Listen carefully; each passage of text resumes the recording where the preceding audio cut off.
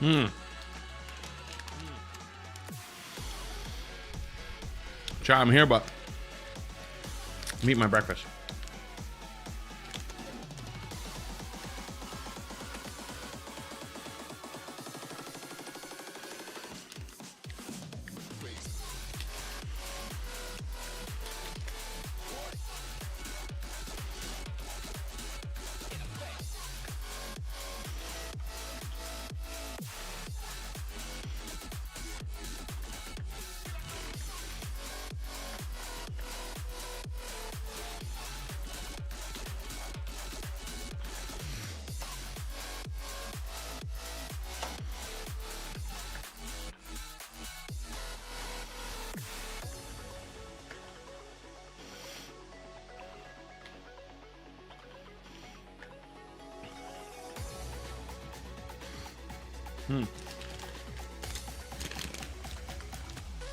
Yeah, I'm here. Hey, fuck it, wanna watch me eat? I don't mind. I know a lot of people don't like it, but it's called, I mean, if you've been here, you know what they're called. It's called Perfect Bar.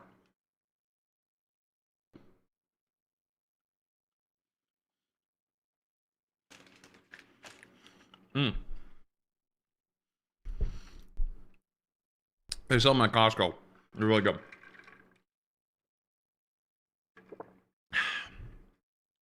All right, today we don't have a whole lot of time. I mean, we have time, but I'm skipping Rivals today. One, because you guys already know I'm taking a little bit of a break from Rivals. Like, not like a big break. I'm just pumping the brakes on playing a bunch of games. Because I played more games the last season and a half, and then, or sorry, last half season and then this season, than I've played in almost the last year. And season 9 brought back a lot of crazy players. Not like good, I mean like cuckoo. So I don't want to get burned out. I've made that mistake before. So I pulled back a little bit. That said, also, I had to pick up Shay from the airport today because her flight's coming back in.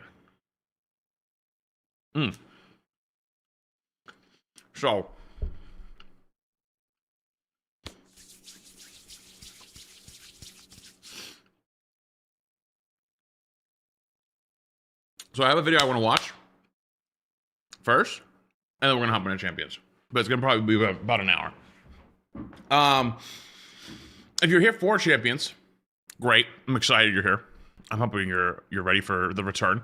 I was actually using a sand team yesterday to get into Ultra Ball. I thought about it last night, and even though I feel like I made the right decisions to win by making the swaps I made, I couldn't help but feel like I let Rhydon down, or Rhyperior down. So I think when I get back on there, I'm putting him back on the squad.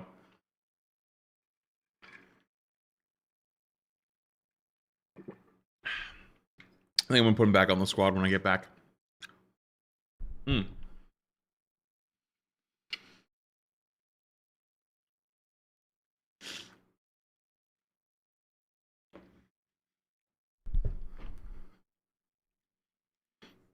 Well, actually, what I swapped in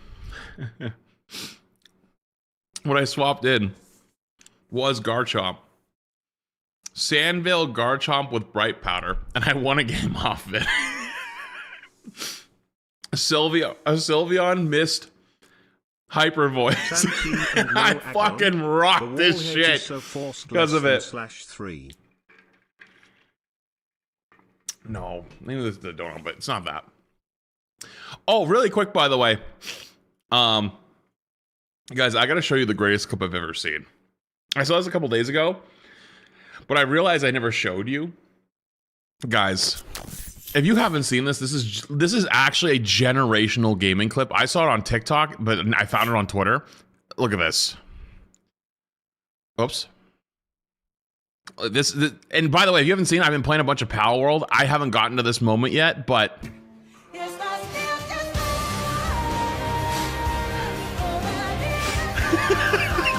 at this little fucking bird. He's flapping his balls off. Oh my god.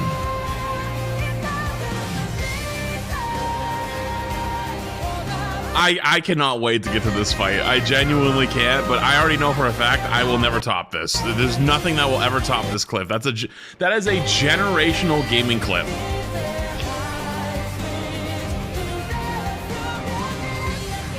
The original is even better. Hang on. I think was the original one where someone was screaming? Because I saw it on TikTok. You had to watch the one with the voiceover. I think that's the one I actually originally saw. I'm not gonna lie to you. I didn't actually click the sound button when I saw it on Twitter. I was literally about to start stream today, and then I saw that there, and I was like, "Oh, it's literally 2 clips below." Fly! Fly! Fly, you fat fuck! Fly! Okay, this is the one I saw originally. It was the TikTok clip. Fly! Fly! Higher! Higher! Oh, shit! By the way, when you catch this thing, can it fucking do that? Or is that like a boss fight only thing? It just commands the waves. Oh, it's his boss fight only? Okay. Get him! Get him! Dude, I was gonna say, like, dude, this is just what Kyogre should be in the modern era. Which, by the way, if you don't know, Kyogre is my favorite legendary. My favorite Pokemon is Salamence. My favorite legendary is Kyogre. Which, actually, not to brag, apparently, I saw Wolfie's best Pokemon, or he ranked every Pokemon ever. #1 Pokemon. Not gonna lie. It was my favorite before that, but, you know, just a little extra on top. Someone's at my door? No heads up, buddy? The fuck? Hold on. I gotta go see what that is.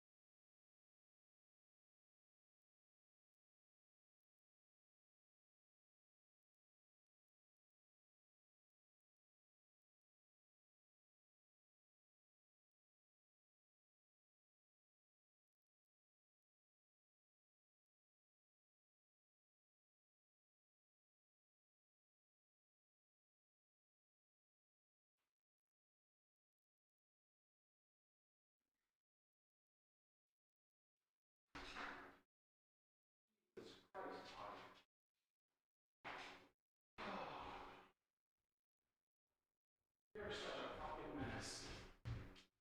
You know that? What the fuck, dude? Oh my god. This little bastard, dude. Jesus Christ. So I'm waiting on a package, okay? I'm waiting on an important package. My CPAP machine, which is like the sleep machine, I'm out of breath. I just chased his fucking ass down the street because that was not good. Don't do that. I'm waiting on a package. And so I motioned at the door. So I opened the door to see if the package is like around the side on the deck. And there's somebody walking down the street and he fucking bolts underneath my legs and goes and runs out the door. Oh, I'm like, oh my fucking God. So I'm fucking running down the street in slippers to chase his fucking dumbass. Luckily, it was just like a teenager, and he was cool. Gus doesn't bite or anything, but he barks and he like acts aggressive, but he doesn't bite. He's all fucking bark and literally no bite. He's never bitten another dog. He's never bitten Shay or me ever. He doesn't even like play bite. But you can't do that, dude. You can't do that. You gotta stop. And then the worst part was the reason why I got distracted for half a second is because there was a stink bug that's fucking this big sitting on the window. So I'm thinking to myself, you brought a rotisserie chicken. That's actually pretty funny. There's a stink bug on the window that's like literally this big. So as I'm opening the door, I'm trying not to open the door enough that it's gonna like fly in the house. So I'm like opening the door just a little bit, and then I'm like peeking around the corner to see if the package is there. And then I got back after chasing him down the street, and the stink bug's gone. So it's in my house. So there's a stink bug in the house now, and his fucking ass sprinted down the street. And I thought we made progress where he'd come back when I call him, and he does 80% of the time. But when he doesn't want to, he won't. And that's not good. He will ignore it, and I gotta figure that out. That's just not something that can fly for a long time. I don't know. At least you got him? Yeah, I mean, the kid stopped, that's why. If the kid didn't stop, if the kid like ran, he would have chased him. If you saw, but Average Jonas was doing a yeah, I saw it. world on Paul What? World, and he unfortunately lost his world to the Pantherless fight What? yesterday. It's the second to last boss in the main quest, but the hardest in the game due to size and health. No shit. I know. Mom isn't home, doesn't have to listen to you. I know. Now there's a giant stink bug in my house. I'm gonna be fucking looking for this thing for the next week. God damn it, dude. Anyways, before we did some Pokemon today, I know we're gonna be doing some champions. But for those who didn't see, I actually finished my FNAF Security Breach playthrough the other night. Actually, fuck, it's been a couple days now. The reason why it took a little bit longer to get uploaded is we're actually using part 4 as a trial VOD for some of the editors. And so actually, I think it's going to be ready today, later on today. And then I'm going to do the DLC after. I just wanted to have it all done. Regardless, though, if you don't remember, there was a little while back, I watched... Which one was it? Was it this one? I thought it was this video. I thought this was the Markiplier apparently cheated video. And I know nothing about this at all. Like, I don't know anything. Also, but I scrolled down and said him casually admitting to cheating in a podcast episode is hilarious. Because I was trying to make sure that this was everything was right here this time. And I was like, wait, did he actually cheat? And then he admitted it? Because I saw him playing like 2 weeks ago. I haven't decided yet, Vortex. Appreciate the 20 months. But regardless, though, I wanted to see what's the scandal? What did he do? Lock in. Point since the now 11 Also, and this is our goat right here, Bones, who's actually let me watch a few of his videos. So I hope he doesn't mind I watch this one too. But yeah, I was always curious about this one. years since the first FNAF game came out, then there's no doubt that you know who this guy is. Wait, yes, even on his stream he admitted he cheated. Okay, let's figure out what the fuck the cheat is first. Because I want to know, like, what could you cheat in FNAF? Is often credited with the explosion of FNAF's popularity into mainstream culture back at around 2014 to 2015. In combination with the other Let's Play YouTubers and YouTubers that focused on the lore of the series, Mark's gameplay videos offer viewers a way to experience FNAF without actually playing the games. Though Markiplier was known for more than just playing through these FNAF Also, how's the audio, by the way? It's a little quiet for me, so I just want to make sure it's good for you. games. Today, he's often referred to as the King of Five Nights at Freddy's, and the reason for that is his completions of FNAF's max modes. Oh my god! Oh, I did it! Ah! You see, in every Five Nights at Freddy's game, the main game She is photoshopping stars on your It's videos? just that. What? Five Nights at Freddy's. It spans over the 5 nights that you'd see in a normal work Okay, that's week. as loud as I can make it for you guys. You see it? It's literally maxed out. I have all my settings cranked up, so it's just a bit of a quieter video. But once you complete night 5 of the main game, some additional content is unlocked with a new 6th night, with the animatronics on an even harder difficulty. Complete that night and you unlock the custom night, where you can now create your own night by manually adjusting the AI of each animatronic, making them harder or easier. I don't know how people do that so easily. At all. Since the max difficulty setting of every You know, I guess people could look at my stuff like that. Like if I play in like a top 500 lobby for like a hero shooter with like, let's say Rivals, for example, there's so much shit happening on the screen. There's so many things exploding, but I can see through it most of the time. Like if you don't really play the genre, you probably see me playing those and go, how the fuck are you doing animatronic that? is 20 AI. It didn't take long until players began to attempt 420 mode, or 2020-2020. Wait, what? Night 6, all the AI are above 15, so technically you almost beat 420 in the first game. Really? Mode, as it was called back then. Markiplier was one of these players, and on August 21st of 2014 would complete the original 2020-2020 mode in FNAF 1, demonstrating his skill within the game. Around 3 months after the original FNAF. Also, really quick, this is for YouTube and for you guys in the future. I'm looking into ways to combining my YouTube chat and my Twitch chat, because sometimes, I'm not gonna lie, YouTube chat gets a little bit neglected just because you guys are further to the right, and also like the fonts just are different and it's harder to read. Like it's harder to like glance over and pick up on an instant because it's just more mundane. And for the YouTube side, do you guys like chat on screen like during stream? I always just keep it off because I think it looks, I don't know, not as clean, but there's a lot of people that do actually like it. Had blown up in popularity, FNAF 2 released and continued to build the hype around the series. In this new game with more than double the animatronic count of the first, viewers were eagerly waiting to see if the king of FNAF would attempt the now hardest challenge within the series. All 10 animatronics in FNAF. Wait, he actually did another stream the other night and he redeemed himself on a YouTube stream, so now he's proved he's king of FNAF.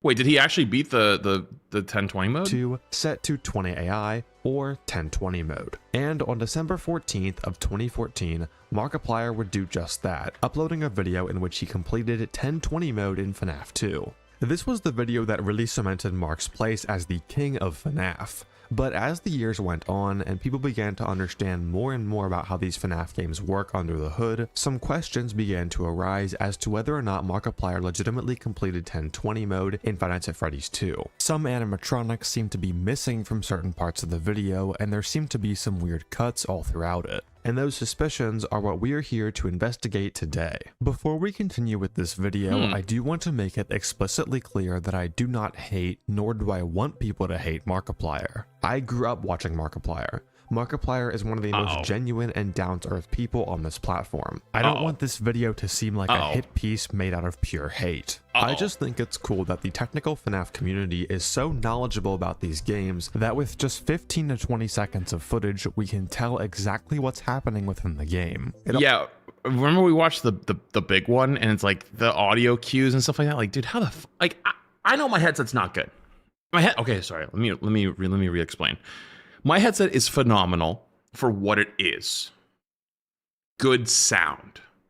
It is not good at picking up quieter noises while combined with louder noises. It basically will just pick one.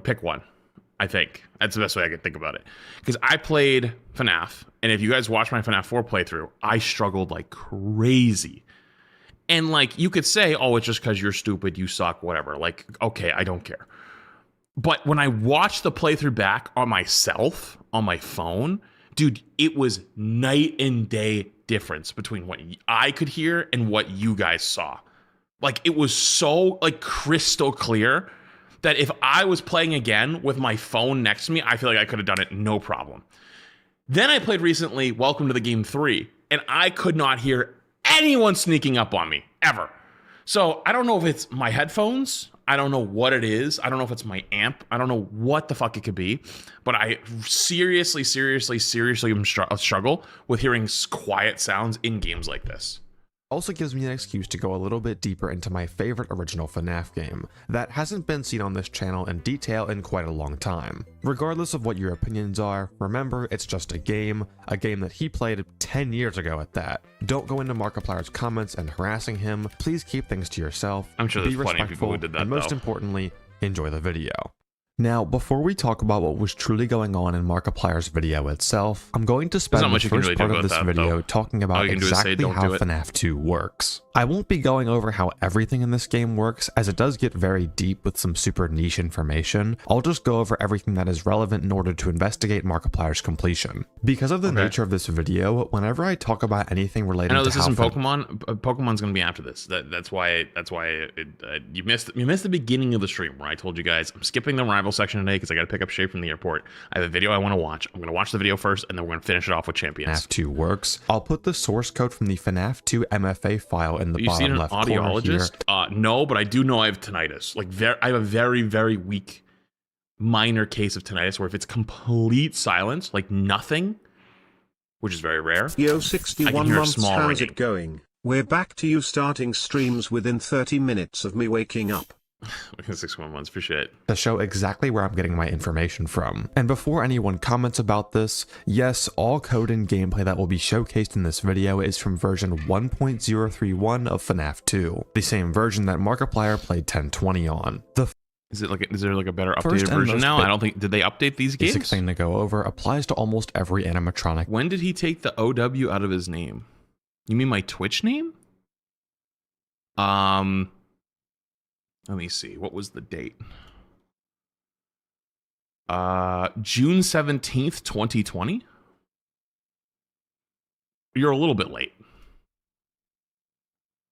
In the game, and it's how they move throughout the building. Most FNAF games operate on a system known as movement opportunities. This concept can be broken into two pieces: AI values and intervals. In FNAF 2, all intervals are exactly 5 seconds. This does get a bit wonky on older patches, and we'll get into that later, but just for the sake of this explanation, assume that every interval is exactly 5 seconds long. On every 5-second interval, all regular animatronics within the building will have a chance to move based on their AI value. Foxy and Golden Freddy here work a bit differently, but they aren't really that relevant for anything in Markiplier's completion, so we won't have to talk about them here.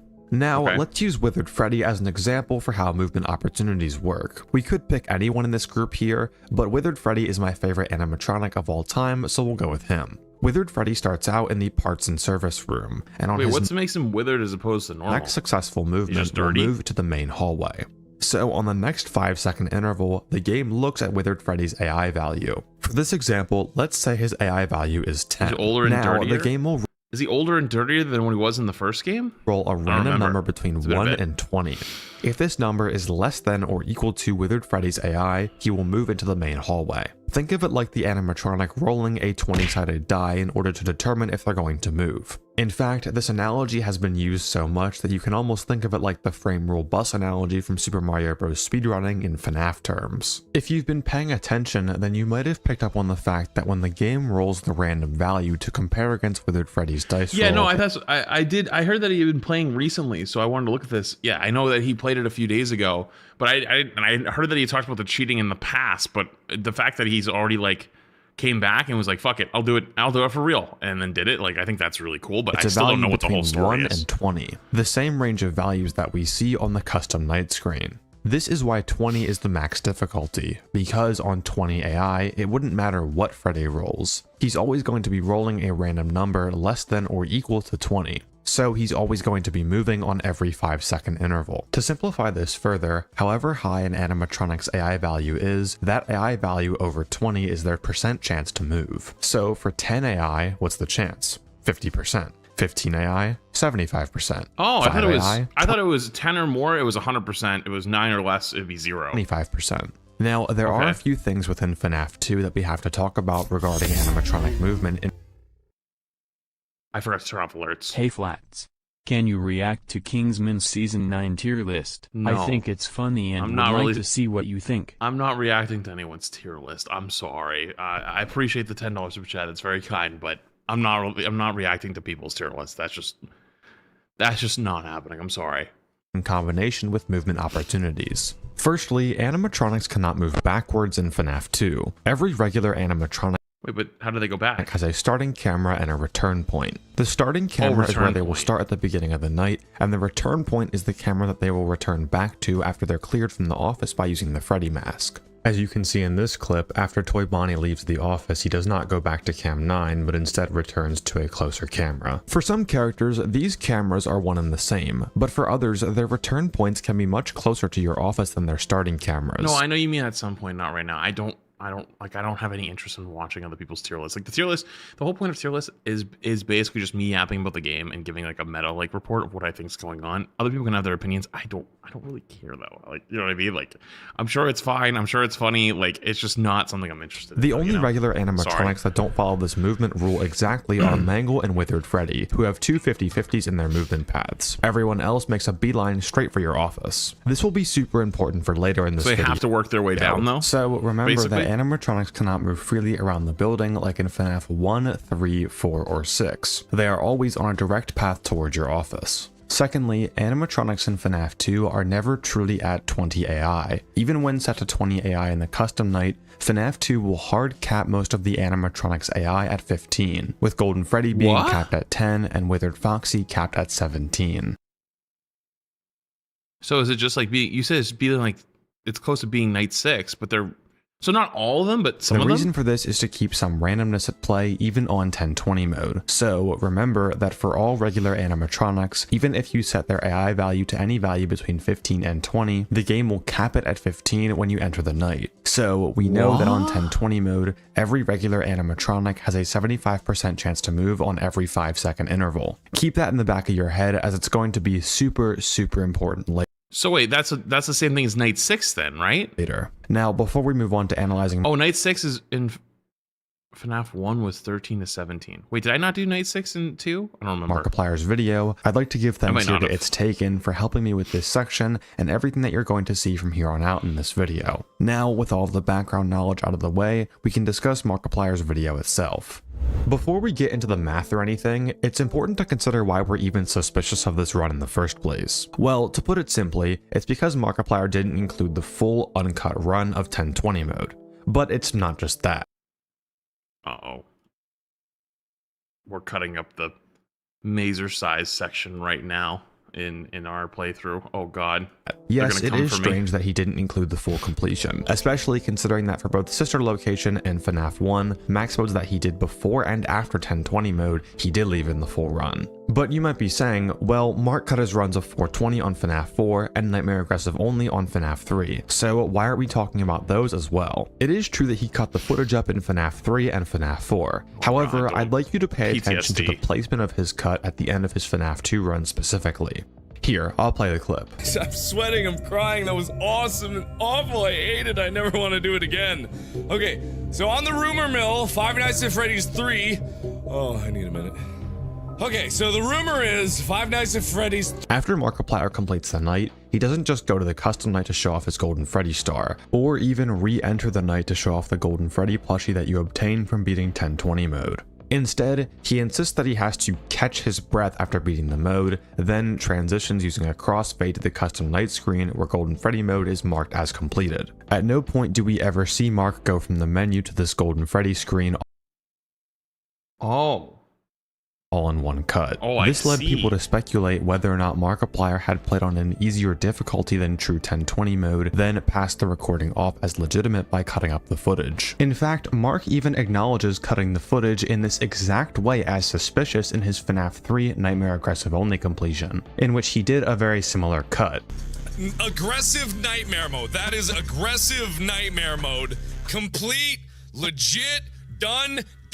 Not that it matters because my webcam fell over and I could have cut in between there like, yeah, I was doing Fast Night No Errors radar. But god damn it. Oh man. The only reason that we aren't talking about that run as well is because there's virtually nothing to go off of in his winning run.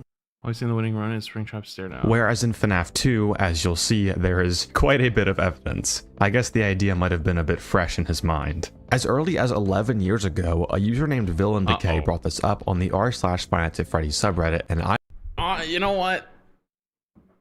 this is why I feel like whenever I like challenge content like that, like at some point, I feel like you just gotta call it, and you're like, you know what? If you're not a huge challenge content type of person, it's like it's okay not to do it. I think it's fine.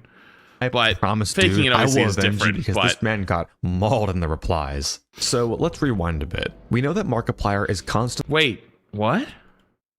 I will avenge you because this. I guess the idea might have been ago. A user named Villain Decay brought this up on the r/FinanceFreddy subreddit, and I promise, dude, I will avenge you because this man got mauled in the replies.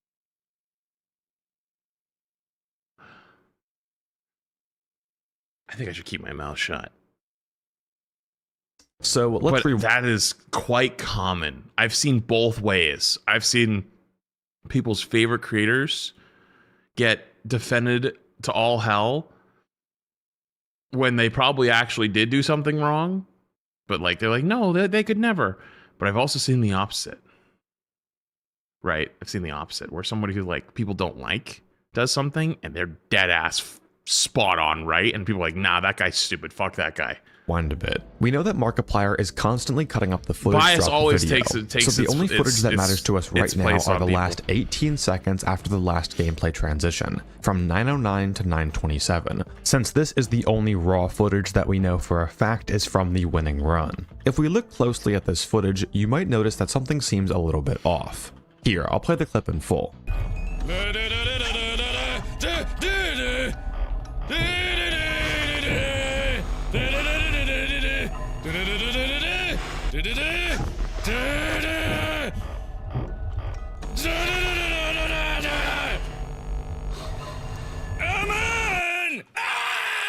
If you don't see it at first, so I was watching that. I was replying to sequel at the same Mark's time. Footage, there isn't a single sighting. But I mean, also me watching that, like it doesn't look any of different to any me. toy animatronics whatsoever. We only directly see Withered Freddy and Withered Chica. But it doesn't just end there. Remember earlier how I said that movement opportunities and that 75% chance would be really important for this video? Well, there happens to be two characters that make the likelihood of this run being legitimate decrease drastically. They are Balloon Boy and Mangle.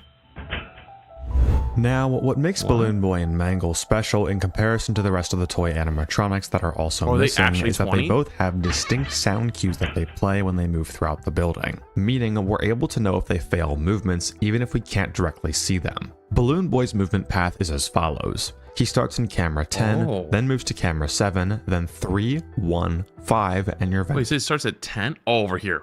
Dude, the arrow being different colored from these other three. Am I the only person who couldn't see that? By the way, when I looked at this, I saw these ones. I didn't see this one. Blind spot. He doesn't have renders for cameras 7, 3, and 1, but based on the code that I'm showing in the bottom left corner, you can see that those are indeed his movement paths. On every movement except for his very first, you'll see that this alterable variable b of cam 1 is set to a random number between 1 and 3. These values for alterable variable b correspond to the 3 respective sound cues that Balloon Boy can make when moving between any of these cameras. Hi. Hello? So we know that every time Balloon Boy isn't in camera 10, he has a 1 in 4 chance to stay silent on every 5-second interval. Every movement with his first 25% chance to Mangle is similar. Every 5 starts in camera 12, then moves into 11, 10, and 7. From here, Mangle will move into the office hallway, then cam 2. She then has a 50-50 to either move into cam 1 or into the vent. If she moves into cam 1, she'll move back to cam 2 on her next successful movement. If she moves into the vent, she'll move into the vent blind spot after 5 seconds have passed and you pull up the cameras. As I stated before, along with Withered Freddy, this makes Mangle one of the only characters in FNAF 2 that can move somewhat randomly, albeit only between 2 cameras. What's important for us though is how Mangle's sound cues work. Once Mangle is that the code on the left? I believe so, yes. The game uses a similar structure to Balloon Boy to play her sound cues for further... These games have been out a long time. People have deconstructed the absolute fuck out of them. Movements. In fact, it's the exact same structure, with a random number being pulled from 1 to 3, and each of those numbers corresponding to a sound cue that can be heard throughout the building. The only difference is that Mangle's sound cues are produced by her being in a range of positions called hear footsteps, then moving, or moving into that range from cam 7, whereas Balloon Boy's happen in his movement code itself, which results in the same outcome. In this case, it sounds like a metal clanging.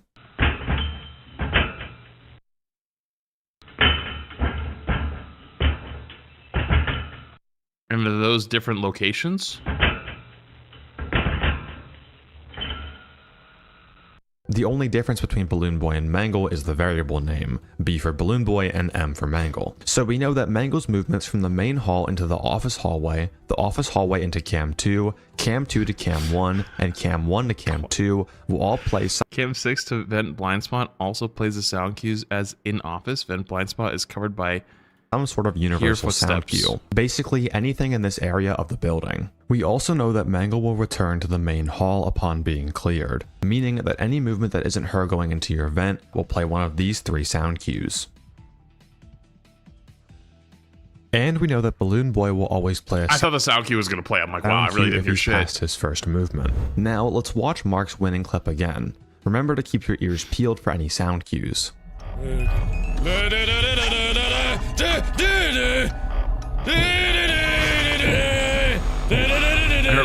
I hear metal vents.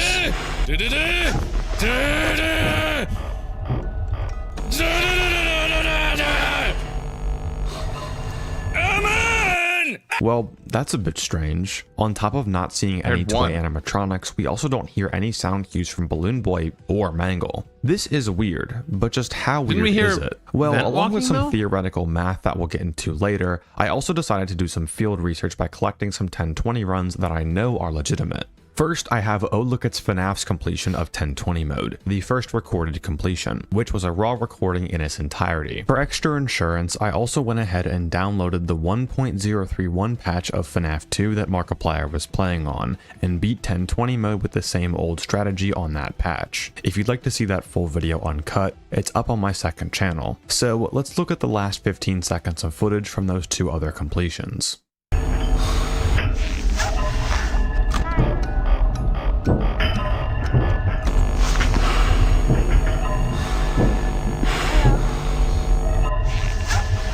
Yeah, I heard none of the hellos, but I did hear the... Oh. So 4 of each. But we only heard like 1 vent walk, I think, in the first one. On the original.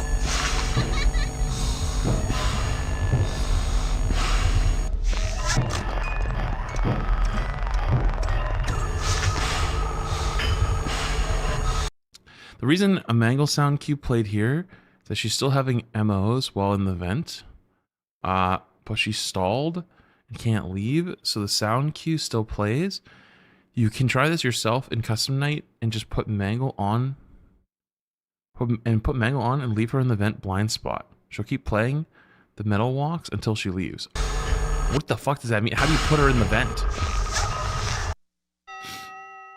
You had the light on or something? That's a bit strange. In the last 19 seconds of Oh Look It's FNAF's completion, the same length as Markiplier's ending clip, we heard 4 sound cues from Mangle and 4 sound cues from Balloon Boy. In my run, we heard 2 sound cues from Mangle and even see her physically, and 2 sound cues from Balloon Boy. I mean, that's a little odd. It seems like for both other clips, there was quite a few Mangle and Balloon Boy sounds. It's not just the last 15 seconds either. I thought I heard In fact, if you take any 15 seconds from either of these legitimate completions that isn't at the start obviously, we hear Mangle or Balloon Boy at some point. And that's based only on sound, not even seeing other toy animatronics or counting Balloon Boy's silent points when he's in the vent blind spot, even though he is physically visible. And yes, I not only beat 1020 true old strat for this video, but I also sifted through both of these recordings for 2 hours straight. Some of the Boger Bash? I'm not in that. I'm not playing it. Marking out every single 5-second interval and seeing if Balloon Boy and Mangle made any noises. So if you'd like to make this very tired man really happy, if you learned something new, or you're just enjoying the video so far, I would really appreciate it if you subscribed. It this means tired old man, I feel that one. Now, back to the game. How weird was Markiplier's last 19 seconds? He actually does make really fucking good videos. These have all been very good. Statistically speaking.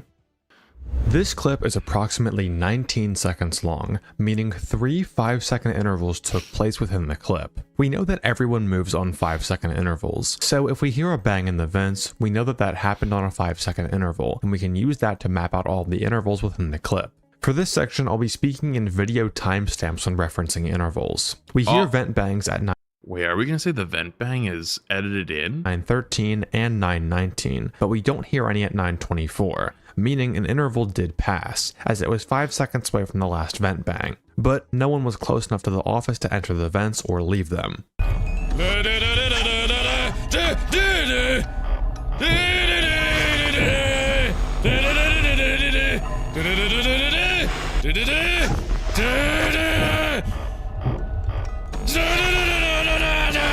bangings are withered. Mangles is more mental talent. Oh, okay.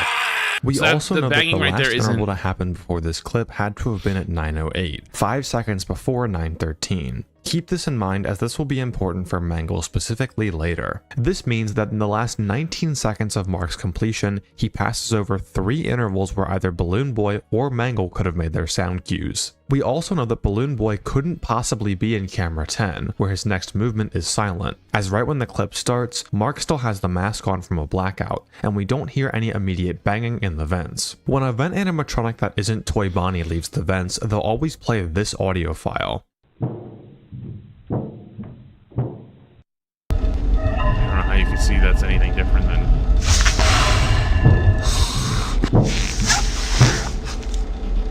And since we don't hear it at the beginning of the clip, we know I that can barely tell the difference, to be honest. Balloon Boy couldn't have possibly been cleared before this clip started. So he can't be in camera 10 at the point of the clip starting without failing any extra movements. Now we know that in order for this clip to be legitimate, Balloon Boy had to have failed his movement on all 3 intervals. Do you think when he uploaded this 10 years ago, he thought, or maybe longer than that, yeah, but maybe 10 or 11 years ago, he thought it would be like this?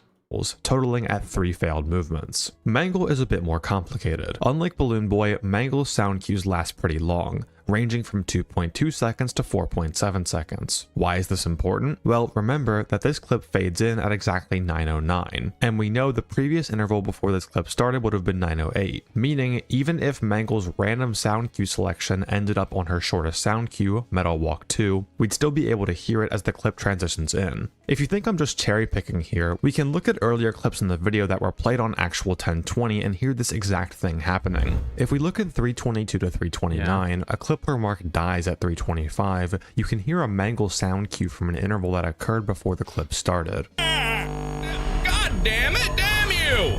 So let's try and Wait, pick how did he... Well, that was the cue? I didn't even hear the it. best possible position Mangle could be in to favor Mark's odds here. For Mangle to not make any sound cues, we'd have to have her moving from cam 2 into cam 6, as she doesn't make a distinct sound cue on that movement. And we can reason that for the sake of Mark's defense, the banging in the vents is Mangle. We know that Mangle cannot have possibly moved into the vent on the 9:08 interval. Why? Right. Using the same logic that Balloon Boy couldn't have been in cam 10. If Mangle were to move into cam 6 at 9:08, we'd be hearing the last 2 seconds of Vent Walk 1 as the I'm not gonna lie, I'm getting a little bit lost at this point. This is really clip technical. starts. So even in the best case, Mangle is guaranteed to fail a movement at 9:08. From here, things are a little bit more open-ended, and we have to account for that. Mangle and Balloon Boy are special characters, and not just how they make sounds when they move throughout the building, but also how they But it's enter only a 75% chance, right? Couldn't they have just failed your like 3 office, times? as they are the only 2 characters that can sit in your office without jump scaring you. For this reason, Scott coded the game such that Mangle and Balloon Boy aren't able to move into your vent blind spot unless the cameras are pulled up. This doesn't apply to other vent characters like Toy Bonnie or Toy Chica, with Toy Bonnie just needing the light to be off to move in and Toy Chica just moving in regardless. This is important to us Oh, because so that's why that would happen. Because I used to think if you had the light on, they couldn't come in. But I remember, yeah. Okay. last interval in this clip think I happens had- I when think Mark I is had an just sitting in the interaction like that. office. So if Mangle is in camera 6 during this interval, it works in Mark's favor when calculating the odds, as she doesn't need to fail a movement here to stay in camera 6. This leaves 3 possible paths in which Mangle can move after she fails the first movement opportunity. She could not move on both intervals, she could not move then move into the vent, and she could move into the vent and then not move. Since all 3 of these Right. events can satisfy this condition, we compute the probabilities of each one, then add them together. Now, we multiply that with the odds of Balloon Boy failing all 3 of his movements, which comes out in total to 13 over 4,096. This is a low chance, but it's still It is possible low, but to it's not happen. possible. Yeah, it's Though, not if we impossible. consider any case where Mangle isn't starting in camera 2, the odds get dramatically worse, instead resulting in 1 in 16,384. But remember, this is only factoring still in doable, 2 I guess. animatronics. There were no sightings of any toy animatronics across this entire clip. We only saw the original 4. That's right, we only saw Also, I don't know why this made me remind it, but there's a channel on my Discord called Flats Reacts. That's where I get a lot of these videos from that you guys recommend to me. And there's some guy that I'm like 90% sure it's self-promo, made a video about Jinxie pulling like a pack in Clash Royale, and it's like apparently like a really low chance, and he just keeps repeatedly plugging it over and over, and I'm like 90% sure that's his video. saw the original Don't do that one. 2, it's funny. People make a lot of videos on like, oh my god, there was such a low chance of this ever happening, you know? for animatronics. Come to think of it, why did Markiplier react so hard when he saw the third star in the menu? You get that from 420 mode, not 1020 mode. Ooh, shit. Wait, one more time? Markiplier reacts so hard when he saw the third star in the menu. You get that from 420 mode, not 1020 mode. Ooh, shit. If we circle all the way back to when we were first talking about why this run was suspicious, it was because of the cut after Markiplier beat it, cutting from the menu to the Golden Freddy custom night screen. What? Why didn't he just go straight to the custom night menu all in one clip? Because his winning run wasn't performed on 1020 mode, it was performed on 420 mode. Doesn't it make a lot of sense? We don't see any toy animatronics in the entire— Wait, if you completed 1020 mode, it still wouldn't do it? It wouldn't give you 3 stars? Only 420 mode would do that? clip, and the odds of Mangle and Balloon Boy being in positions where they can't be heard or seen are very, very low. But to me, what's so weird is how Mark reacts when he sees the third star. You see that he pauses for a moment, sees the star, then pops off even more than he already was.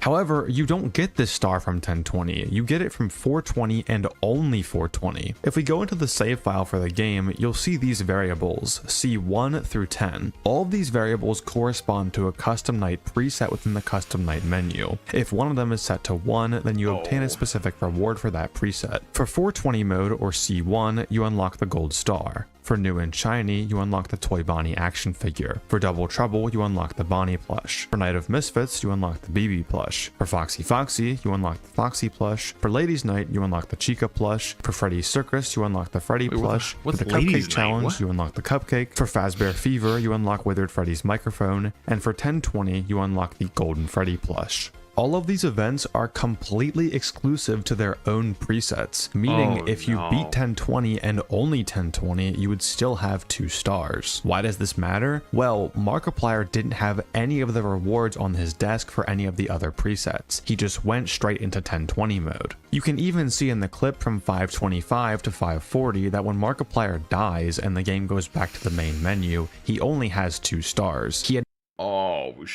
That's okay. That's pretty damning. Oh god. Now I'm like, damn, you could have made this video could have been wrapped up in 5 minutes. Never played any of the presets before 1020. So if he went back into the menu after beating Golden Freddy mode and only Golden Freddy mode, he should have seen this. This is a file that I had beat 1020 and no other presets on. And as you can see, I have the star in the custom night menu, Golden Freddy is on my desk, but I don't have the third star in the main menu.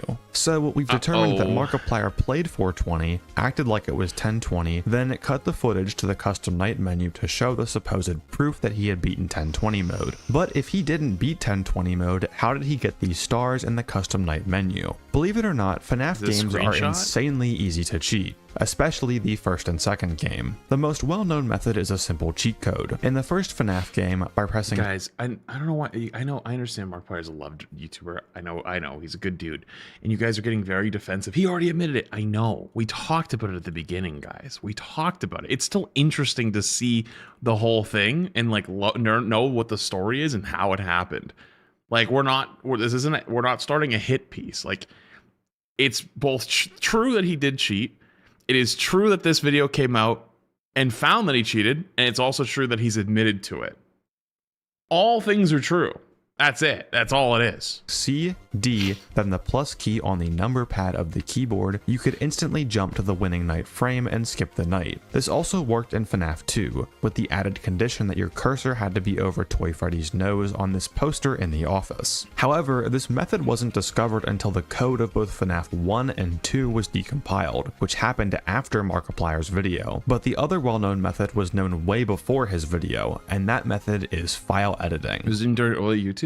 Even if it was early YouTube, does that mean we're not allowed to learn about it? Are we not allowed to hear the story? Are we not allowed to like know what's going on? Like, come on, I previously covered this topic in the technical FNAF iceberg video, a lot of people were defending Markiplier by saying that he wouldn't be able to figure out how to file edit. And if anything, That just kind of seems like an insult to the guy's intelligence. If anyone here has ever played modded Minecraft, it's essentially just that, but even easier. If you're on a Windows computer, just I don't know how to do that. press the Windows key and R at the same time to pull up the run window. Then type in %appdata% and go into the MMF applications folder. Open Freddy 2 in any kind of text editor and boom, you can now change your save file. By just setting C10 to 1, you've now beaten Golden Freddy mode. Plenty of tutorials on how to do this existed before Mark's video, and if you still think Mark wouldn't be able to figure this out, here's a Steam post from my profile in 2015 that I made at 9 years old. I finally beat 1020 mode. Yeah, I am sure you did, buddy. If 9-year-old me can figure it out, I'm sure Mark can too. And that was about where I was ready to wrap up this video. The extremely low odds when only factoring in 2 animatronics, the fact that 0 toy animatronics were seen anywhere in the last clip, combined with the suspicious cuts that weren't present in his sister location in FNAF 1 videos, and the 3rd star, all I mean, honestly, I give him credit for just being like, yeah, I did that. 1020 mode while actually playing on 420. Because like, then what happens? Like, what are you gonna do? Like, he goes, yeah, I did that. It's like, well, shit. Then cut the footage, edited his file for the supposed proof that he had beaten 1020 mode, then made a jump cut after acting like he needed to take a breather. But I decided to take one last look at the rest of this video, and that's when I found something that makes this a whole lot crazier. Bring out the detective thread board because things are about to get even more interesting. How's it get even more interesting? It's already, I feel like that's enough. The hair strand? Oh nah, we're not about to do this. Even without this next part of the video, it's pretty clear what happened. But this was just a lot of other weird stuff that I found in every part of the video that isn't the last 19 seconds. YouTube videos back in this time period didn't have much editing involved. They were more carried by the personality of the content creator. So I was able to map out every single cut in this video and analyze and compare every single clip throughout it. The first thing that I noticed was that there were some stark contrasts between some of the clips at the beginning of the video and some of the clips near the end of the video. I first went through every clip and applied the same tests that I did on the ending clip, listening for Balloon Boy and Mangle's universal sound cues. Out of the 37 total clips, in 5 of them, Mark was at the very start of the night explaining something to the audience, so we'll disregard those. In 2 of the clips, he dies too early into them to make anything out. Then in 27 clips, with 15 of them being deaths, we either see or hear Mangle or Balloon Boy in some way. And with how much more active everyone generally seems to be, we can safely say that these clips are likely to be on 1020 mode. That leaves clip 18, 20, 35, and as we already discussed, the 37th clip in which Mark completes the night. When I was first piecing together the rest of this video after initially studying the last clip, I was looking for something, anything that was changing between clips so that I could possibly link them together. Obviously, nothing in the game would work, but maybe something in the face cam will. So I began to... No fucking way. We're gonna analyze his hair and see if like he like... Maybe he had like a bunch of attempts, he got really close to beating it, and then he switched over to the other mode just to finish it off. Study the face cam in between clips and just see if... So like, let's say he got hour 5, and then he got like halfway through hour 5 and then died, and it was like, fuck this, I'm over it, and then changed to the other mode. Beat the whole run because it was easier, and then use that clip as like the end. So like 95% of the footage is real, the last 5% is the other mode, then flips to the end and then like edits the file. Oh my god, there's no way between them. Well, I noticed that sometimes when Mark dies, he tends to touch his hair in some way, meaning that if his hair was in the exact same position throughout multiple different clips, then those clips are likely to be from the same run. This isn't exactly concrete, but it was what led me to consider that maybe other parts of the video aside from the last 19 seconds should also be looked at and taken into consideration. And if you look really closely at the top left corner of Mark's hair, you can see this tiny strand that pokes out and casts a pretty... Wait, I thought it was right here. It's not this one? ...noticeable shadow on his forehead. And we see this across all of these suspicious clips. 18, 20, 35, and 37. You can even see in transitions, like clip 35 to 36, how it disappears then reappears on the transition to clip 37. Applying the BB and Mangle tests from the ending clip to all of these Yo, Batman, chill out, brother. Clips with the hair strand, we have these results. Some parts of these clips are just absolutely insane, like in clip 35 where we don't hear a single vent noise. Come on, come on, come on, come on, come on!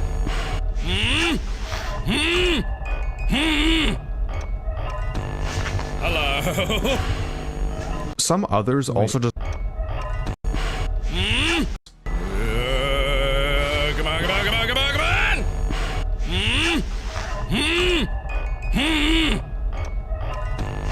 Hello? Some others also just kind of come off as like bad acting. Like in clip 18, what is bro stressing about? No one is here and he has like a full box.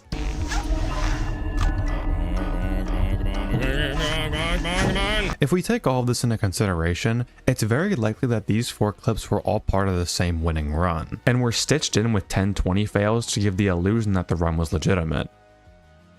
What? I also decided to keep track of the nighttime during each clip, which led to some even weirder findings. Of all of the clips in the video, Mark is only shown to make it past 2 AM in 6 clips. The 4 clips with the hair strand that we talked about being part of the quote-unquote winning run Wait, he only got played on 420 mode, but also 2 additional clips. In clips 25 and 36, we do see toy animatronics, and we don't see the hair strand, so we know it's not part of the clips that could make up the 420 run. But everyone just seems super slow, or just not as active as they normally would be in 1020 mode. This is especially evident in clip 25, when the danger ambience, that FNAF 2 meme noise that everyone knows and loves, completely stops.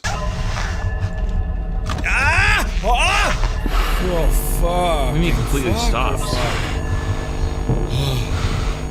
So lucky. If you don't know how insane that is, this danger audio plays not just when someone is in the hallway or in the vents, but if anyone is in cam 5. Also, I never picked up on that. That's a danger sound? Like you're in danger? 6, 1, or 2. Do you realize I never picked up on that when I played it. At 4 AM and 10:20, no one was even remotely close to Mark. The intervals for this clip are as follows, so we have 3 movement opportunities total within the clip. In order for the danger sound cue to completely stop, assuming best case odds and everyone was just magically cleared from the office the frame this clip started, 4 animatronics would have to fail 3 movements in a row, as their return points are only 1 camera outside this range. Freddy would Wait, so not only is the... have to either fail one of his 3 movements or some of the other clips is on an easier succeed difficulty? all 3 movements and hit a 50-50 to move back into cam 7. Balloon Boy would have to fail at least 1 movement, so accounting for the fact that his movement could be any of his 3 intervals, we use this formula. And Toy Freddy would have to fail 2 movements, but we account for the fact that it can be any 2 movements, and that comes out to, in the absolute best case, 1 in 240,136,397. Best case. I also want to make it clear here that the situation in which everyone is at their starting positions the moment the clip starts literally cannot happen in normal gameplay. If we were to somehow simulate something like this happening, at the very minimum, we need 2 extra failed movements. Yeah, I think if you don't understand the math, I think that's fine. I don't understand all the math either. Withered Bonnie or Withered Chica in order to keep them in their starting camera as everyone is being cleared, which bumps the odds up to a cool 1 in roughly 4 billion. Now, I've played a lot of FNAF 2 in my time, and I will tell you firsthand, I have never, ever seen a clip of legitimate 1020 where the danger ambience completely stops, making it highly unlikely that this clip was played on 1020 either. If you're curious about the other oddball clip, while not as impressive as the 1 in 4 billion, is still decent. So wait, do you just hear that noise the entire time on 1020? Just rare. I'll throw up the math on screen for this one, but it all boils down to there only being 1 sound cue in this clip from BB and Mangle, when you're expected to hear around 6 on average, which comes out to a 1 in 782. Magnitude below clip 25, but still pretty rare nonetheless. All of this leads to the fact that Mark, at least on legitimate 1020, might have not even gotten past 2 AM. Since every clip past 2 AM either has the hair strand with no toys and no BB or Mangle sounds, we know it was part of the Wait, so I gave too much credit. It wasn't quote-unquote 5, winning it was run played on 2 a.m. 420 mode. If there's no hair strand, the clips just have insane odds that make it seem very unlikely to have been played on 1020 mode. And honestly, this does kind of make sense. The way that Mark was playing in a lot of these clips just isn't really the correct way to play the old strat. He's winding for 4 ticks, then pulling down the cams in some of these clips, when you normally wind for 6 at the absolute minimum. And as someone who beat 1020 with the true old strat, you need every tick you can get. The left vent characters in Toy Bonnie are extremely punishing to your music box. Now, if we look back at everything from the perspective that Mark was playing legitimately, he would have to cut the when I did it, did I do 4 or 6 ticks? I don't remember. Night footage such that only the last 20 seconds were shown on camera, react to the star that is obtained from 420 mode despite never being seen with it before his win, react so hard and be so mentally overwhelmed that he's forced to cut to the Golden Freddy custom night screen. Gameplay that doesn't really match up with how you're supposed to play the true old strategy, and never seeing a toy animatronic past 2 AM, or just having odds that make it extremely unlikely to be on a 1020 setup. I guess there is no I definitive feel like the end screen would have been enough for me. 100% proof on the matter, but if I were to judge the legitimacy of the run, I think that it's pretty clear that Mark just beat 420 mode and inserted fails of 1020 mode throughout the video in order to make it look like he was playing on true 1020. So this begs the question, why did Mark do this? Well, Markiplier isn't known on YouTube for his insane gaming skill or anything, he's just known for being a funny and entertaining guy. And he didn't mean anything bad by faking his run. It's not like the video was any. Yeah, probably. I mean, this is what, 2015 at the time? It was probably just like thought of it as content, and it was just a hype moment, you know, and people were excited for him to play it, and maybe he was like not really feeling it that much anymore, and people were like, oh, we want you to finish this, play this, play this, play this, and he was like, okay, if I just do it, then I don't gotta deal with it anymore. And like, again, this is challenge content, right? It's like challenge content, I think, can be extremely rewarding and also extremely taxing, right? Especially if you're not interested in doing it. And if like he had an audience at the time that really wanted to see him do it, it's like he gets to finish it and then he gets to move on to the next one. Like, didn't even think anything of it, you know? Like, this was I'm gonna say this as nicely as I can, but it's not gonna be nice. Like shitty quote unquote horror game that just like people have started to really like, because it was only the second game at the time. Like the first one, like, oh, it's really cool, but like, did it have an insane fandom at the time in 2015? I don't know. Like it might have, it might not have, right? Probably was like, yeah, like I just, you know, I played the whole game already at this point. You know, he does a different version and then just moves on, you know.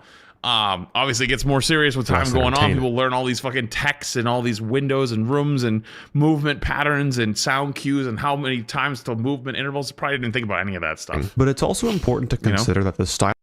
Dude, he's doing personal stuff, and this video came out 1 month later as well. Likely someone passed away or was dealing with depressive episodes, and he was probably spent. Yeah, I don't know what the history of him around that time. I'm not even trying to make like excuses, but I'm just trying to see from his point of view that probably. I love content people would up like what had happened, you know. His dog Henry had passed away. Oh, that's actually really sad. But yeah, like it was probably just like YouTuber content. You just like, because at the end of the day, that's like what you're trying to do. You're trying to entertain people, you know, and not everything is always as it seems. Sometimes a little bit of smoke and mirrors there. Upload back then was so much different than how it is today. These days, we see YouTubers uploading maybe once a month with high quality movie-like edited videos. But back in those days, you'd see big name Let's Players dropping on the daily. Mark even says in his video that FNAF 3 is on the horizon, and he likely felt pressured to get this video out before FNAF 3 would release. He tried 1020 at first, and realized that the luck, skill, and most importantly time required for it just would not work with his schedule and upload frequency. And in all honesty, I get it. I mean, I felt that, like with all the stuff that I have, like when I was playing through, you guys were like, oh, do custom night, do all these ones. I'm like, no, I don't want to spend days at this, you know? The pressure to get videos out at a reasonable frequency is insanely taxing. Trust me, I have been there plenty of times. Why do you think I used to like mentally break down in almost every video when I was on my come up back in the summer of 2024? Not because of the challenges themselves, but the pressure to get them out and satisfy the audience. It's a very real thing. And as someone who dedicates their life to these FNAF challenges, it has taken me months months at a time to complete some of the hardest ones. Yeah, Granted, like those are that more one so was from bad. building up skill over a long period of time instead of just getting lucky like in 1020 mode, but even as a victor of 1020 mode with the true old strategy, you still need an insane amount of luck to complete it. And it Pokemon's definitely after this took me video, it's longer almost than the one recording session that Mark was willing to give it. And that's only, coming like, from someone who less sweats than 5 day minutes in left. and day out at these games. As a casual gamer who's just trying to have a good time and make an entertaining video, I don't think anyone should be super surprised that Mark did this. Ultimately, Yeah, I get it. Honestly, I get it. I think things have changed a lot since then. I think it's not like he was trying to say like, oh, this is a world record run. I'm a world record holder, right? He just like was beating a challenge mode in a game. Markiplier is an entertainer first and foremost, I kinda and get it. in order to satisfy Things the have quota changed. for upload frequency back then, he really didn't have a choice. As speedrunner Carl Jobst once said, people don't cheat for faster times, they cheat to get those times faster.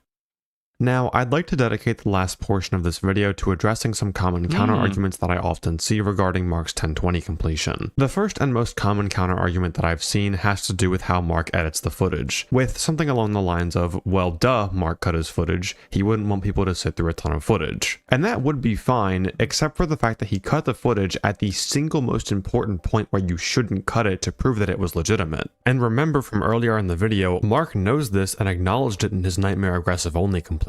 It also doesn't help that Markiplier showed his 2020 mode completion of FNAF 1 in its entirety. If he didn't want the footage to be repetitive, he definitely wouldn't have left it all in there, as FNAF That's 1 has fair. the single simplest gameplay loop on top of having the longest nights. I just don't really see the argument here. And if you were to argue that Mark was editing his footage more as time went on and his channel evolved, then why did he also have his sister location 1020 win uncut as well in that video? It just doesn't really make any sense. The only other counter-argument God, sister location was a fucking nightmare. that I've seen, as funny as it sounds, is that Mark is just a lucky guy. Listen, I want to believe this as much as you guys do, but you have to remember that in this case, luck is the secondary aspect of what we're looking at here. The only reason that it was worth looking at the odds of these clips was because Mark reacted to the third star in the menu and cut the footage. If anyone got crazy luck on a full raw recording of 1020, there wouldn't be a reason to doubt it. The math just backs up the theory that he faked I mean, the gold star in the cut would be enough for me, but that theory was originally created from the strange cuts. There was also a counter-argument that because Mark said that he was playing for 9 hours, the probability should be adjusted for the amount of runs that he played in that time frame. I initially thought about adjusting for this as well, but as I was talking to It's Taken about it, he brought up a good point. The odds of animatronics not appearing would only factor into the overall probability if they had a direct correlation to failing runs. For example, let's look at the ending clip. In the last 20 seconds of the night, whether or not BB or Mangle move doesn't matter. If they're just moving around, it has zero correlation to the win rate of the night at this point. Therefore, the number of runs that Mark played doesn't really affect anything. It only adjusts the probability by how likely you are to die to those characters in that situation. He could have played I'm not gonna lie, I don't know if I follow that one. I mean, like if they're not coming into the room and you already have a bunch of things happening, wouldn't the chances of you winning go up? million at that runs, point? and the odds that Balloon Boy and Mangle produce by not moving during those last 20 seconds would be the exact same. If you compare this to something like XOR spawns in Ultimate Custom Night, where the win rate is very dependent on the RNG there, then attempt frequency matters much more. And hey, who knows? Was that FNAF 4? What the oh no, that was Ultimate Custom Night. I didn't play Maybe that one. across all of these clips, Mark just had some spiritually insane luck. And if he posts the raw footage and it's somehow legit, I will retract everything I said in this video and call it a literal miracle. With that said, I do want to reiterate the point that I made at the start of this video. I do not hate Markiplier, and I do not want people to hate Markiplier. I just thought that it was cool to do an insanely deep dive into the code and math behind this little game and that's called why I FNAF watched 2. it. People really That's why want I to see a watched this deep because I thought it'd be really dive cool. into the subject from when I first covered it in the technical FNAF iceberg video, and I'm sorry it took so long to get this out. So I hope you enjoyed this video. And hey, if you're new here, why not subscribe and check out some other Yeah, I think it's cool to watch like these like deep dives in, because like, dude, think about how much technical knowledge you gotta have to know all of those, not just like the timings, the failed timings, the dice rolls, what rooms they're going into, the sound cues based on movements, where they could potentially go, how to clear them out, and all of that's happening at the exact same time as you playing. You know, I just think that's just a lot, and like, this is something I would never ever do, ever. I would never dedicate my time to this. It literally would never happen. That said, though, I think it's cool when people do that. I think it's actually very cool. So, nice video. Yeah, I mean, obviously, we talked about it in the beginning. He obviously has admitted that he did cheat the run. And also, sorry, he admitted that he cheated the run. And apparently, and he's actually playing it right now on stream. I mean, not like as of this moment, not like as I'm talking. But he is playing it currently, apparently trying to actually beat it legitimately. So I think that's pretty damn cool. I got to give some respect to that. Okay, that said, though, chat's time. It's time.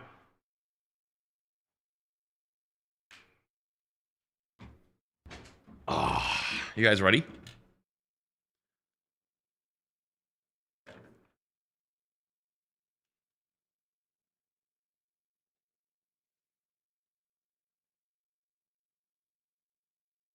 I'm gonna plug it and plug it back in. Hold on.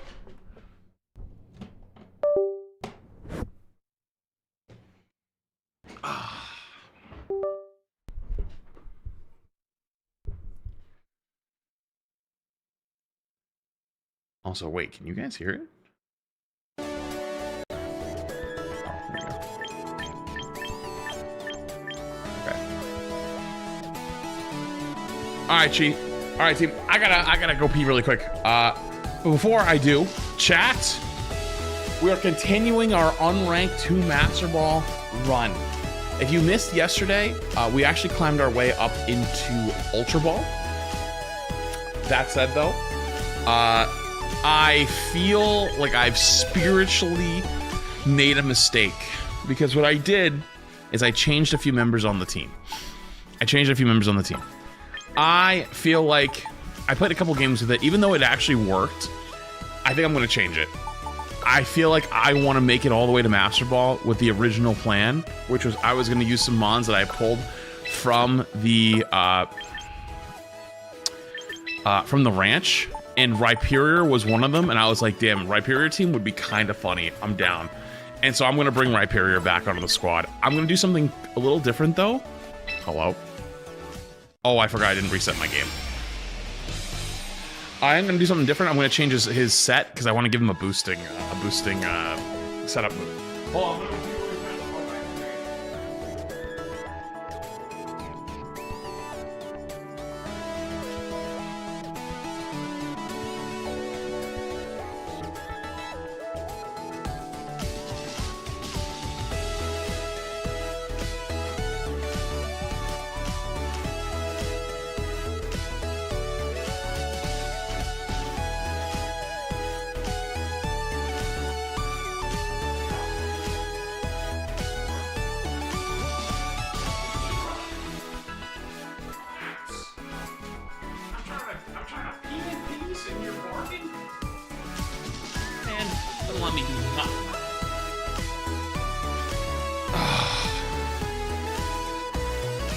Game audio is high. I know. I had it. Remember we just watched a video?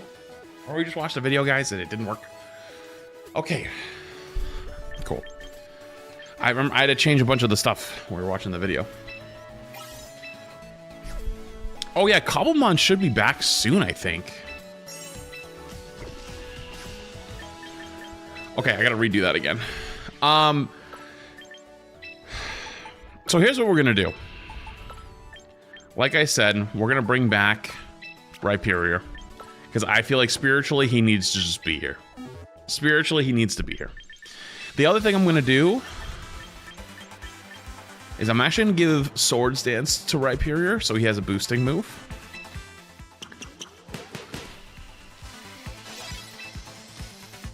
Iron Defense and Body Press? I could, but honestly, I think I just want to hit hard and I want to hit fast, and I'm going to be in Trick Room. That said, though, I'm actually going to get rid of Staraptor as well because I'm not bringing Staraptor to almost any fights. What I'm actually going to do instead is I think I'm going to bring Mega Metagross. Either Mega Metagross or Mawile. Both kind of make sense with this team. Mawile, obviously, because of the, what's it called? The power in Trick Room. Metagross, because he works well both outside of Trick Room and inside of Trick Room. Right? Why are you barking at me? It's okay. The other thought I had was, I don't know if I really should have a second Trick Room setter, but maybe I should. It might not be a bad idea too. It might be, it might not be. I'm unsure, to be honest with you, how I wanted to go about that. But I also got rid of Excadrill. Excadrill's a great partner for Tyranitar, but if I'm bringing Rhyperior already, like, I just have too many water weaknesses with Incineroar as well, and Incineroar I think is just kind of needed for this team. Just to have, like, a defensive backbone of some sort outside of what we currently already have. I want to add Sinistcha.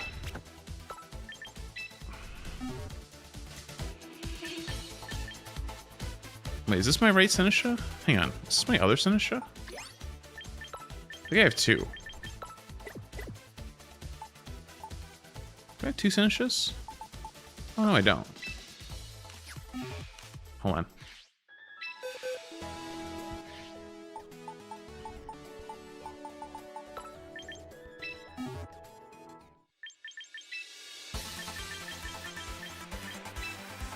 Give him Trick Room.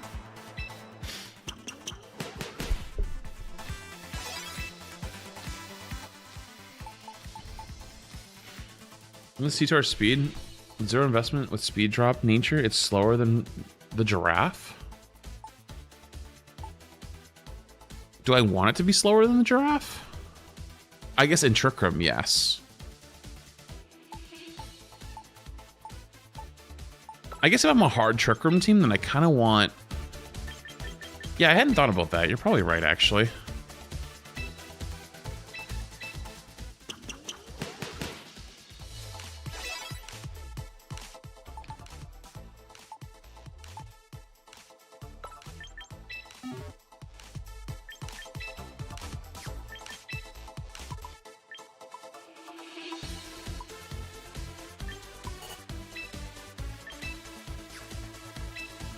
No, I want to be... No, that's fine. That's fine. Sinistcha... What berry should I give Sinistcha?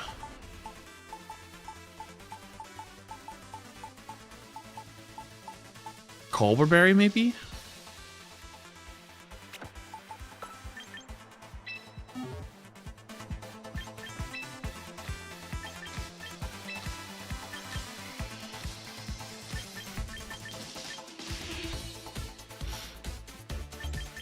Also, I don't want to change this a little bit. I actually think...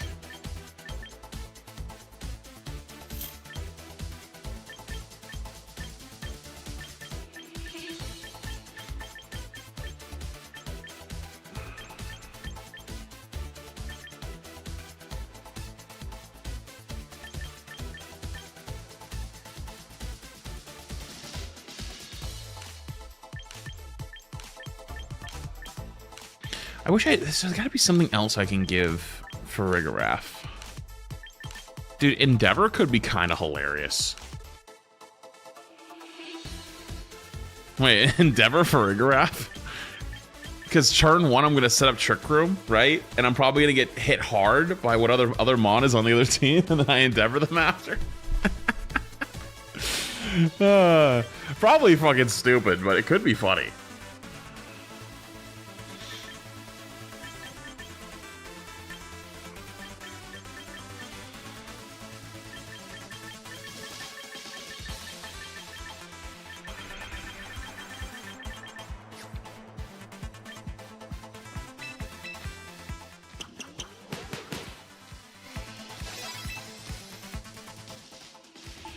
Okay.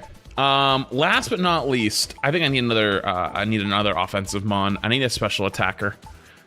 I need a special attacker that's going to work well with Trick Room. That's not going to take my mega slot. Actually, sorry, it's not going to overwrite my sand. I think Goldango's the only answer.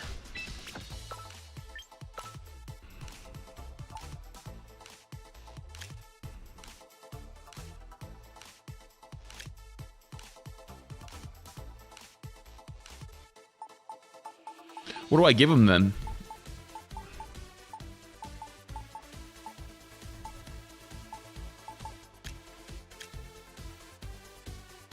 Life Orb? But I've already given Life Orb to Rhyperior.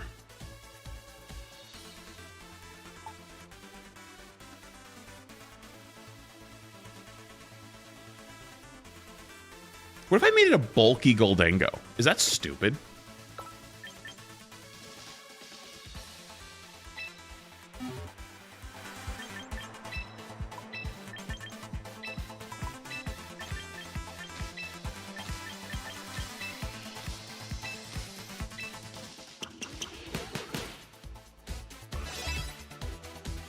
There is no,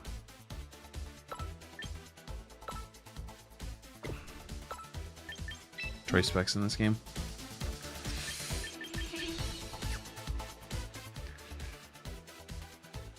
What do you do about Garchomp Earthquake? That's a great question, actually. Die?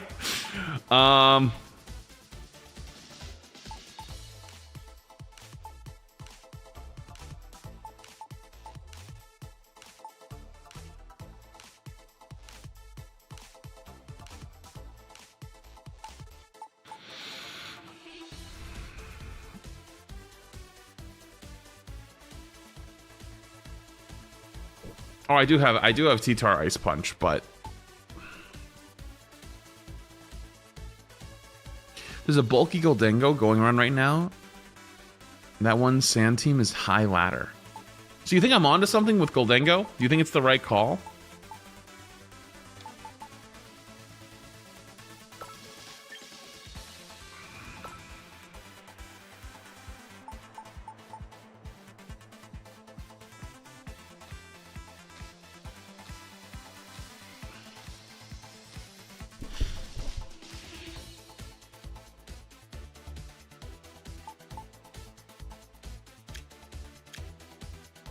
I think it could work, just not without an Earthquake Garchomp answer.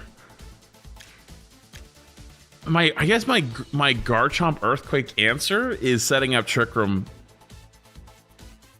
and then outspeeding it. Unfortunately. Fix your Incin. What's wrong with my fucking Incin? I don't want him to be negative speed, just in case. Well, I'm trying to think of the matchup of Incineroar versus Incineroar. You know, I do want to have a chance to at least be same speed and hit Fake Out. He's missing a point? Oh, you're right. He is missing a point. Let's do that.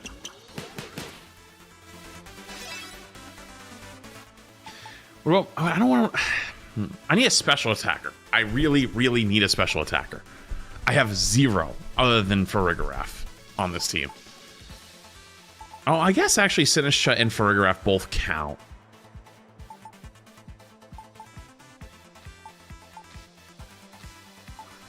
They both count.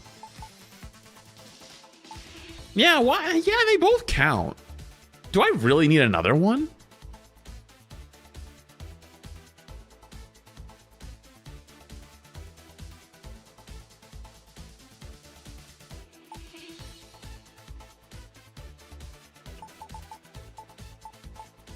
You know, I kind of wanted to do it, and I took him off. I took him off. I took him off because I felt like it was mean to Rhyperior, but like, do I do it? Do I just go the Bright Powder Garchomp with Sandveil?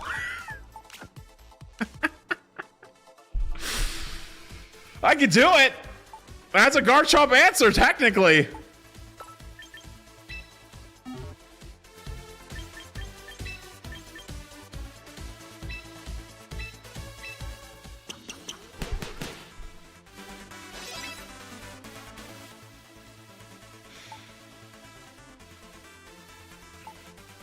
It's technically an answer. All right, I'm in. Fuck it. Mega Swampert blows this team up. Well, Sinistcha better fucking kill him. That's all I got. Sinistcha and Incineroar better kill his ass.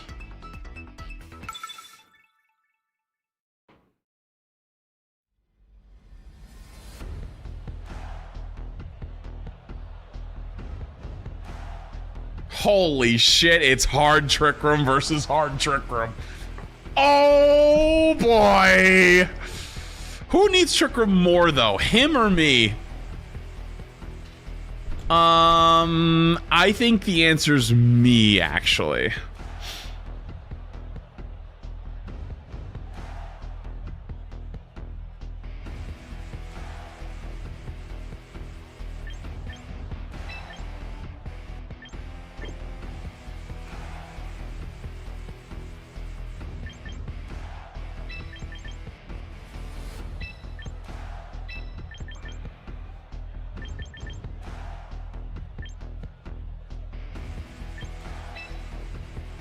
I gotta do a first game, right?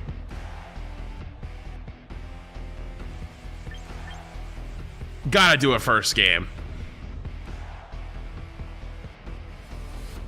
Gotta do a first game.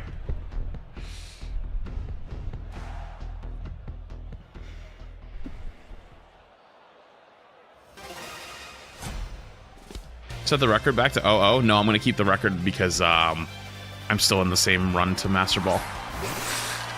Mawwow for Rig. Wait, does Mawwow have anything that can one-shot me here on...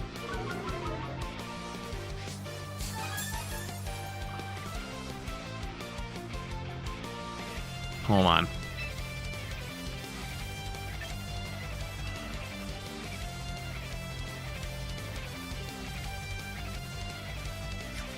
Wait, I can cover for this. I go Swords Dance, and I go Flare Blitz into Mawwow. If he Mega Evolves and tries to attack me, then I'll hit him hard. Mawwow has Fake Out, then he fakes out Incineroar, and I get my boost.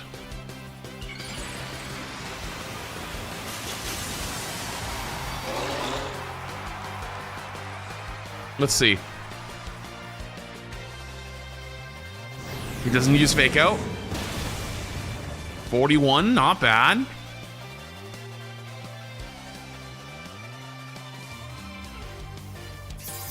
He goes Iron Head. I eat those. Show me Trick Room.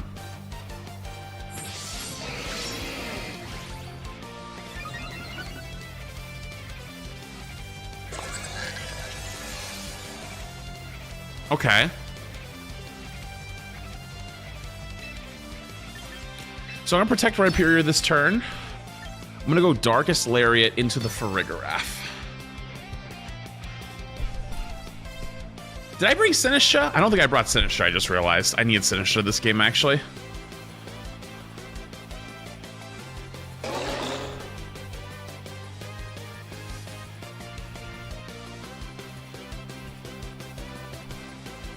Wait, who do you think's faster? My Rhyperior or Mawwow?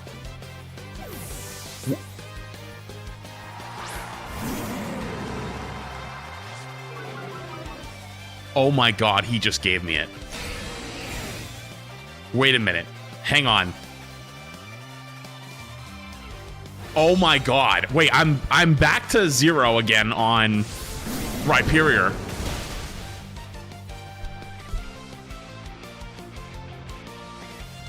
Wait, now hang on, lock in.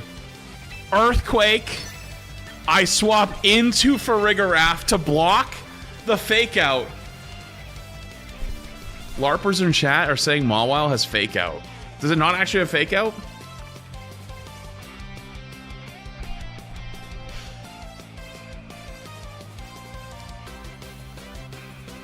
That's funny then.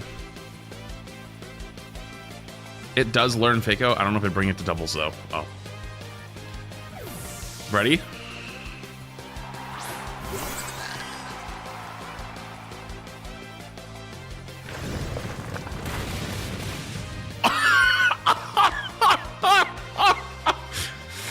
Goodbye, Ensign.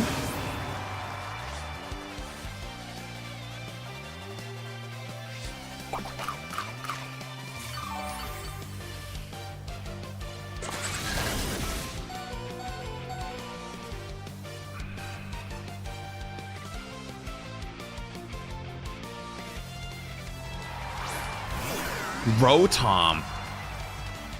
Okay, here we go. I go Rock Slide plus Helping Hand.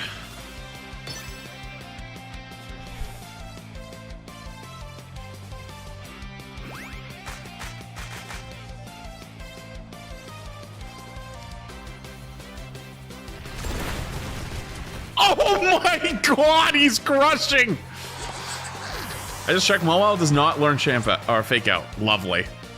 I got baited. Hydro Pump? Hydro Pump misses.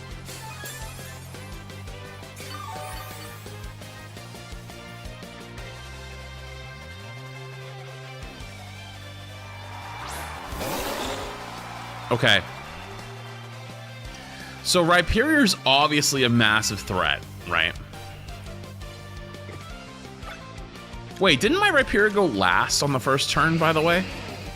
I think my Rhyperior is slower than the Mawile.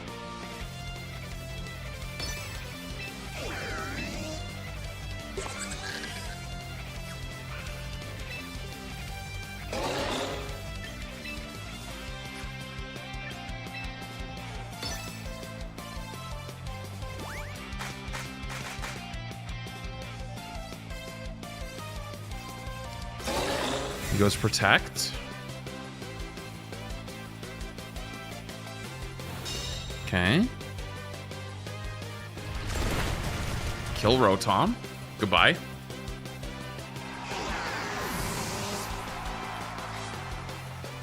Down goes Rhyperior. This is actually perfect. Because now Trick Room's going to fade away, which means I can go back into Incineroar.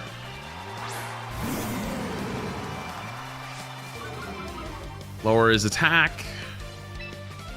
I can go for Fake Out, get a little chip in. I'll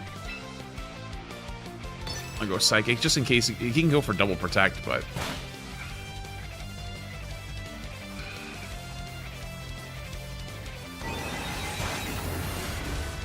yeah, this game's over. Oh, I crit him too. And oh yeah, I forgot I faked him out. All right, now I go Flare Blitz, and I go Psychic, and that's game over.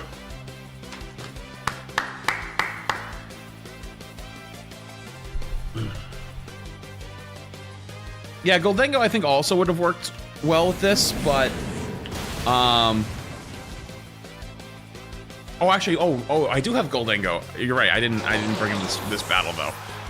27 HP, 24 defense, 5 special defense, 10 speed. I probably wouldn't bring the speed then. Hold on, let me look at my set after this. Yo, what's up, Cotton Candy? 31 months.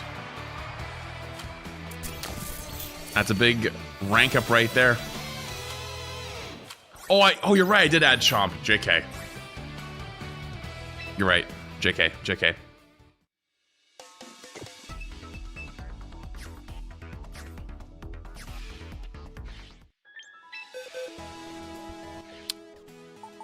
Yeah, I'll grab him. The question is, though, what is the item? What item do I put on him? Because I'm not taking the Life Orb. By the way, chat, can we get a... I forgot I had alerts muted. Oh my god, I'm so sorry.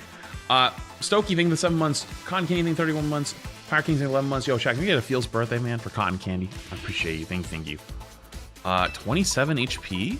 27. 24 defense. 5 special. And then 10 speed. I'm probably going to just put the 10 in here, though. And you said what? It's modest? Okay. Yeah, so that's fine. My own adaptation.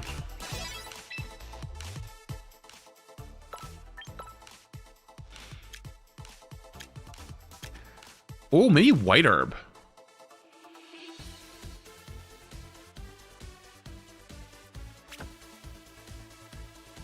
White Herb for a free Make It Rain. Works for me. All right, chat. I gotta pee real quick. 1 second. Give me 1 second. Oh.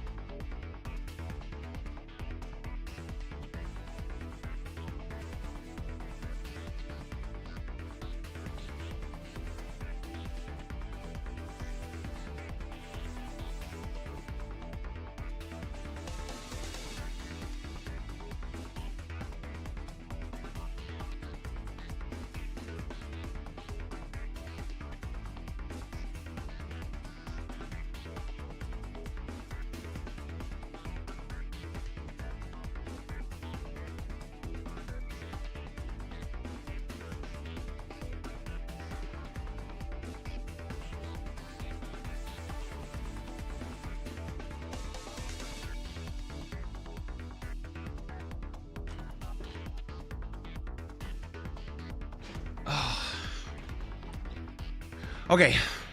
Ready to go again? Lock in.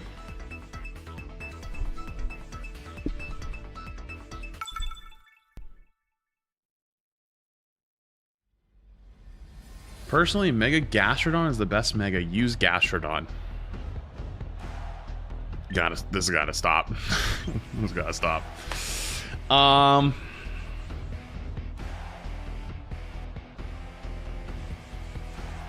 What is the lead from him? I feel like he just leads Staraptor. I'm gonna lead Incineroar, Fergaraf. Tyranitar is good here. And I feel like Goldengo is actually really good here as well. No, maybe not. Dude, I just might be another Rhyperior game. You know what? Yeah, fuck it. Wait, what is Rhyperior good in? He loses to Staraptor, but also trades with Staraptor. Loses to Starmie. Trades with Lycanroc. Loses to... Yeah, maybe actually... Maybe that's not the right play. I don't want to bring 3 support mons. But Sinistcha here... No, Sinistra's not good. Don't Incin into Staraptor. First turn he's going to not be Mega Evolve though, so if I lead with Incin, it's fine. We'll go Goldengo.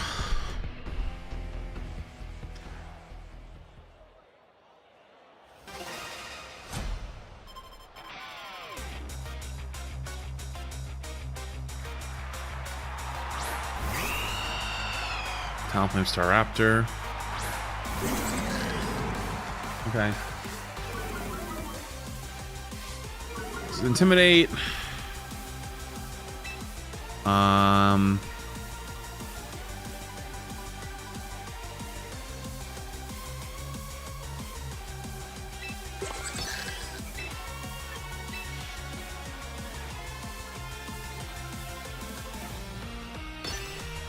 Pick out Staraptor. Question is, what is Talonflame gonna go for?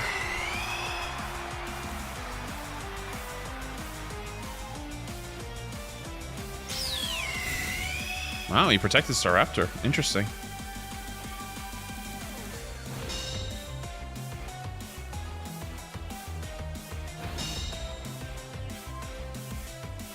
Yeah, this is a YouTuber team. No way, bro, just clicked Feather Dance and fucking...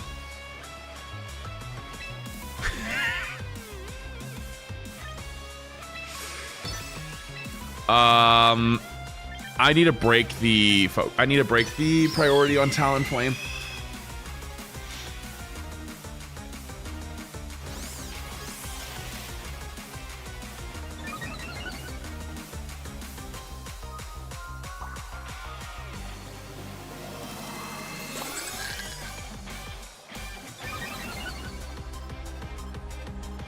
I hope he's only +1. I hope I can eat one. Oh, it's on his instant anyways, that's fine. Actually, that's actually really good for me. Oh, that's actually so good for me.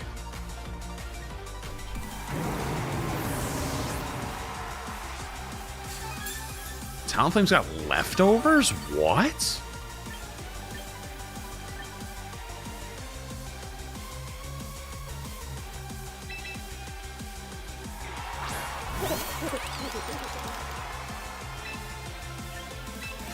Go Psychic here. Make it rain.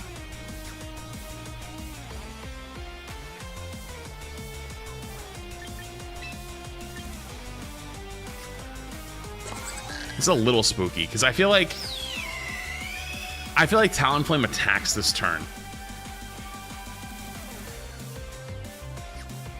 I'm gonna take a guess.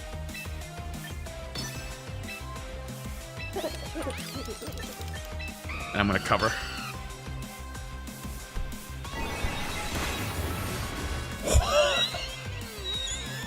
Frig!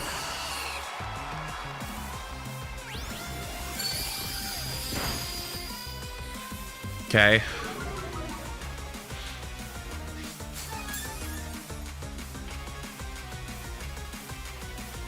He does go close combat. I'm very surprised he just ripped that.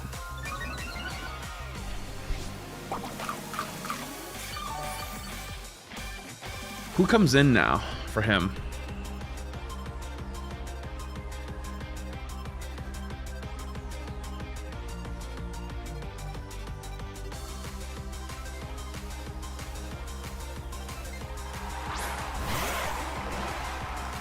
Hydrapple.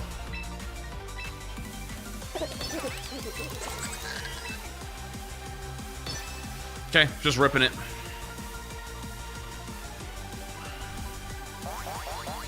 He uses Pollen Puff on me?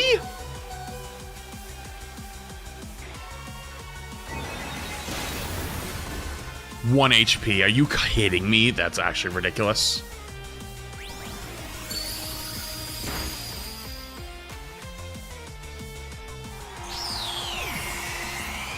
That's actually ridiculous.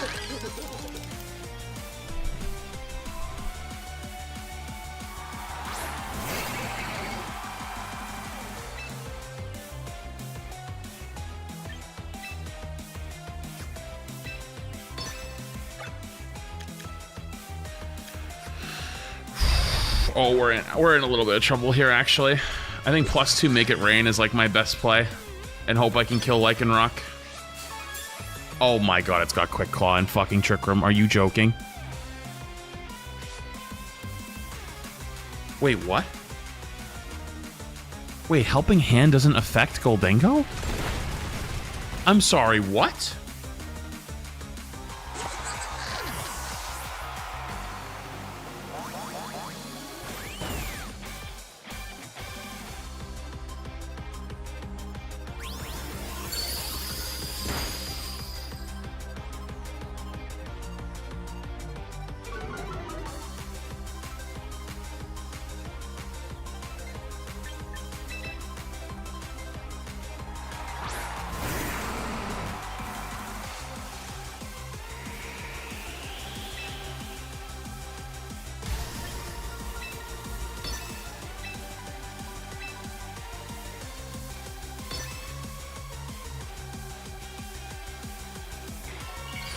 I don't do game replays for money. Sorry, man.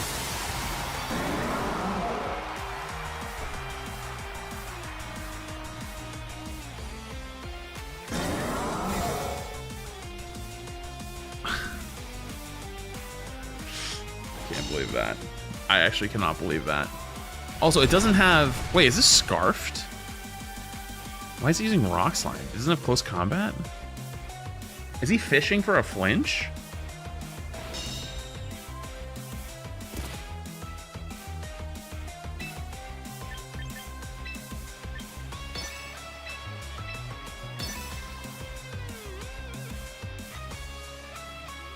I can't believe you can't Helping Hand your old Goldengo. I've never seen that. Oh, it's Quick Claw. You're right. You're right. Why is it Quick Claw Lycanroc?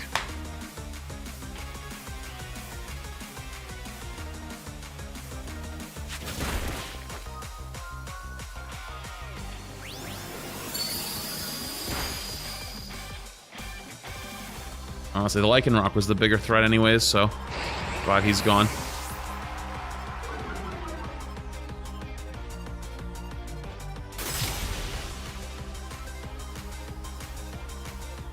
Alright, that's another dub in the dub column. I mean, have you ever tried holding a ghost's hand?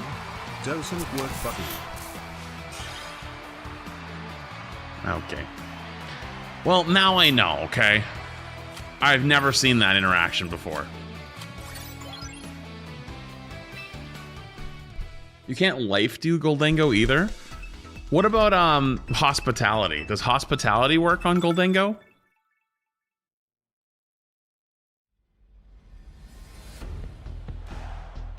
It does? Okay. Well, that's good to know. Oh, motherfucking rain team. Motherfucking rain team.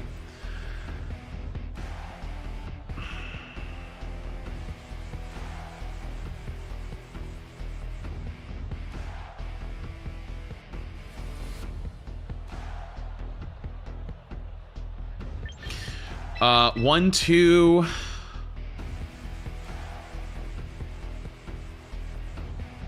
Actually, do I bring in Sin? I don't think I bring in Sin.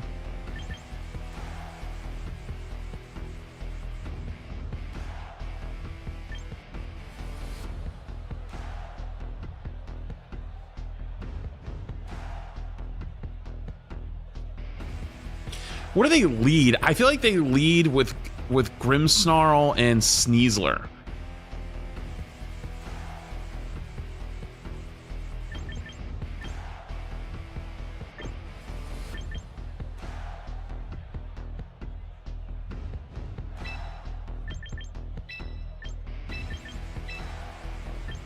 This is gonna be a real tough game.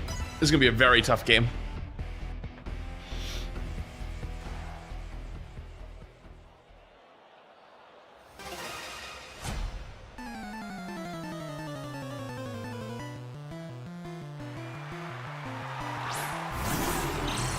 Okay, I was right on the leads.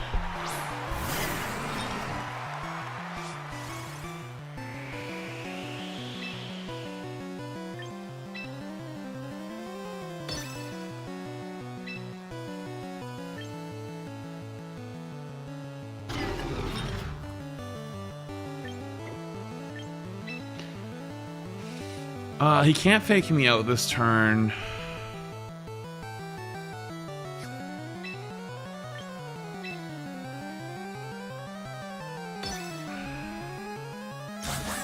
Interesting. He went protect turn 1.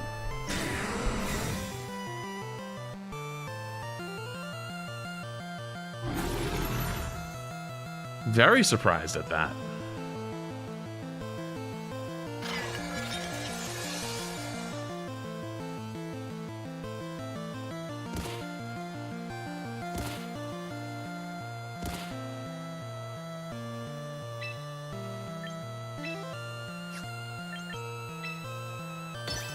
Go Rage Powder.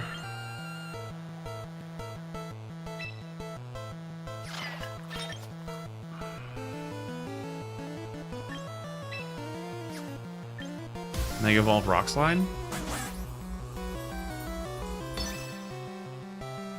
It's pretty safe.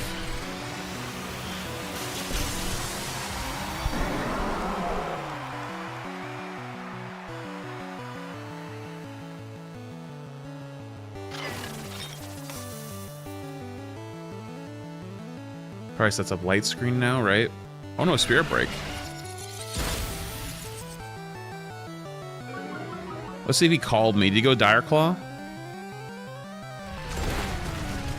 Big Rock Slide.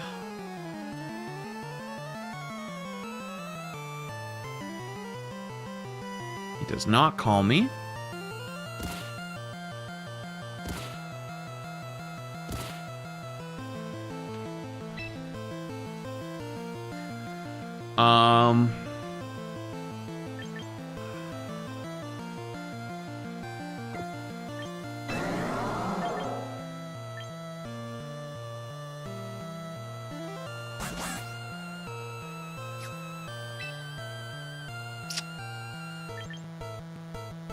There's no reason not to just keep doing the same thing.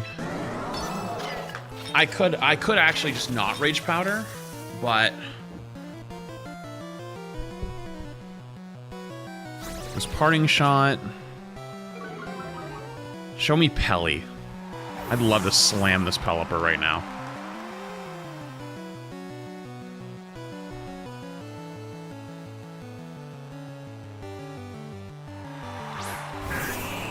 Swampert. Interesting.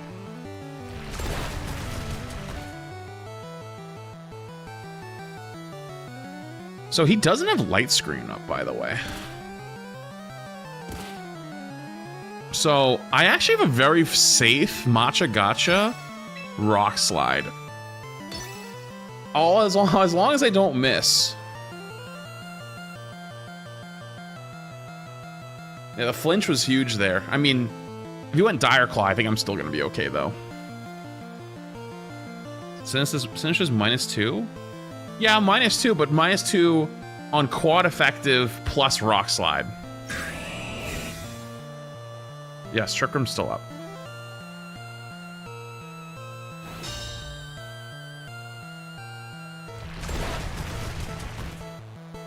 Okay. Alright, let's hope for the best here. Come on, Sinistra.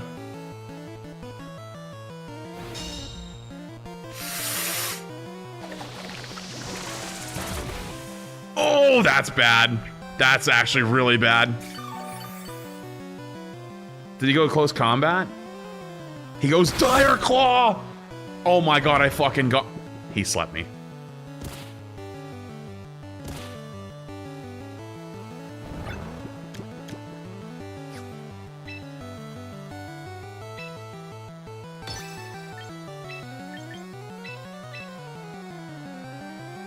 He got a Dire Claw sleep. Game might be over now.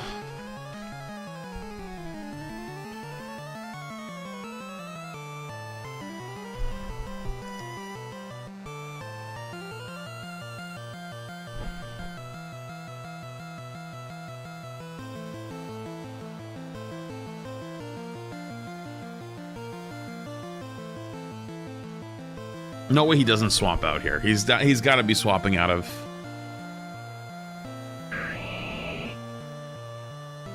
Sneasler this turn, right?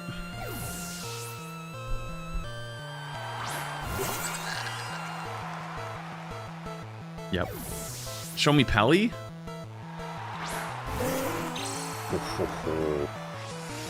Okay. Goes to the Mega Evolve. He's probably going to Wave Crash into the Farigiraf slot.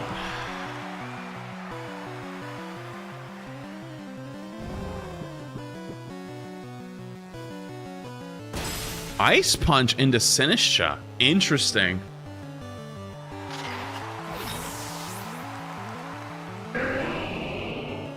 Twisted Dimensions return to normal.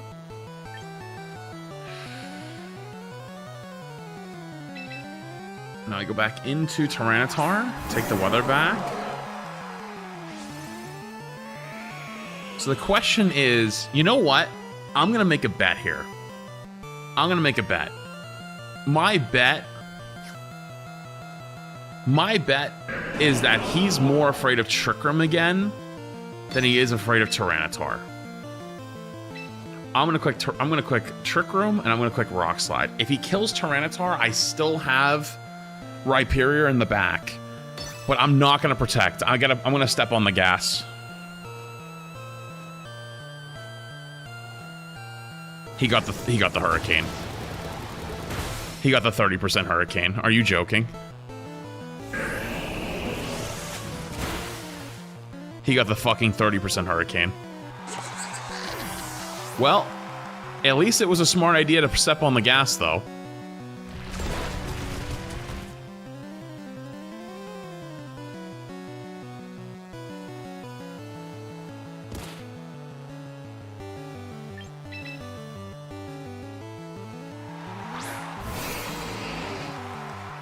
Okay, there's a way through this. I have to protect Tyranitar this turn, and I click Earthquake, and I have to kill the Swampert. I have to eat a hit from him with Filter and somehow work my way through it. What is he more scared? Wait, hold on. Did he protect? I might be in trouble if he protected. Oh, he did protect. Oh, I'm in trouble now. Wait, is Reflect over, though?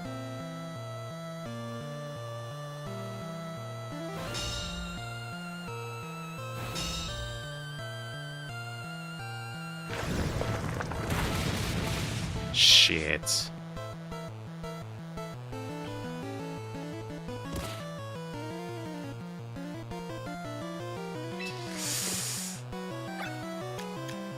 He's on his last turn of reflect though. He's in a parting shot. Do I have a way through this? I feel like he got the sleep and it's just game over now.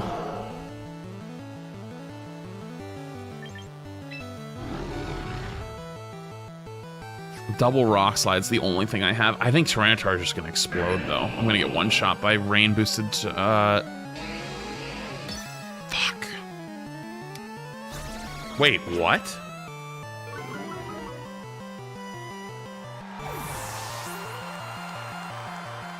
Oh, because he's gonna target Tyranitar. He knows he can kill it.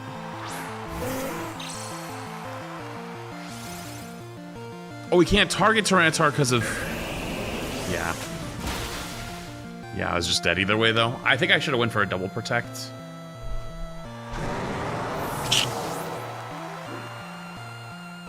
Wait, hang on. Maybe a big roll here?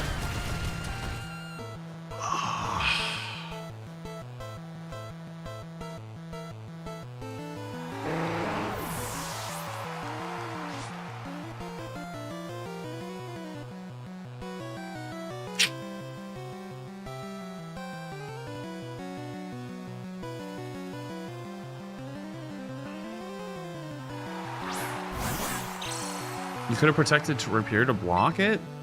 Yeah, but then what do I have done? I still would have died either way.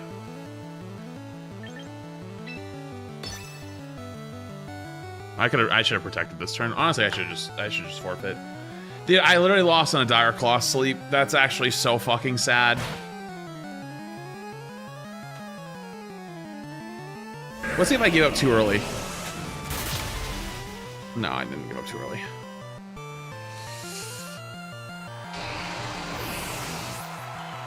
Okay.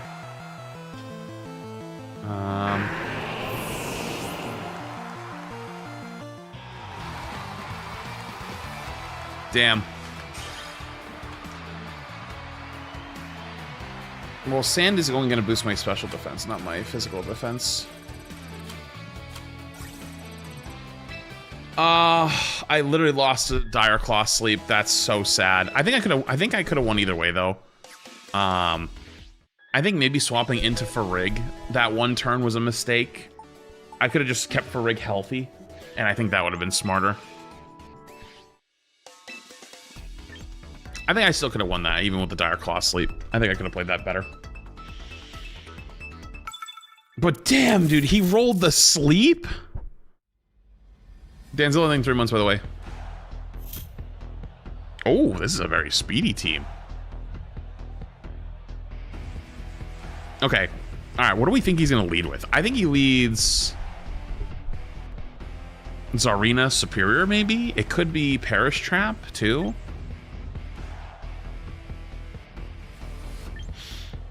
I think I go for Rig. No. Do I go for Rig, actually? Yeah, I go for Rig and Tyranitar, I think is in my lead. Looking at the rest of this team. Goldango's kind of good here. No? Maybe? No. I think I want Ensign. No. I want Rhyperior. And maybe I bring Sinistra. Just for a little extra cheesy support. Let's do it. I'm gonna leave Ensign at home.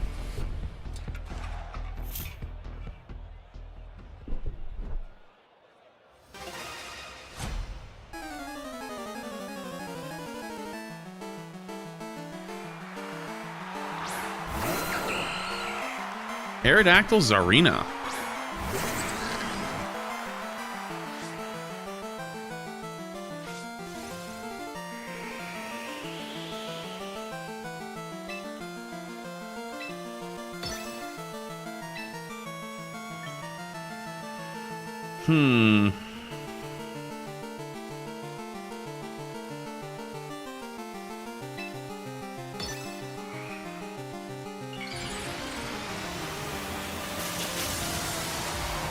Mega Aerodactyl.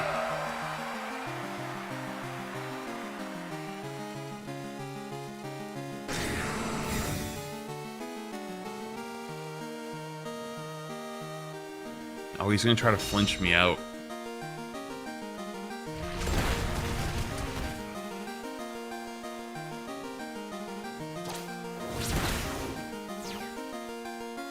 The giraffe holds on.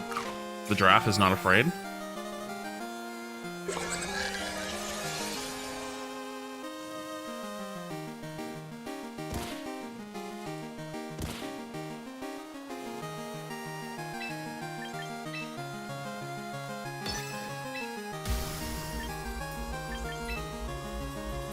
Mega Evolve Rock Slide. Let's get it.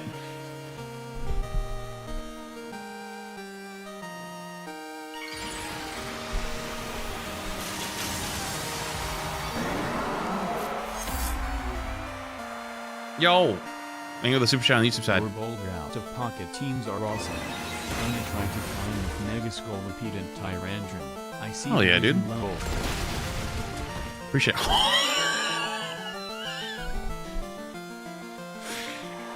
Double KO! Holy!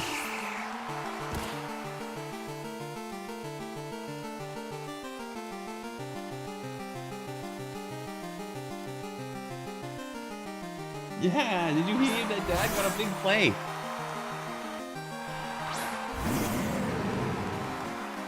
Oh my god. Alright, and uses its Intimidate, but Psychic into Sneasler. And I go Rock Slide. Because he can't fake me out with Farig on the field. Sneasler gets one shot, feels good. This was a clean-up game. I think I had the perfect lead. Okay, Farig goes down, unluck.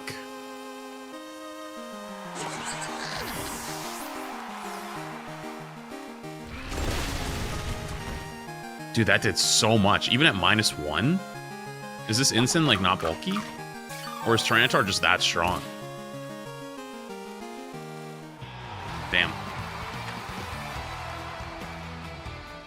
Alright, not bad. Clean dub, I'd say. Clean dub.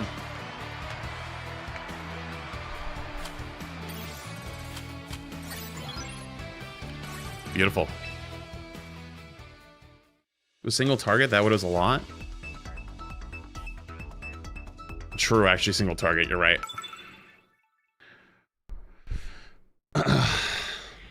Alright, next game. What the fuck? Charizard Rain? Wait, I heard about this. Isn't this like kind of low-key meta?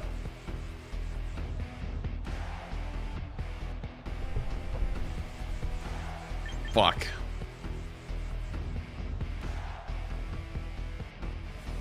What do you think he leads? I think he could lead Arcaludon, Pelipper, but I don't think he's gonna because I have Tyranitar. I think it's a Garchomp Charizard, or it's gonna be like Arcaludon Sneasler.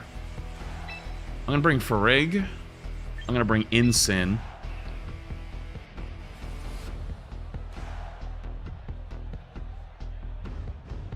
No. Do I get risky? I'm gonna get risky. I'm gonna try to win the game on turn 1, I think. No, because if he leads Garchomp, I just lose. Hang on, new idea.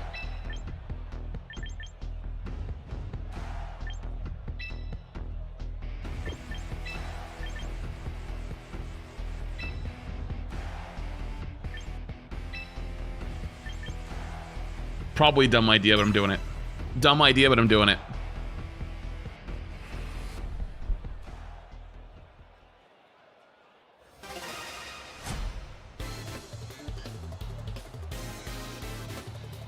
What was that title?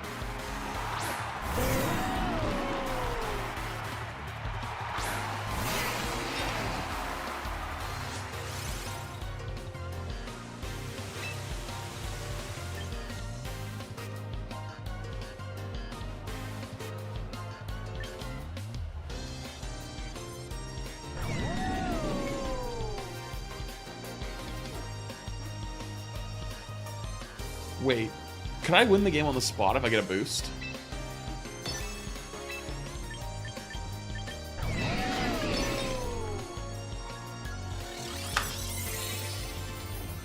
Wait, hold up. Hold up. Hold up.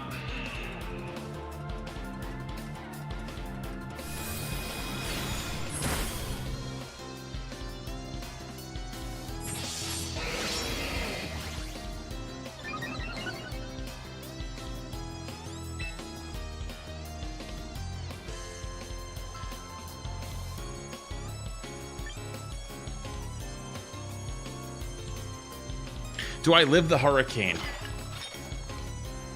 Wait, hang on. Wait, hang on. He just used wide guard. Do you think he's gonna do it again? What if I go into Tyranitar, give myself the special defense boost, and I go Rock Slide?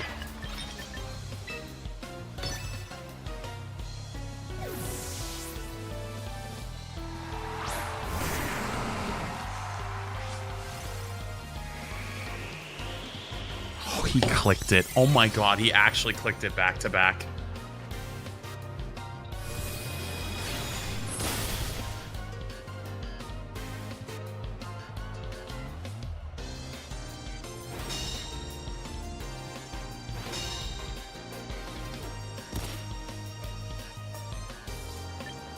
I'm gonna go back into Sinistra, and I'm doing it again. I'm gonna heart. Do I greed? I get greed out of my mind right here. Because I have to protect too at some point.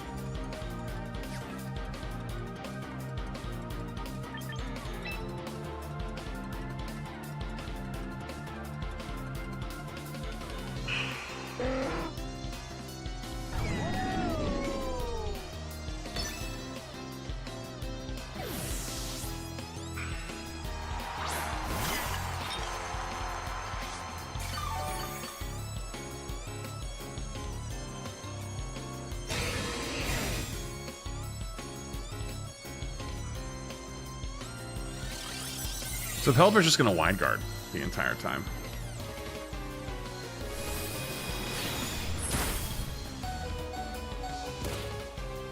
That's not good.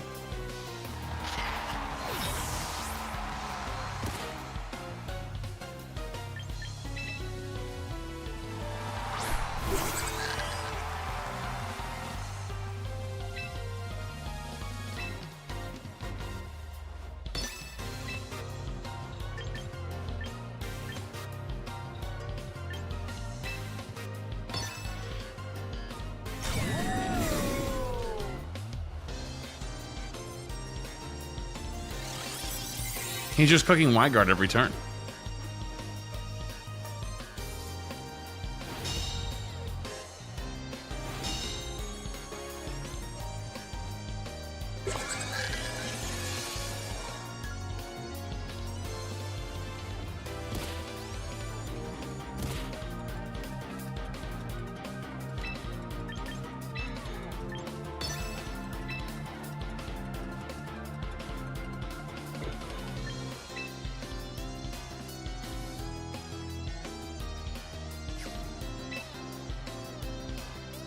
Did I protect last turn? I did, right? No, I clicked Rock Slide.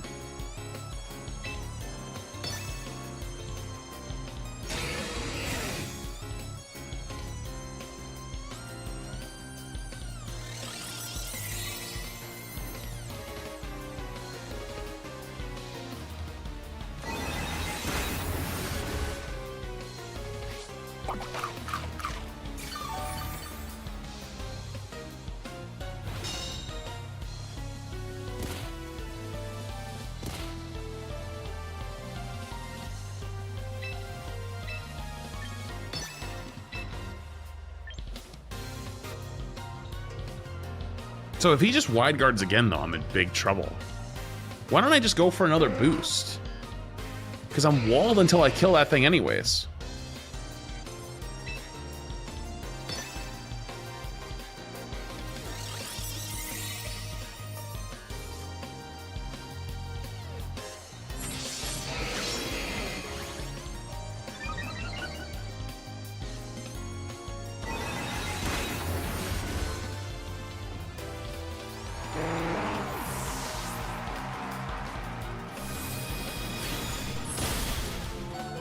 I'm alive.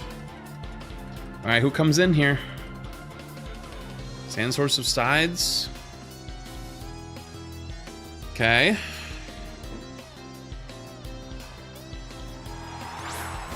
Sneasler comes in. I just might have to let... Wait, what if I go Psychic onto Sneasler? Hang on. I go Psychic and I go Protect, maybe? Because I don't want to kill my own Farigiraf yet. Because he's gonna die.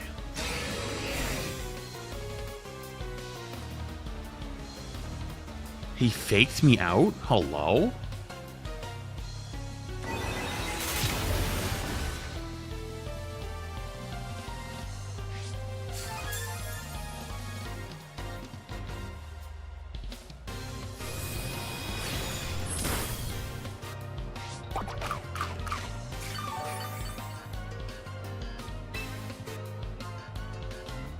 Okay, well... might as well just go for broke, because Farigiraf dies this turn.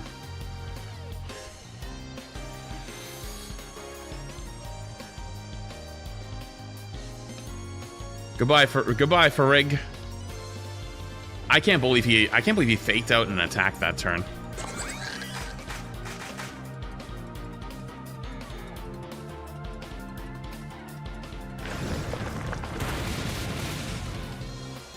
Okay. Show me Charizard as this last mon. Also, I don't know why that got held by the bot. With Master in 3 days, are there any fun games you recommend to play? Like Pokemon games or just games in general?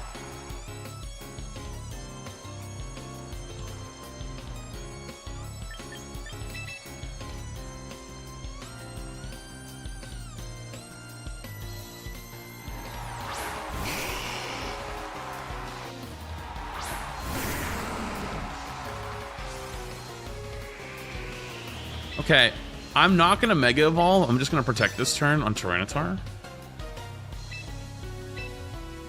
And I'm gonna attack with Rhyperior, because Rhyperior dies no matter what in one hit. So if he Mega Evolves and attacks this turn, then I Mega Evolve second, I take away the Sun Boost. If he just protects this turn, then... okay, there it is.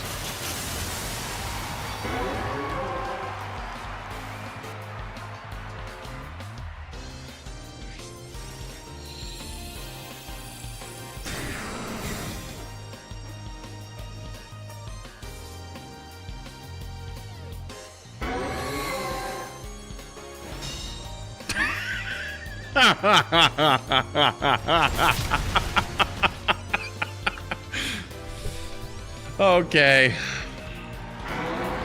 That's clearly somebody who just picked up a meta team and just copied it and didn't know how to pilot it, because good lord.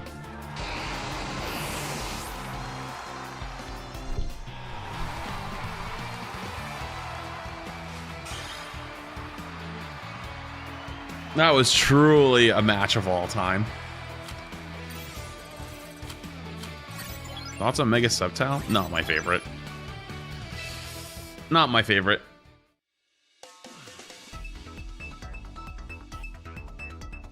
Sceptile's cool, but Mega Sceptile I'm not a huge fan of.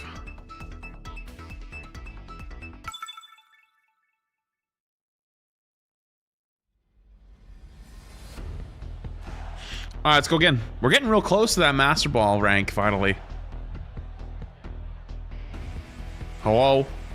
My game's bugged. There it is. Omega Hard Trick Room team. Uh-oh.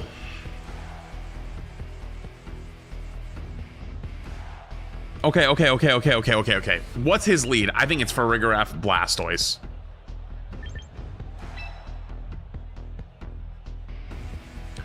Farigiraf Blastoise is a really good lead for him.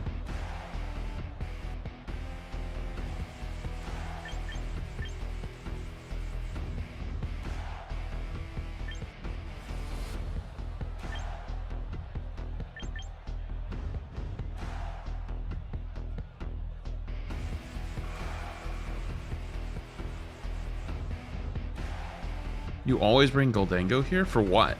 Sinistcha or for Sylveon? He has 2 fairy types. I mean, like,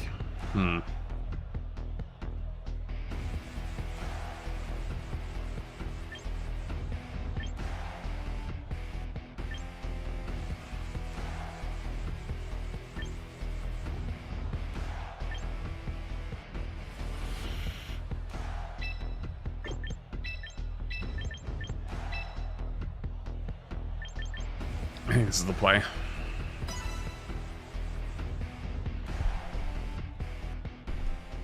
I maybe shouldn't have brought Incineroar. I think Incineroar might have been a mistake, but just in case it is Mawile in the lead. Or if he did bring Mawile then. Okay, it is Blastoise for a graph. Always a pleasure to watch. Ah, thank you. Appreciate it. Thank you for 40 months. Okay. I think I go Matcha Gotcha. And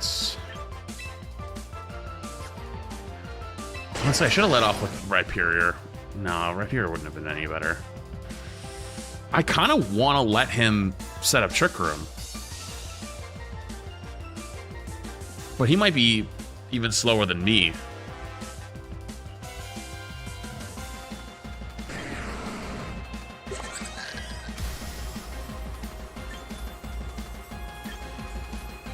I'm gonna take a risk here. I'm gonna go on the offensive. I'm gonna assume that he's a very slow team, like hard Trick Room, and without it he's gonna be screwed because he has the Mawile in the back.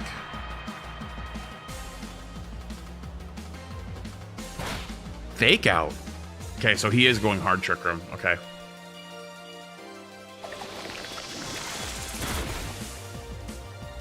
Pretty big damage. And the oh my god, that might be game saving actually.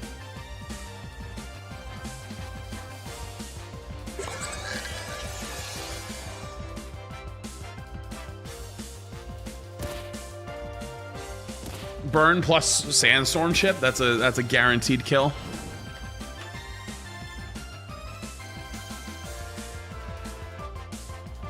Okay, time to take one for the team here. I think Torkoal could come in.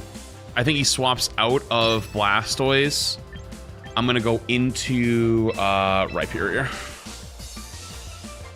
He could Aura Sphere me for sure. That would still suck, but with Filter or Solid Rock plus the Sandstorm, I might be able to live.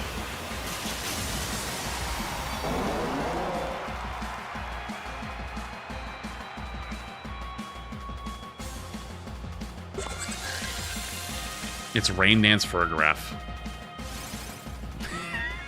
No way. Dark Pulse into Sinistra. I eat those.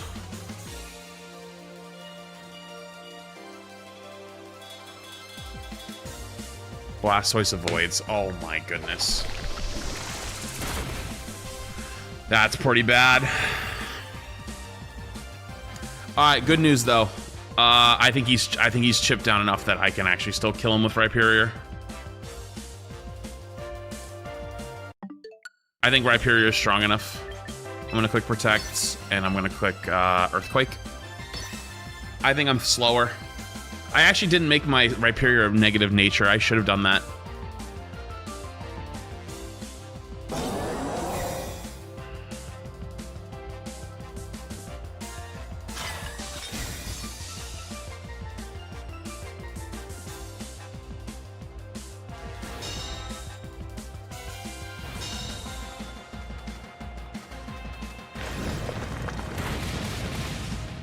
Before it goes down.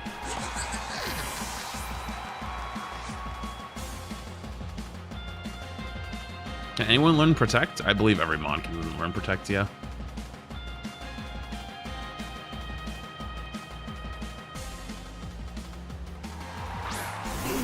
Torkoal. Eruption's gonna hurt.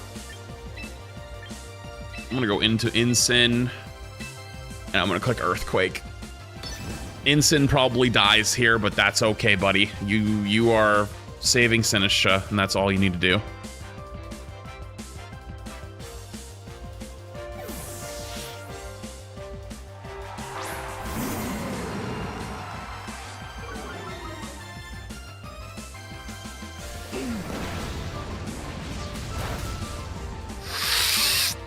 Oh!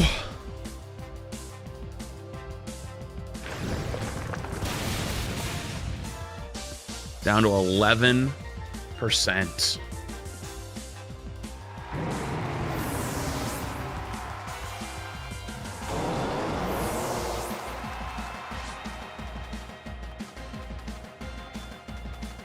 Nice. Okay, I'm gonna go back into Sinistra.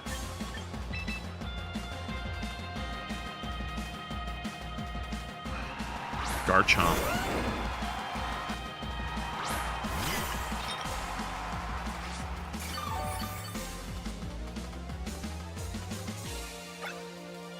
Last turn of Trick Room. I'm gonna swap out of here into Tyranitar, and then I'm going to click Rock Slide. Do I do that? Is that the right play? That might not be the right play. You have to Rage Powder? Why would I Rage Powder?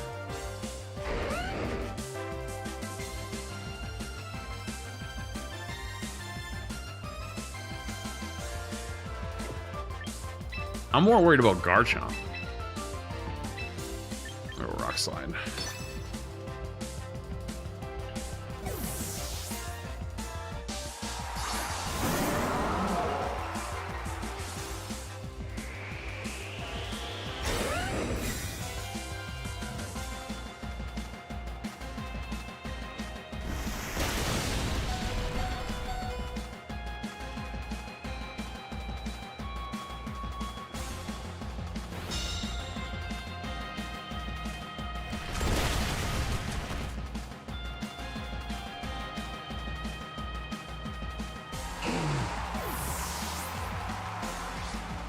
That's my go right there.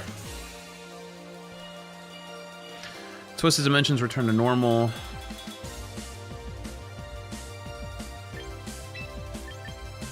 I'm gonna go into Sinistra here, and I'm gonna click... Actually... Will it be enough? Because I don't want... I mean, if I land an Ice Punch, I just win.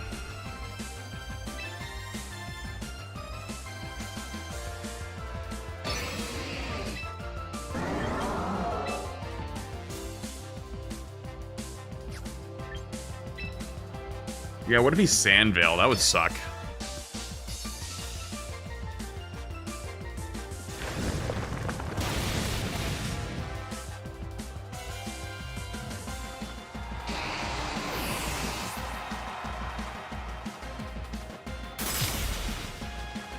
Well, he's not. All right, good shit. That's another dub. That's another dub.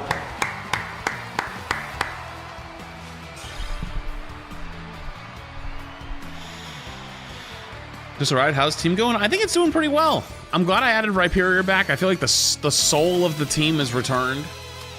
Goldango hasn't really been brought, other than against Staraptor.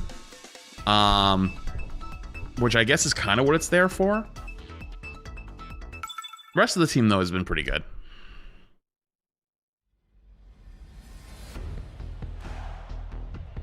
What the fuck is this? Is this a Rain Sun team? What? Hello? Hello?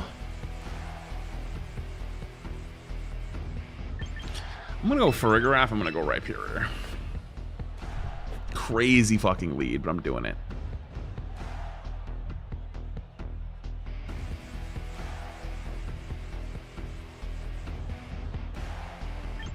Tyranitar. And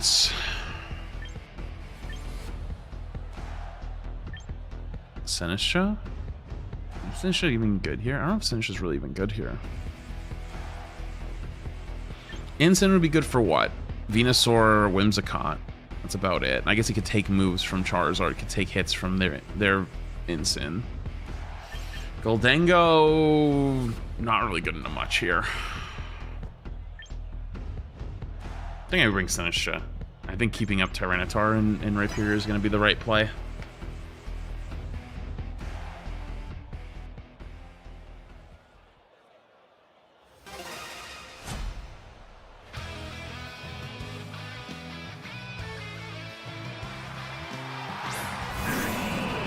Ensign Swampert. Hello?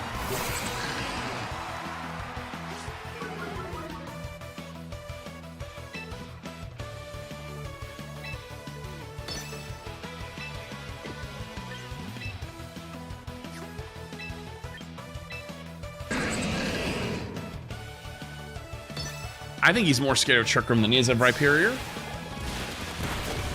I was right. Fuck, lower defense? Uh-oh, Darkest Lariat might kill me. Wow, that was smart.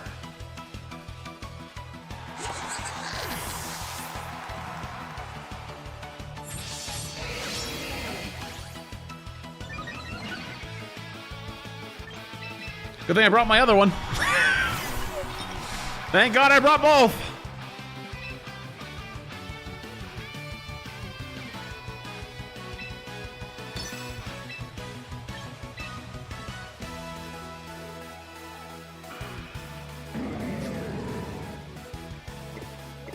Do I go for the Trick Room, or is he more scared now? Do you think he does the same thing twice? I don't think he does the same thing twice. I'm gonna call that he goes for Rhyperior this time.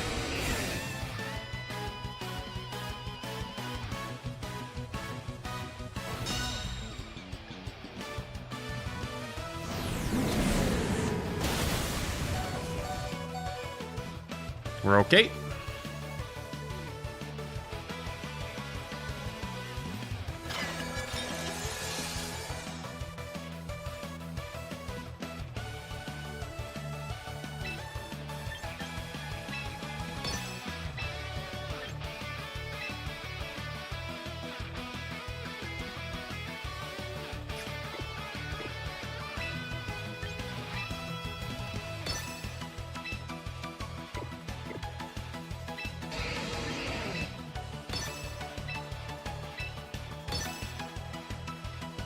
Alright, let me see what he's got. He might swap out of Ensign, protect Swampert. That's a decent play from him.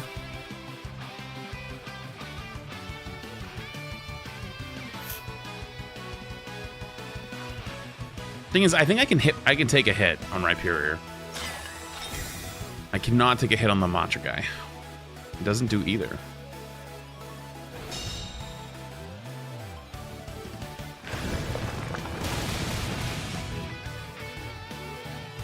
That's fucking good damage. That's some goddamn good damage right there, baby.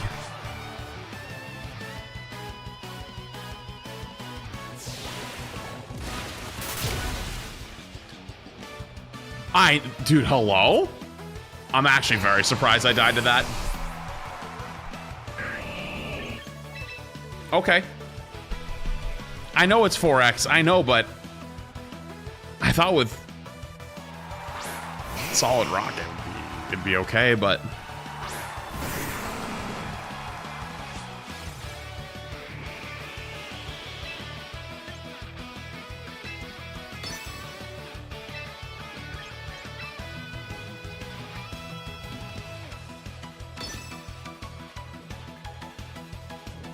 I'm gonna call no Mega this turn. This guy is not bad. I'm gonna say no Mega this turn.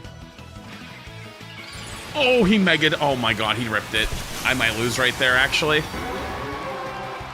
Please, come on. Mega and Protect. Show me Mega Protect.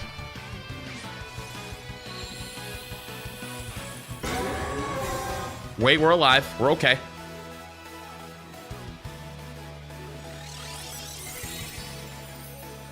We are suddenly in massive danger.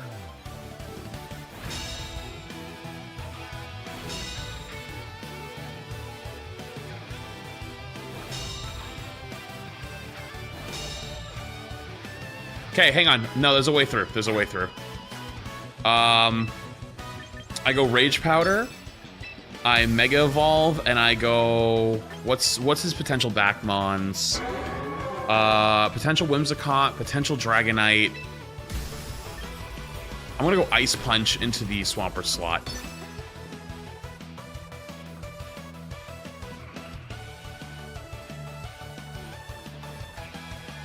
Why do you protect if he's gonna Wide Guard? Maybe just wanted to be sure? I don't know. Wide Guard Swampert's certainly something, though. Wait, I just got played.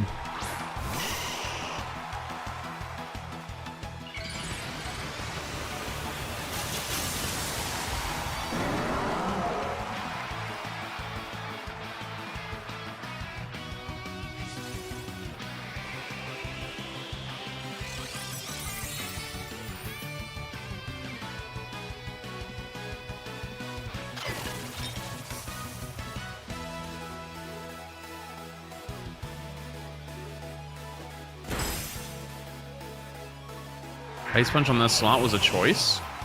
What was wrong with the Ice Punch? If I shouldn't have Mega Evolved.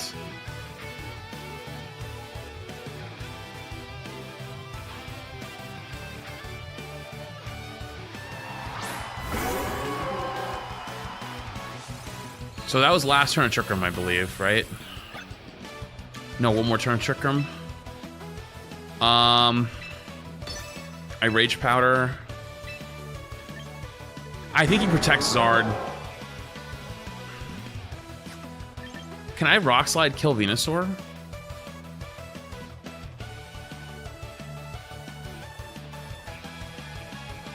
He probably just protects both, but I think I have to click Rock Slide. Yeah, I should have Ice Punched Venusaur here. I think that was my winning play. Okay, he just protects both anyways.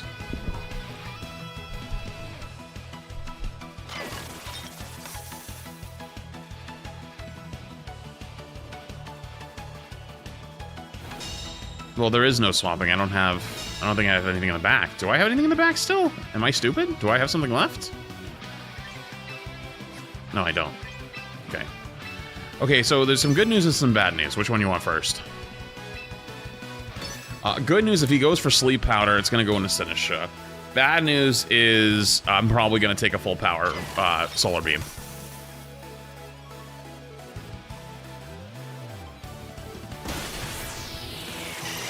I forgot that that's how that works.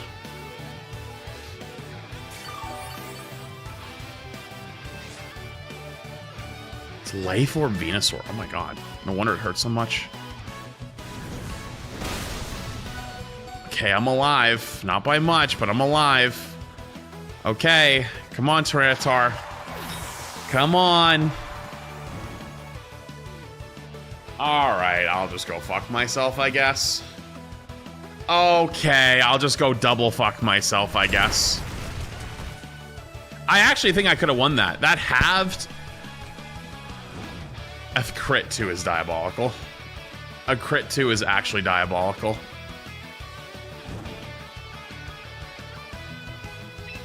I'm going out on my own terms, buddy. I'm gonna go pee. I'm going out on my own terms. You can't.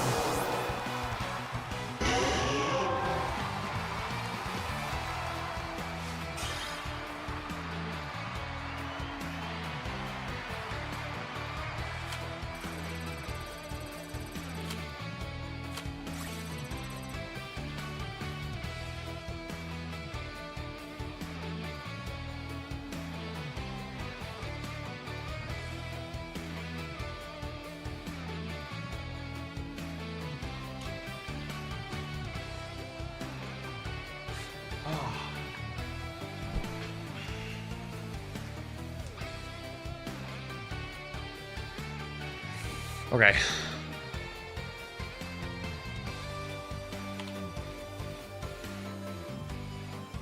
Wait, they double protected too? I'm glad I protected then, just to say fuck you. I was gonna waste your time too, bitch.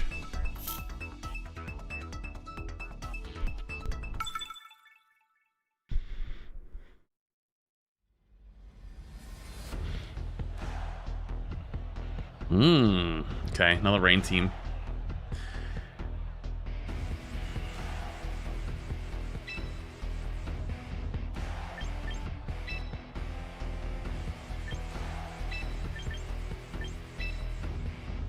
I don't even think I gotta think about it. I think this is the squad. Although Ensign actually would be good here into... He's got 4 physical attackers. Maybe Ensign over... No, Sinish I need. Frigg here is for what? Other than for Trick Room. Like, what is Ensign... What are they doing here? They help with Sneasler, I guess, but I don't really need the help.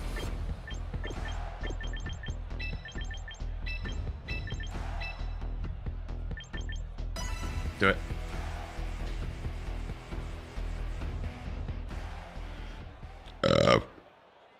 Bro, why is there somebody in chat that's name's Flats' son? Hello? Is that you?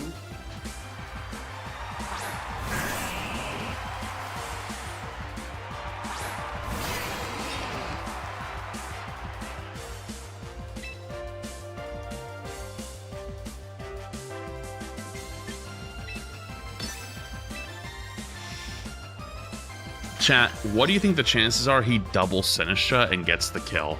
I don't think he can. Right?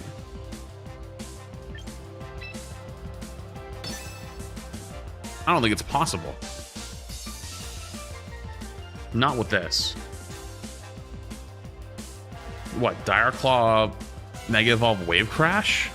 It's probably his best move.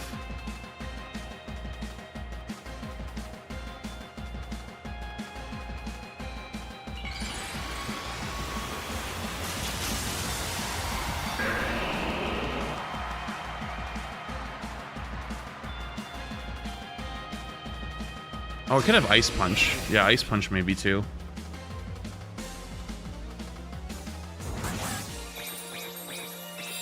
Uh-oh.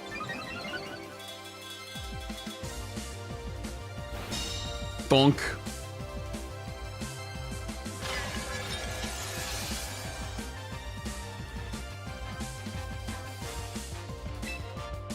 All right, let's get it popping around here, shall we? It's gonna hit my own Sinistra, but that's okay.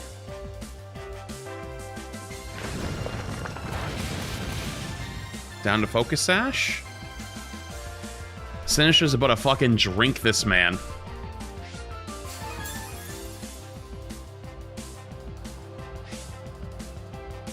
Drink that man.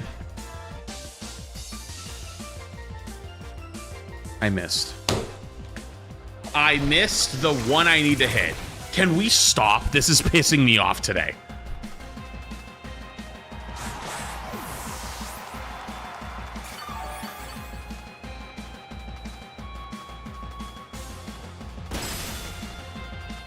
That actually didn't do shit.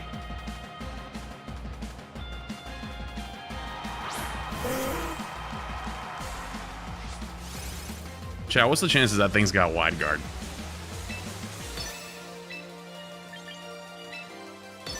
Screw it.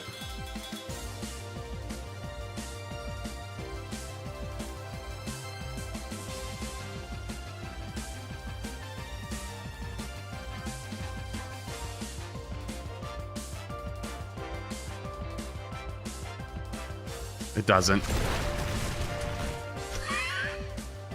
All right, Sinistra. Do me a favor here. Please drink him. Drink that man.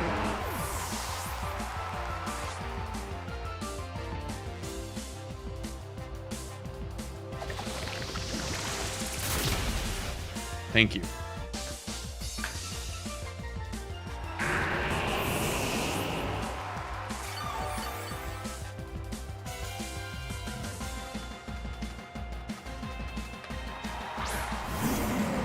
Blast is Ensign.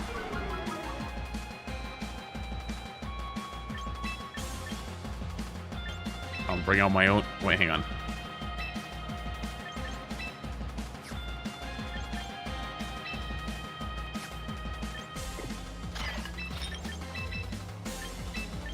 I'm just gonna double switch.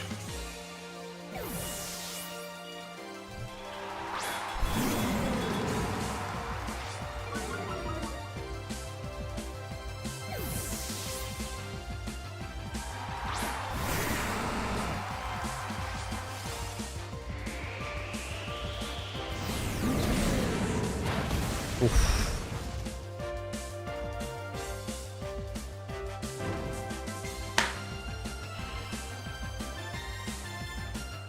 We're not doing this today, are we? We're not doing this today, are we?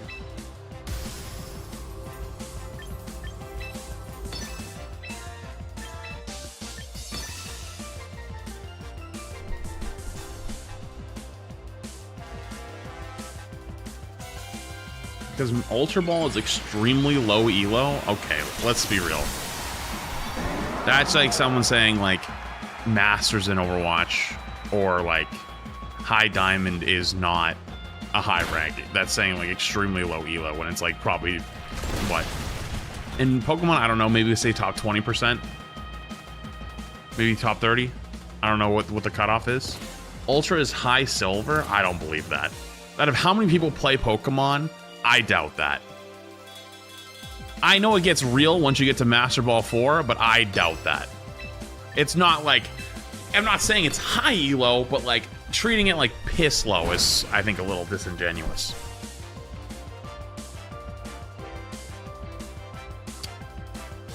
What is this? This is getting ridiculous. Can we stop?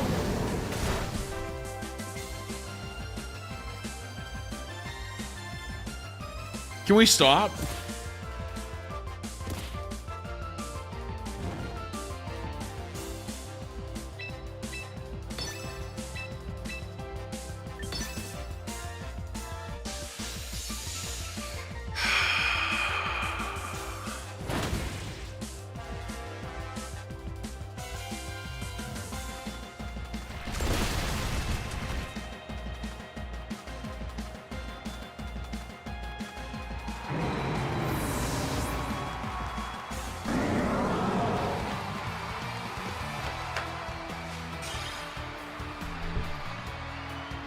All I'm saying is players typically, in my experience on the internet, will always assume something is much lower than it is.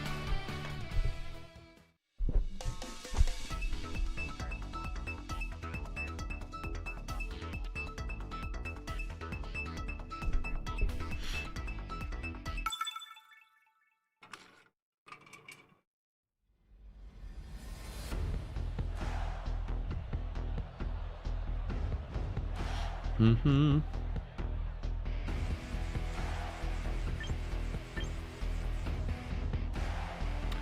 This is definitely not an Incineroar game. What lead could give me big Oh, actually, Corviknight does give me huge problems. How do I deal with Corviknight?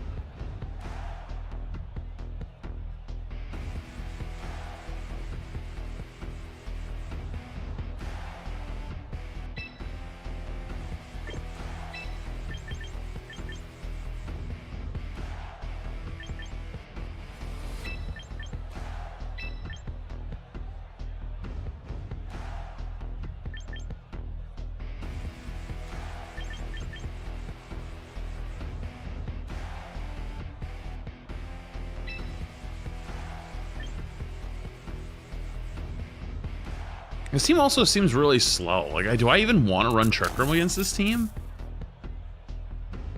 Melodic slow, Sinister slow, Dragalge slow.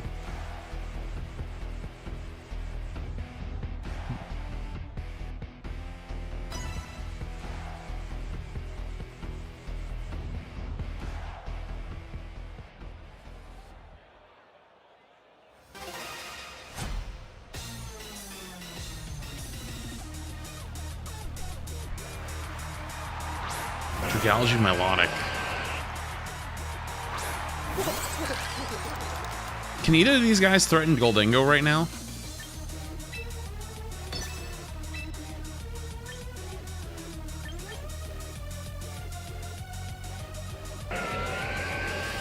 Milo can? How? Scald.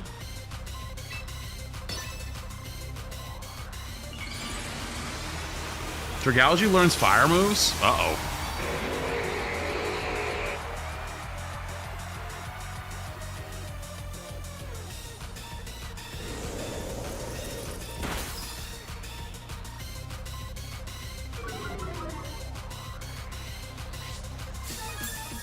That's not great, but...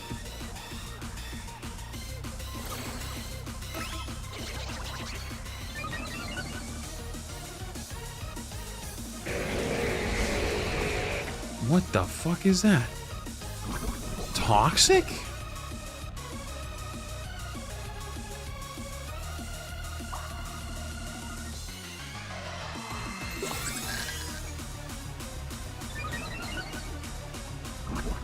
Wait, hang on. Hold up.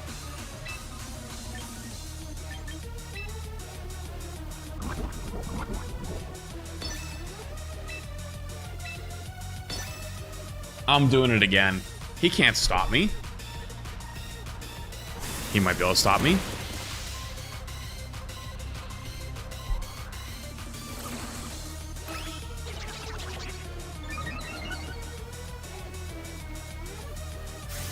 He might be able to stop me. He's not stopping me. He's not stopping me.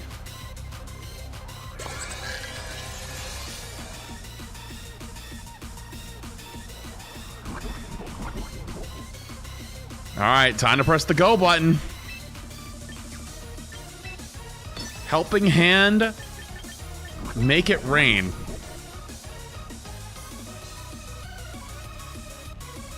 Actually, do I do help? No. Do not. Oh yeah, helping hand doesn't work. I forgot. Helping hand doesn't work. I forgot. Dragalge will just eat that? It's gonna eat +4, make it rain? Considering it just got out of there? Maybe not.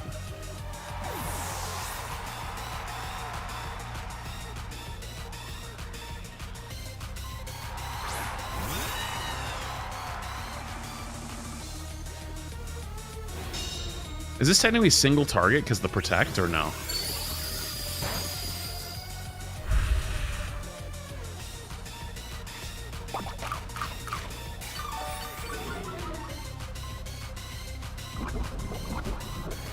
Corviknight could be a big problem for me, but I think Milotic's actually a little scarier.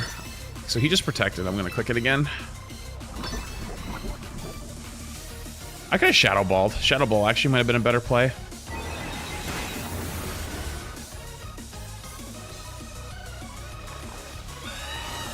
Oh my god, what is this?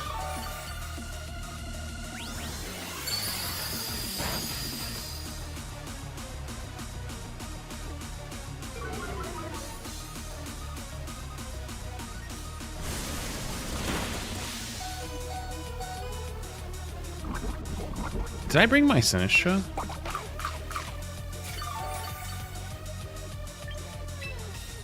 No, I didn't.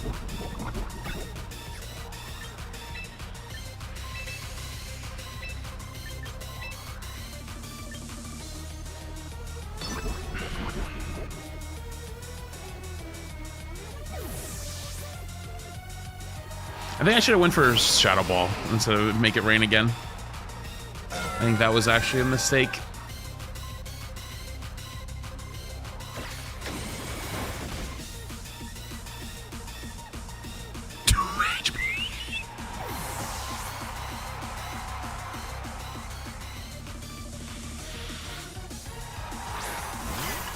Oh my god, I Shadow Balled it too. Hang on. Wait, hang on. We might be okay.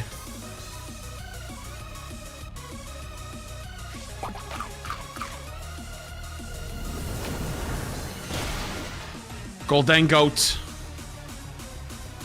Golden Goat, is that you?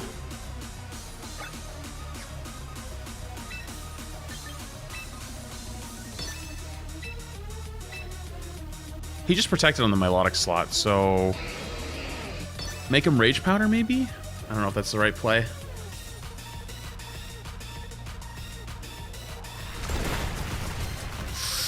Good damage.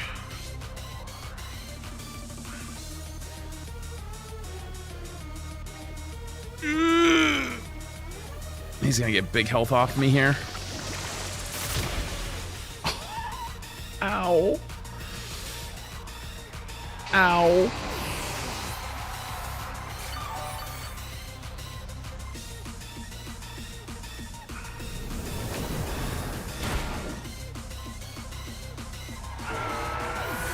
Goldango's still alive.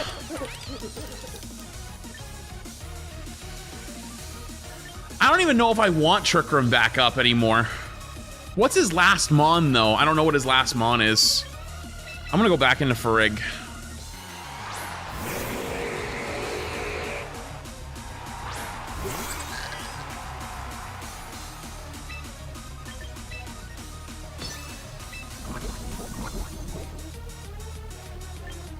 Wait, he showed all? 1, 2, 3. Oh, he does. Oh, okay. It's Corviknight and Dragalge. Sorry.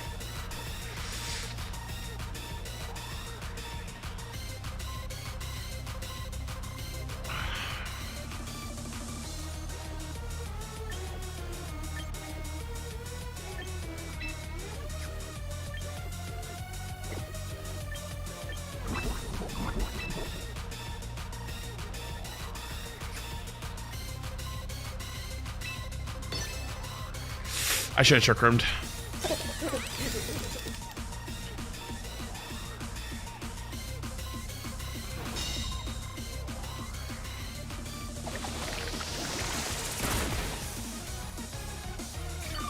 I should have Trick Roomed. I think I just threw.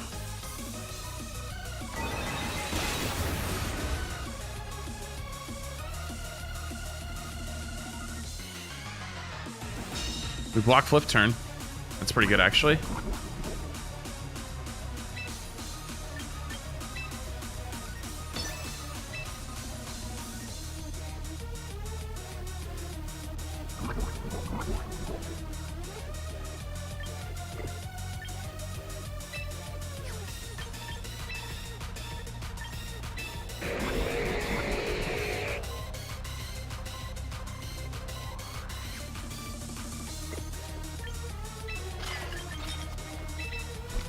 I have to take a calculated risk that he's gonna swap out here.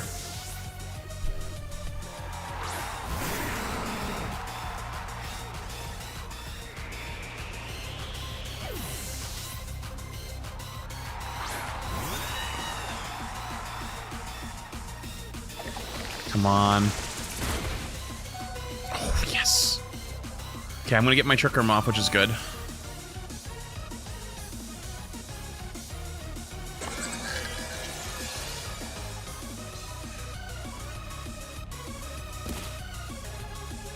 Goodbye, Farig. You did great.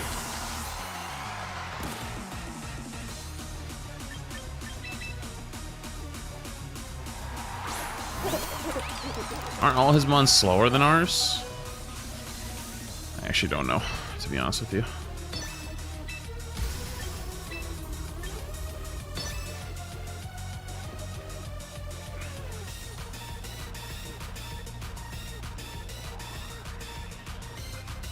I thought T-Tar would be slower, for sure.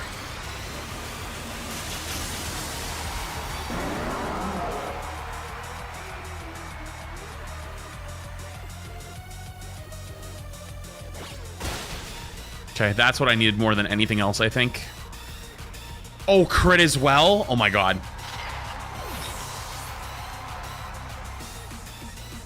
Oh! Fuck, we're alive! We're alive!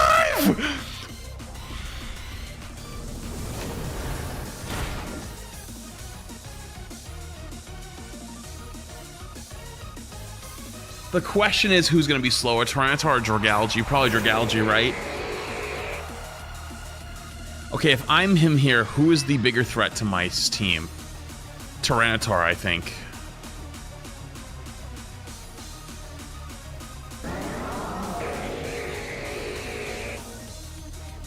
Is there a way I can win this?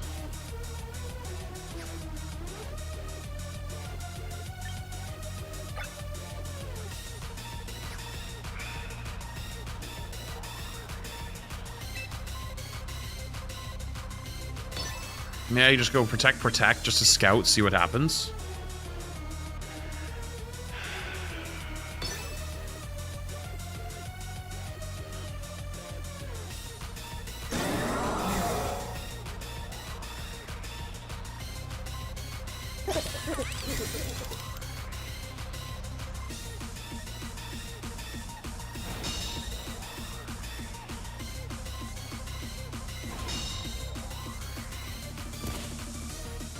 Okay, Draco can miss. Draco can miss. I have to go for the Draco miss, I think.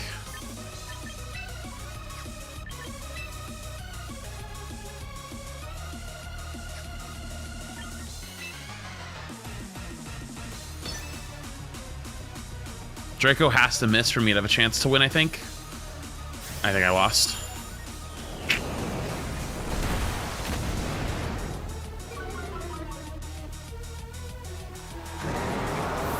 You know you're faster than Corvo Knight, just slide. Do you not see what happened? Why I didn't click Rock Slide?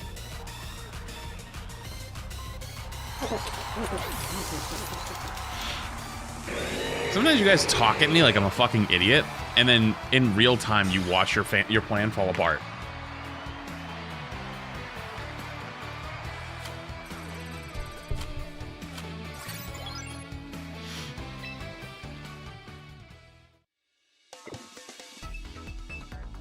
Use Mudsdale instead of Rhyperior. Will you use these fucking nuts? The whole point of this is I want to get to Master Ball using teams that I pulled from the ranch, and Rhyperior was one of them. Shut up. Jesus. If I wanted to run my Archaludon Rain team with a Charizard, I could probably get there before the hour's over.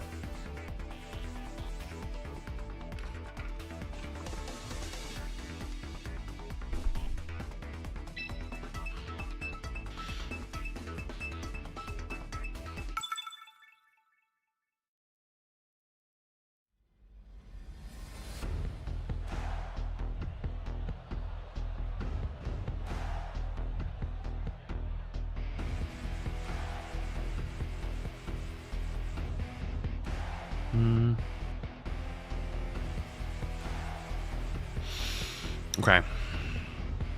This is where things could get potentially a little spooky. I think he leads El Clasico with Staraptor, Whimsicott.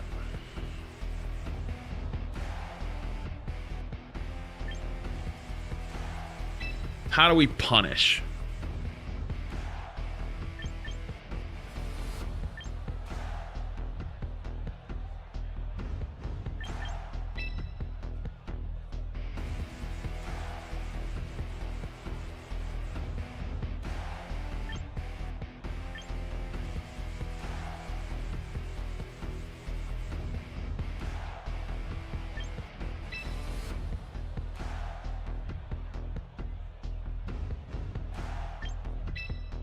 I feel like I want to have Sinistra here, but also Sinistra here could give me some issues.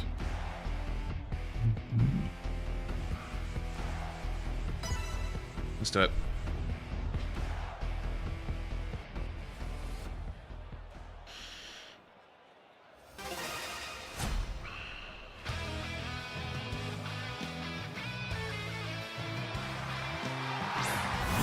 Incineroar Sylveon. Interesting.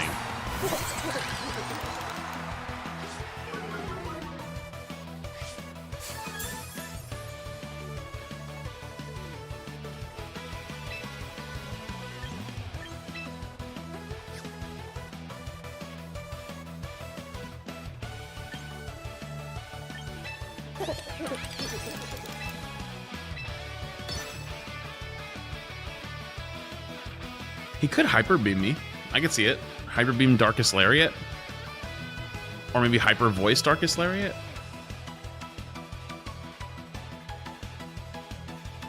Shadow Ball. Hello. It's Life Orb Sylveon with Shadow Ball. Didn't see that one coming.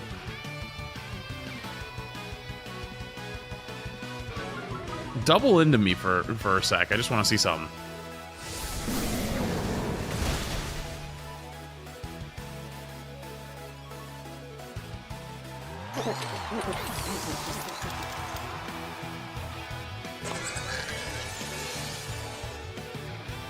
I think we're looking pretty good.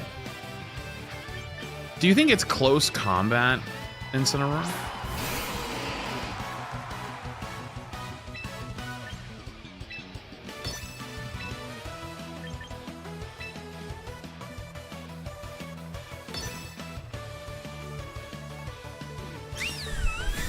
Protect, okay.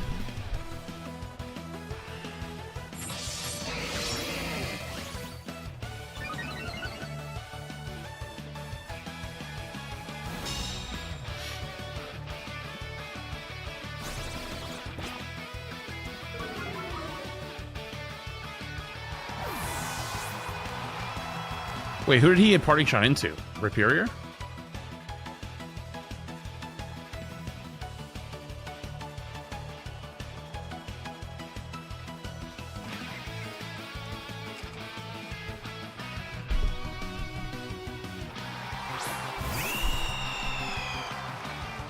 Double intimidate, okay.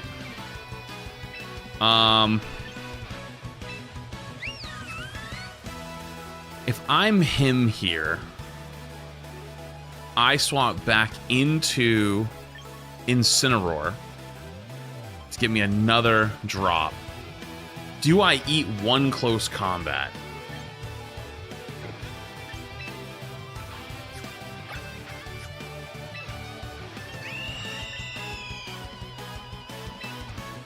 I'm gonna take a risk here. I think he's gonna intimidate cycle me.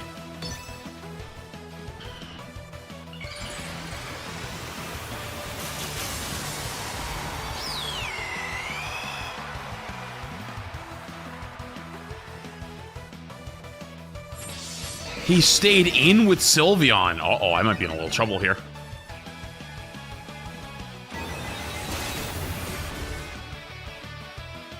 I could have just double attacked and won. Damn, that sucks.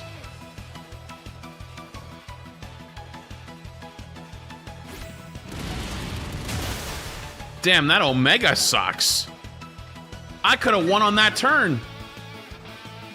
Oh.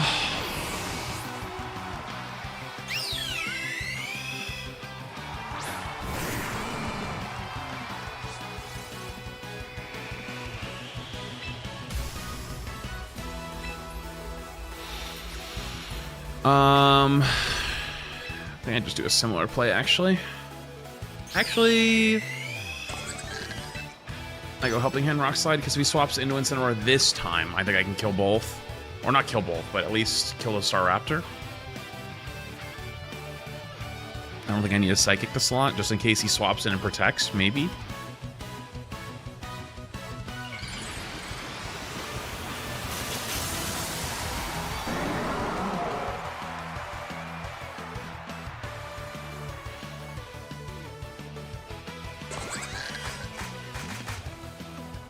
He just straight up not swapping the Sylveon. He does not care.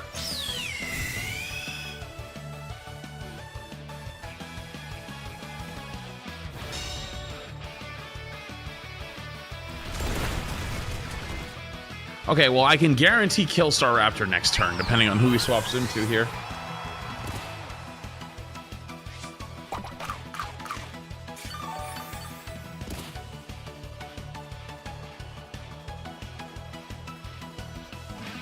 He's trying to wait out Sand? Like, what's the play here? Okay, so it is Incineroar. Alright.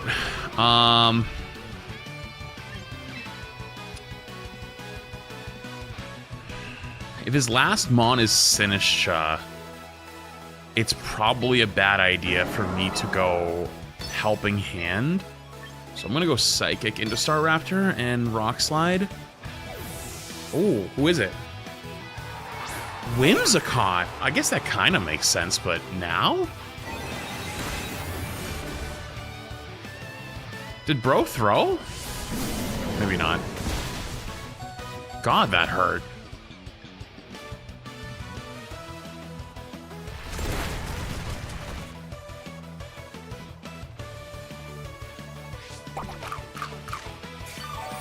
Yeah, I think the -1 might kill me, honestly. Yeah, it's GG's.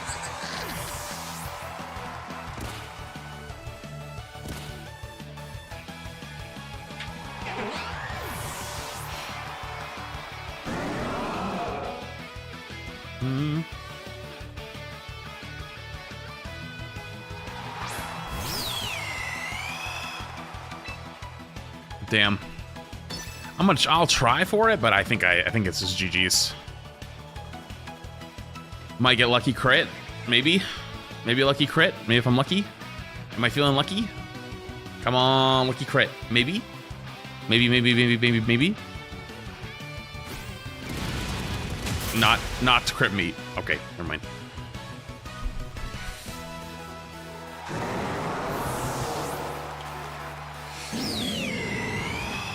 Oh, it's tough. That's tough. I could have literally won that on one turn. I can't believe he stayed in. I literally would have killed both of them instantly. Maybe, I guess, with where I'm playing, I just gotta think that maybe they won't make the smartest play. They'll just click the button and call it. They might not even think about it. They might just see I click button, I win game. And I'm like, okay, they know that I'm gonna win this turn, so they're gonna swap out.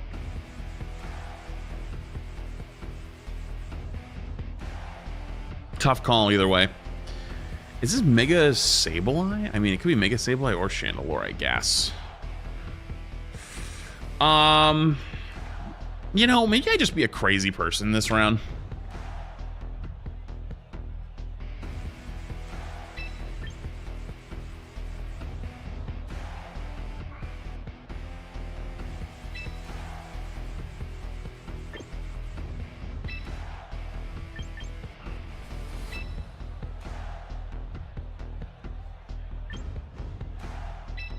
May I just be a crazy person?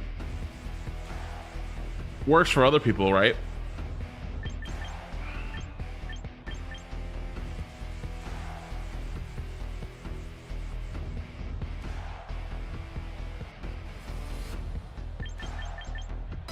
Works for other people. Why not?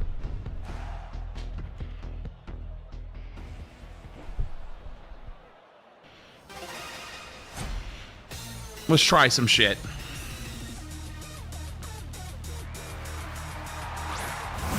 King Gambito and Sneasler. Alright guys, let's play a little game here. Who does he go after? I think Tyranitar is much scarier for him here.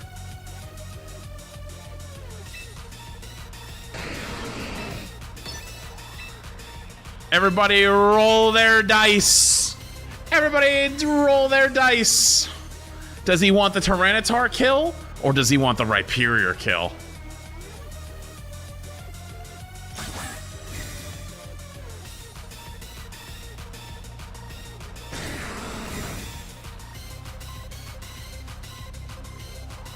Kowtow Cleave, survey says. Ooh, Tyranitar.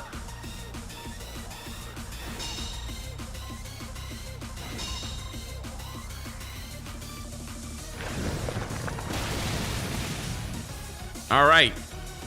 So, Sneasler is important to him. I think he goes, well, two things. One, if he has Focus Sash, it's gone now. Two options. He can close combat me this turn.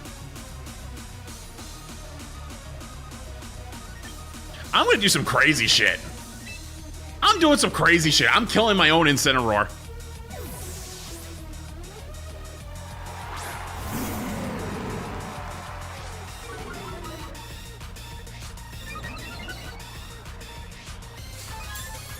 It is White Herb.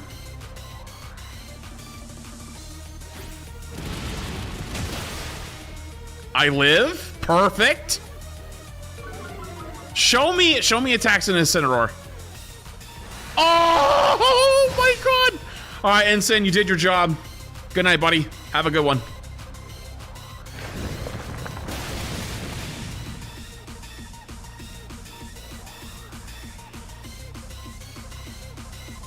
King Gambito is down. Sneasler is down.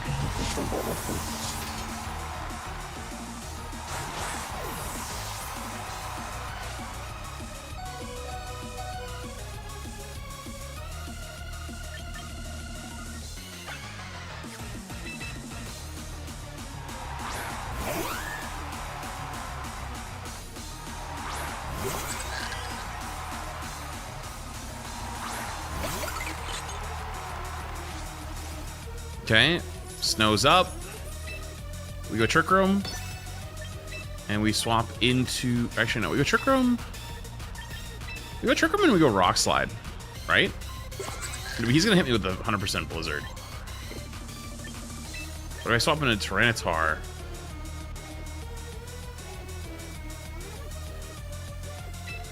Yeah, it's fine.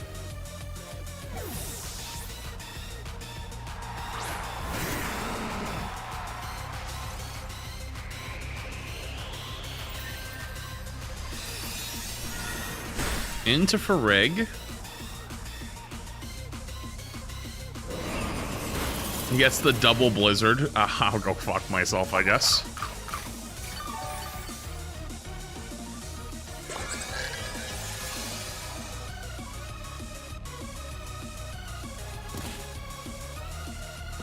Okay, Sandstorm breaks the Focus Sash.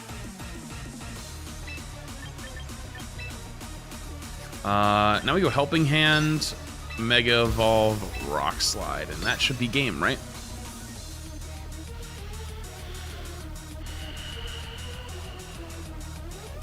Oh yeah, you're right. They didn't have a Mega.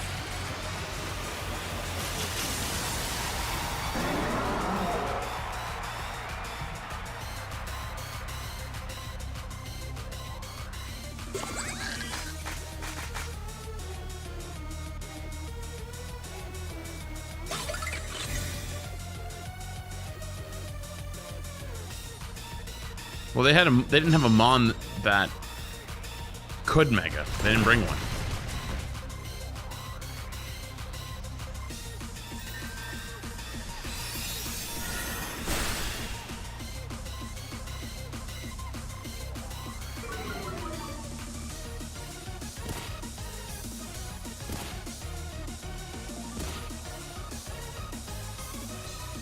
Do I play the safe way and I go Psychic here?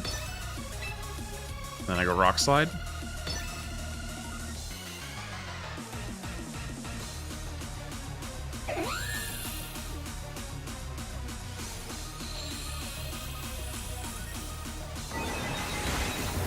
Didn't see that one coming.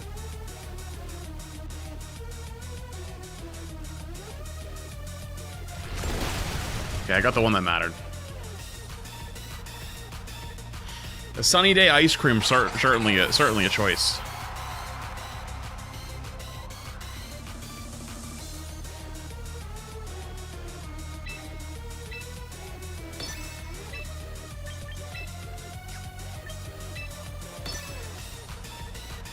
I think Ice Punch can technically miss, right? So I'm just not gonna click that.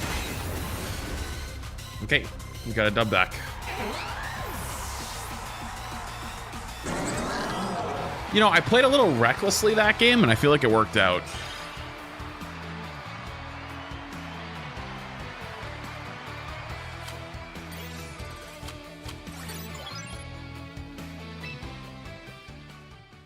I played a little recklessly, and it kind of worked out.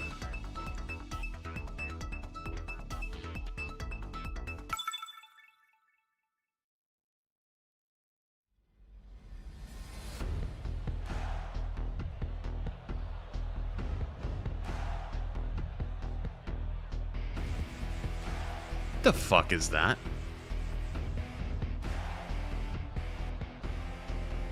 No, the fuck am I looking at?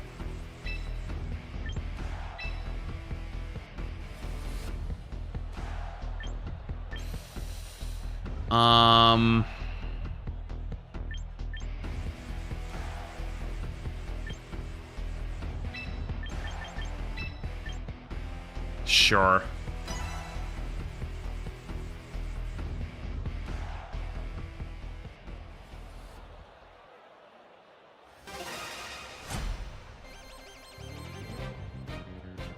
I haven't seen a Mega Malamar.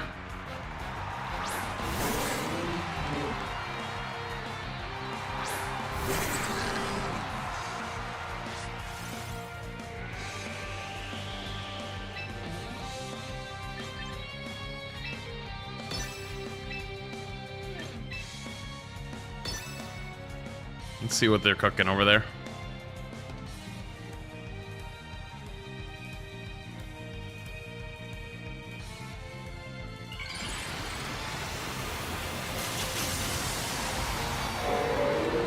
Let's see what they're cooking over there. Okay, Mega evolves. What's he got?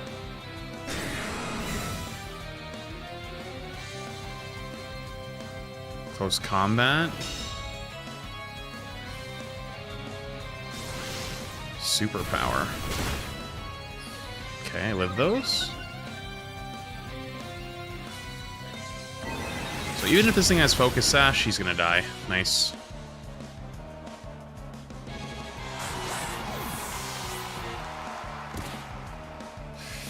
That's good.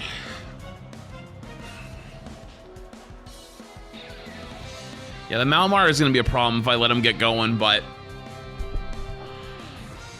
I don't know how fast that thing is. Is it fast or is it slow? I actually have no idea what the speed stat on that thing is.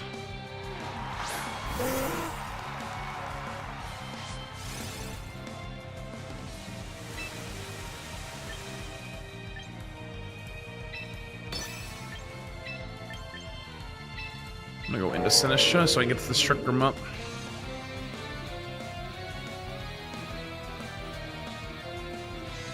.88, so it's not too fast. I'm worried my Trick Room's gonna work against me here, but I gotta get some offense going a little bit.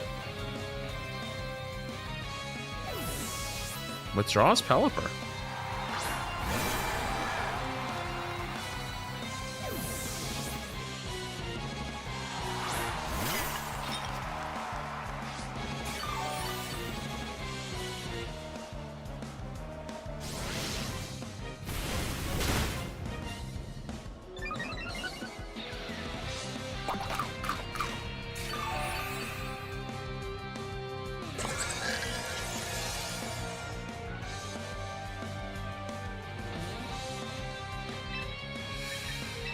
Okay, Psychic has no effect. All right. I guess it's time for some helping hand matcha gotcha. Let's get going.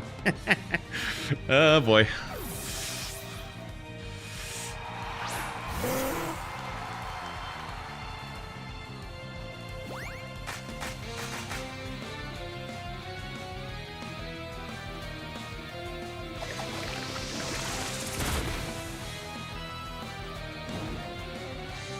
Burn is nice. Can I get 2?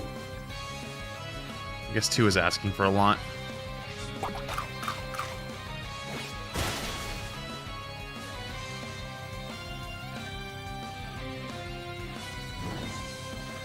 Alright, risky plays time.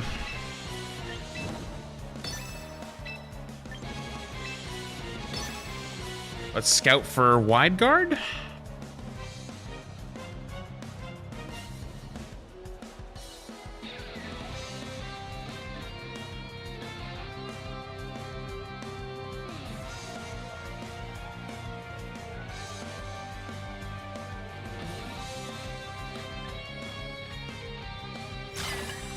Show me wide guard. Show me wide guard. Show me wide guard.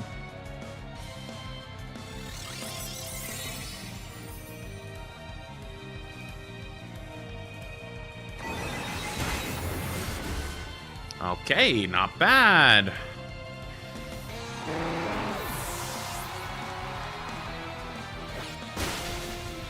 Oof, that hurt.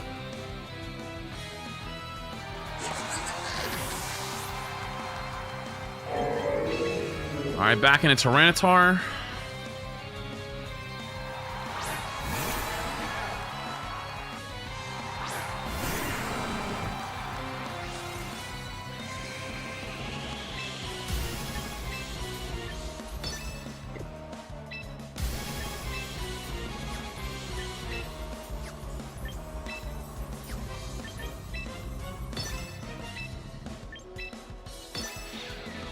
All right, here we go.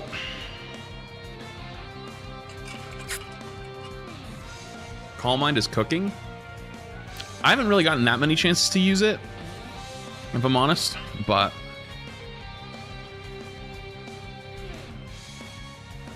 like I've thought about even changing Calm Mind for Thunderbolt.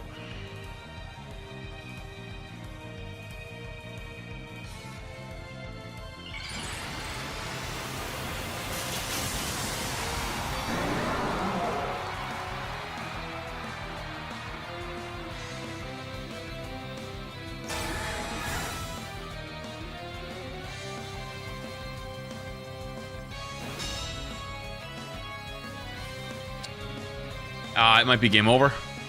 It actually might be game over right that. I was gonna use knockoff, but I didn't think I'd get the kill. Oh my god, the burn. Wait, I got bailed. Well, I got punished and I got bailed. Wait, how many turns of Trick Room are left? Uh-oh. Was that the last turn of Trick Room?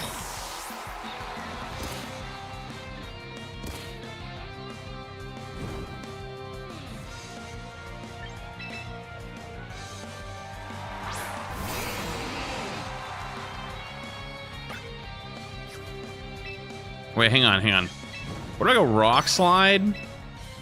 Earthquake. Is that a stupid idea, or do I just go double Rock Slide? Double Rock Slide sounds safer. Double Rock Slide is safer. We might even get a flinch out of it.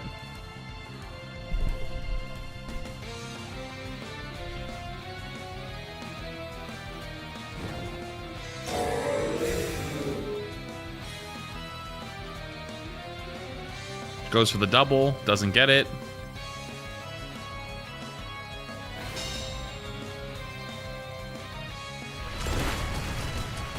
Okay, that's one. Come on, Tyranitar. Don't let me down. Don't let me down, Tyranitar.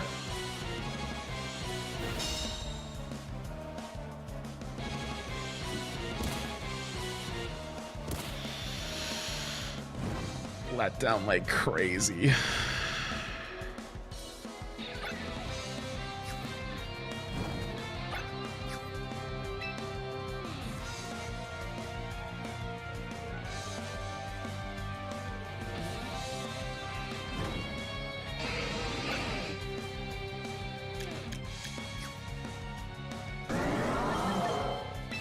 Okay, there is still a way through, I think.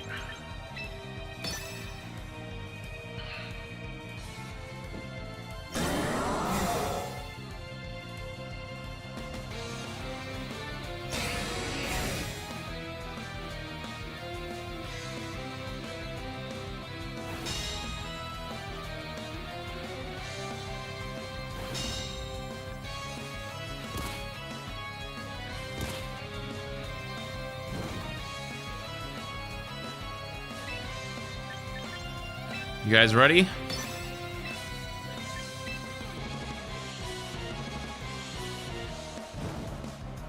Shake and bake, baby. Shake and bake, baby.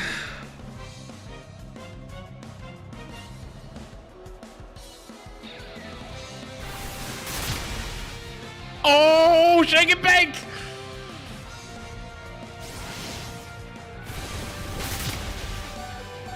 Wait, they both lived.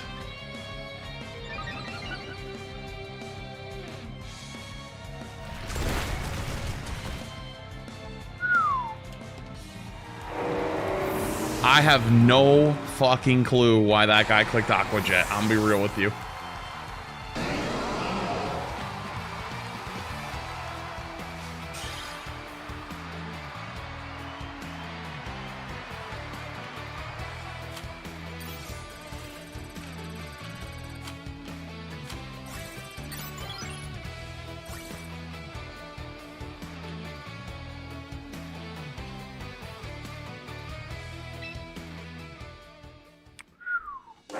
+1 superpower doesn't kill T-Tar. It was actually +3, I think, but it was burned, so.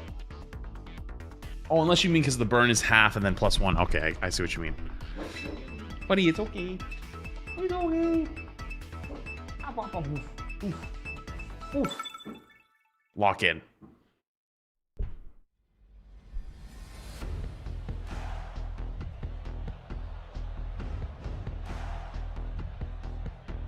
Okay. All right, this is a team.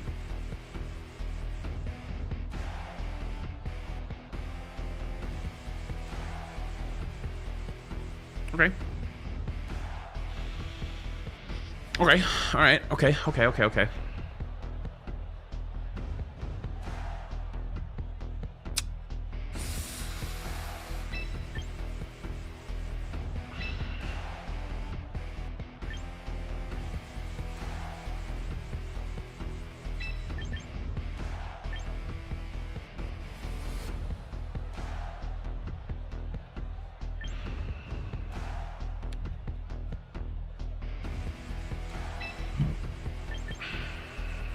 Okay, lock it in. This is definitely gonna be a tough one.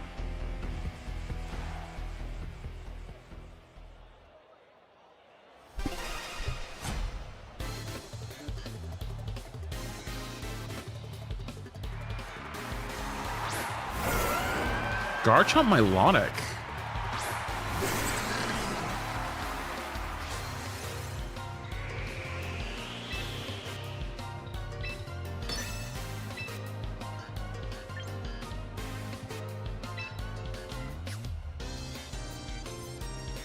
So I think he needs Earthquake to kill me. Kill Tyranitar, right? Do you think he doubles into the Trick Room? Or does he protect and go for Earthquake? I don't even think he could kill me with Earthquake. He'd have to... I'm gonna go on the offensive while I set Trick Room.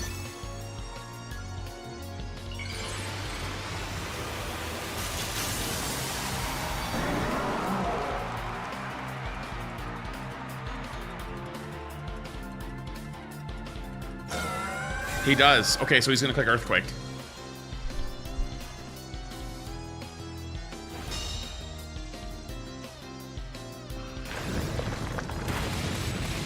I eat that. Oh my god, I'm gonna punish him with that one. Oh, that's a good start. That's a good start for me, I think.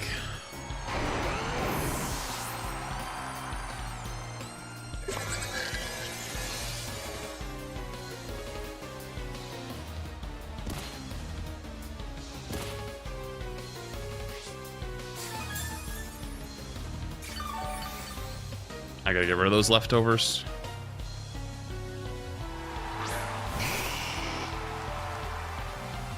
I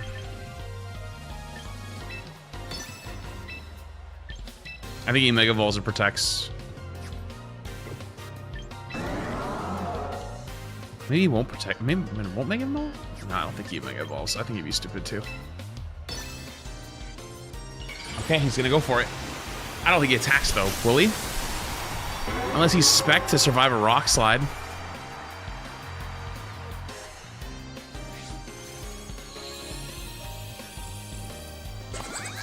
Might be spec to survive a Rock Slide, I guess. Or he's just hoping for a miss. Or we protected. I'll take that.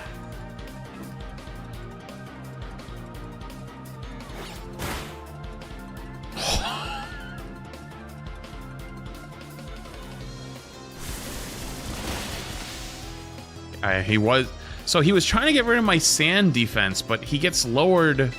He's gonna get lower attack on the Scald because of the sun. So like, that's kind of what I thought he was gonna do. Was gonna try to kill Tyranitar. I didn't think he was gonna Mega Evolve though. If he did Mega Evolve, it was like it just didn't make sense.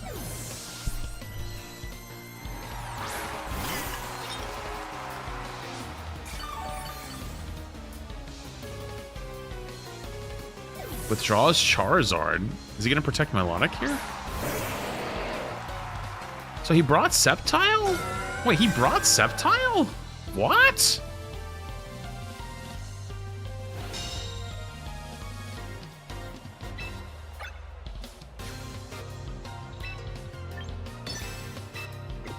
Wait, hang on. I think, wait a minute, what's his play here? What is his play here? I actually don't know what his play is. He could protect and swap. That's like kind of a decent idea, but I can't let him just get a free turn. So I'm gonna go for the Calm Mind.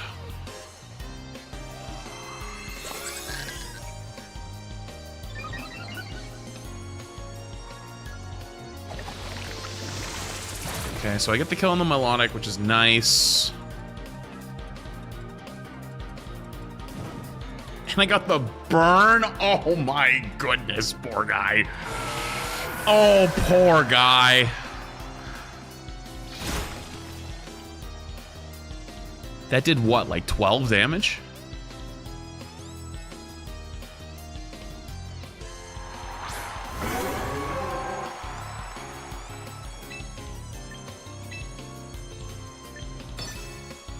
Actually, I don't even need to target it. It's just fucking neutered.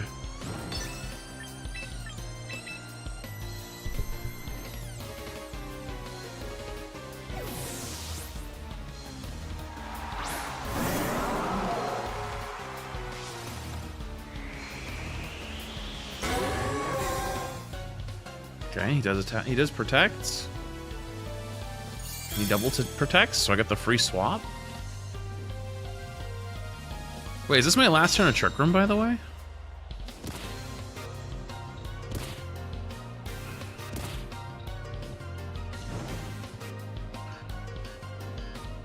Oh. But wait a minute, hang on. I just go Trick Room again. And I swap back into Sinistra to make sure I'm guaranteed not gonna die. Although I don't think it's possible, really, for me to die.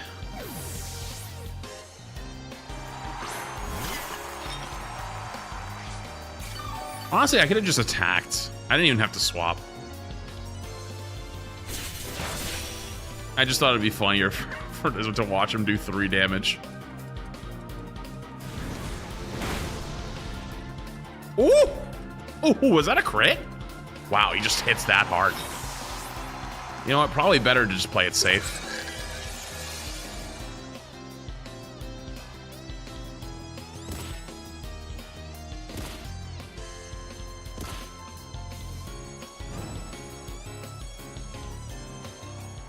Yeah, he knew it was over. All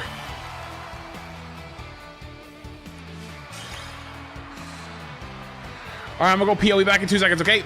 Everybody get up, stretch, do what you gotta do. Be right back. Oh. We're getting there. We're getting there.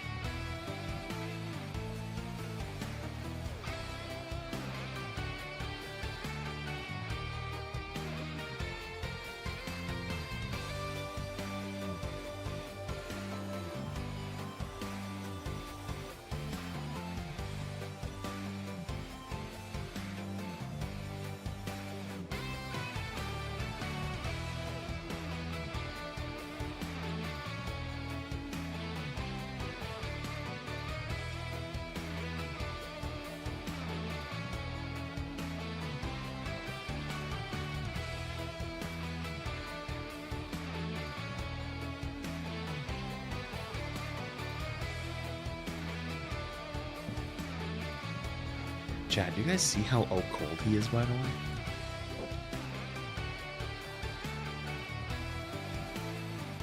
Bro, his ass is out like a light. Yo, thanks, Hopeless. Appreciated. His ass is out like a light. Okay, I don't have a whole lot of time. I got about another hour until I gotta go pick up Shay at the airport, so lock in. We gotta win some games in a row. Otherwise, I'm not gonna make it in time today. This is a cool ass team. I respect this team. This team looks awesome. I can't wait to beat its ass. I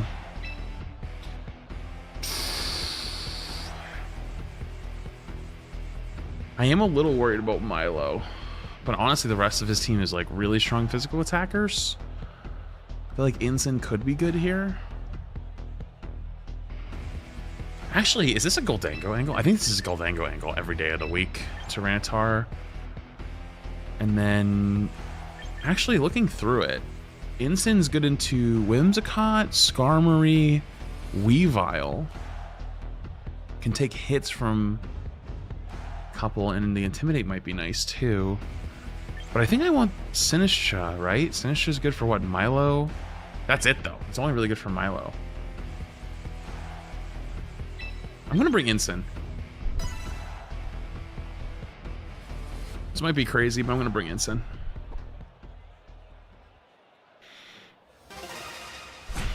Show me Milo in the lead.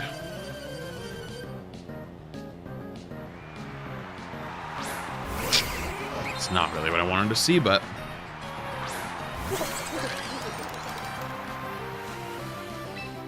Okay, what's the chances he actually clicks Fake Out on Weavile? Does Weavile have Fake Out, actually? I don't even know if Weavile gets Fake Out. I'm gonna go into Ensign.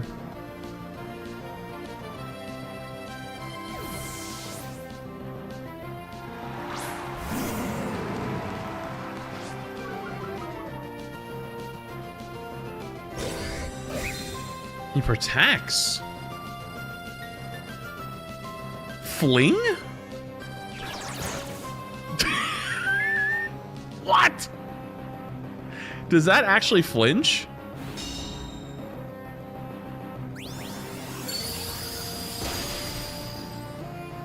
Wait, how is he 1 HP? Wait, what? Wait, he got a natural 1 with a King's Rock? Are you joking?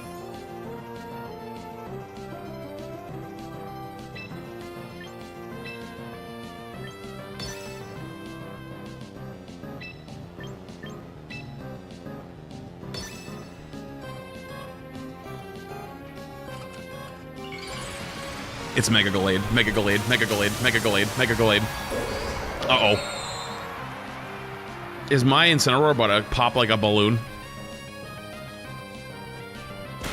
Okay, we've all dead. He's -1 though. Like this, I'm getting good value out of this Incin pick right now. Post combat, so he's gonna be -1. I lived because the oh my god. Minus defense, Shadow Ball comes out, he's dead. What world does he live in? He's dead now.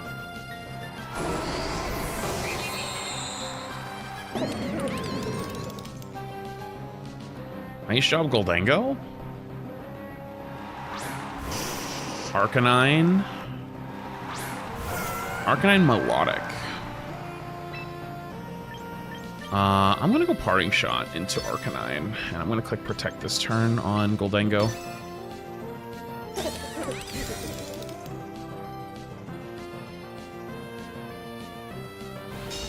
Goes Flare Blitz. Scald. Okay, that's fine.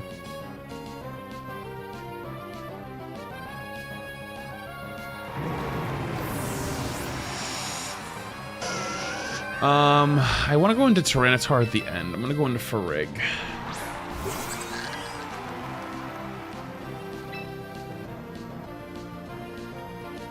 Who do you think is faster? Golding? His Arcanine's probably faster, actually.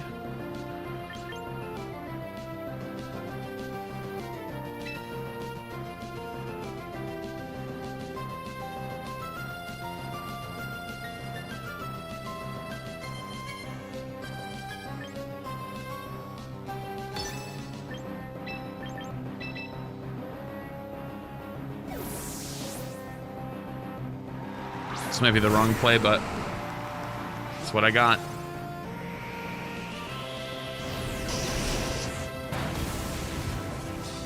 Okay, we eat those.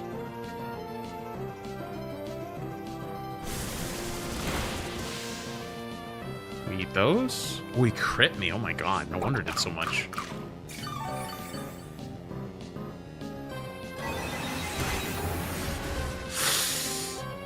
That did not do as much as I needed it to. Okay. What's the play here?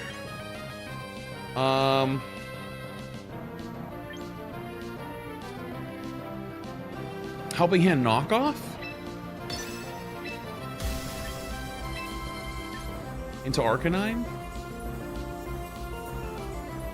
But he could protect. Maybe I go Rock Slide. Yeah, Helping Hand Rock Slide.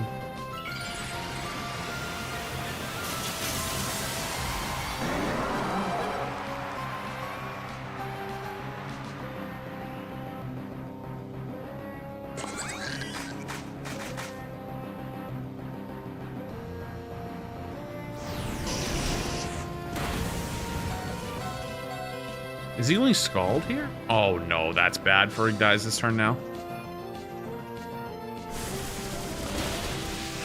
Okay. The double burn? Are you shitting me? 1 HP. Well, I lose the game now. I lose the game off that.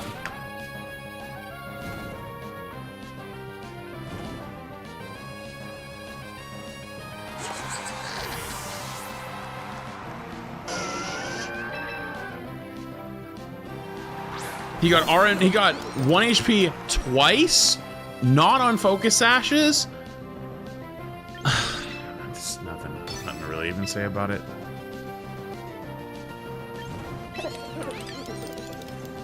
I think I just died of Scald.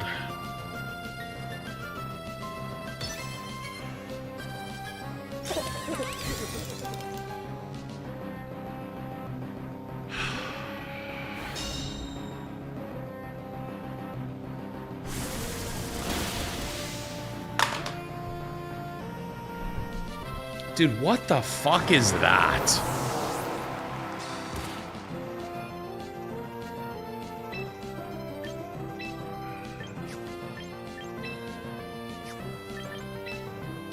Well, I lose.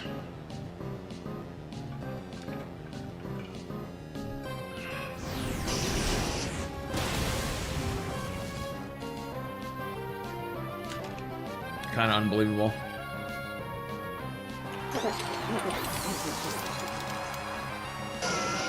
Kind of unbelievable I lose to that. Double burn.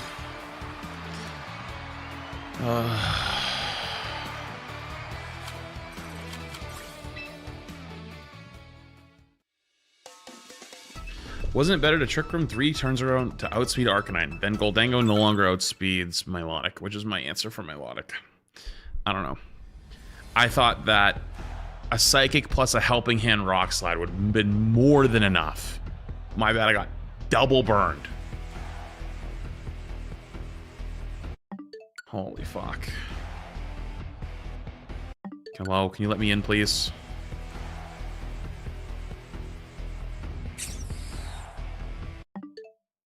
There we go.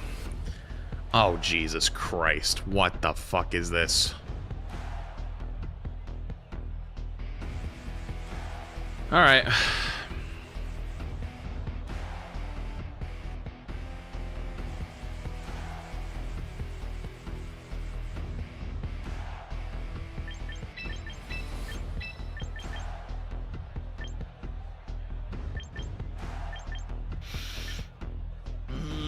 I don't like any of my options here. This at least helps me with the matchup with Garchomp, I guess. Which is probably my biggest problem. Goldango helps with Sylveon. Doesn't really help with that much else, though. Sinistcha at least gives me a little recovery. Might have to be Sinistcha. Even though Sinistcha doesn't do anything here outside of redirection and...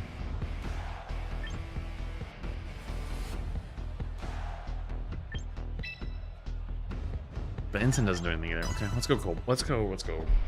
Yeah.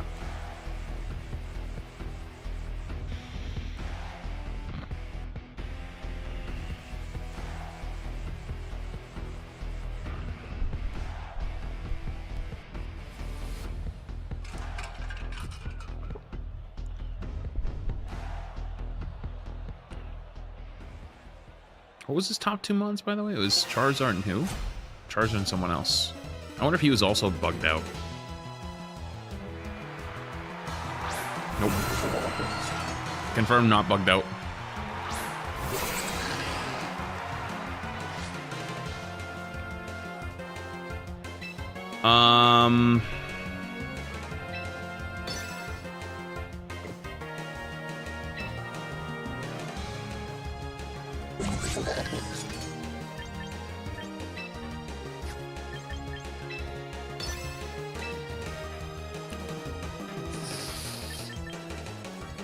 Trick Room Swords Dance could be a good play here, maybe. Trick Room Rock Slide. I'm worried about low sweep. I think I go Sword Stance because I don't know if I can one-shot King Gambit without it.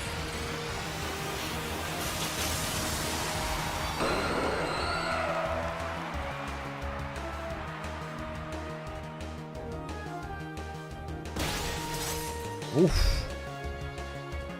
Ice Fang. Interesting. Kowtow. Oh! Oh! Owie.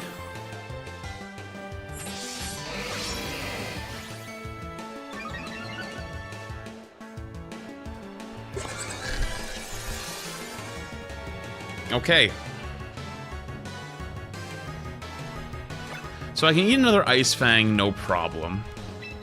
Where we could potentially get into problems is... Do you think he swaps out of Aerodactyl here? Into what?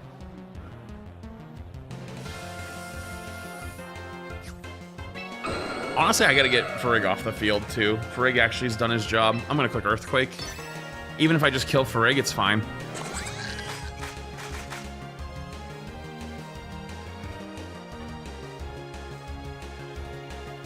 Goodbye, Fergaraf. You did your job. It's Focus Sash, King Gambit. It's Focus Sash, King Gambit.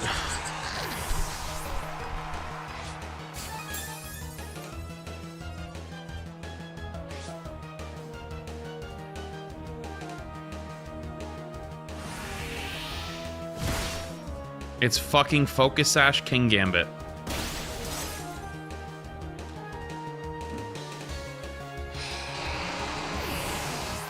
Kill me.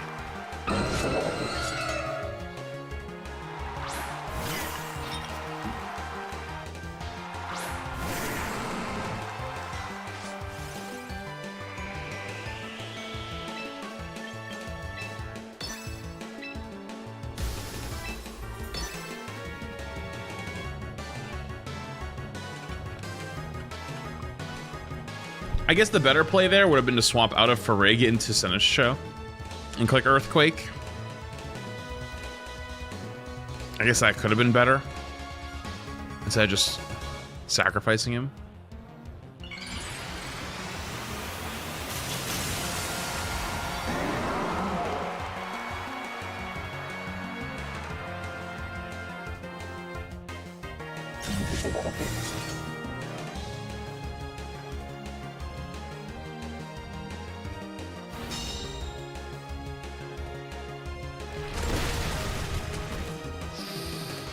Okay, show me matcha. Show me the matcha.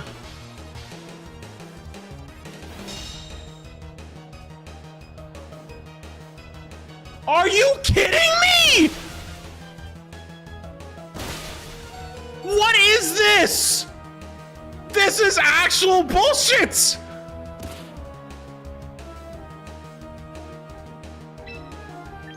This is unbelievable. This is actually unbelievable. I'm in awe.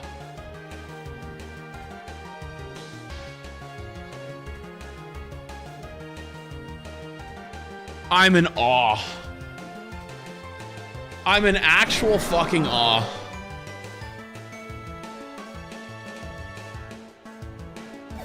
We've had an unreasonable amount of misses. Unreasonable.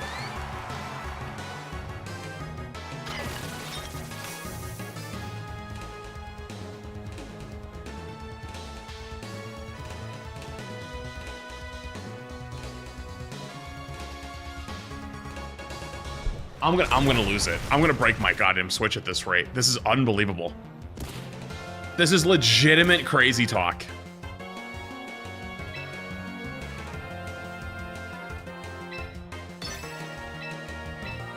This is legitimate crazy talk.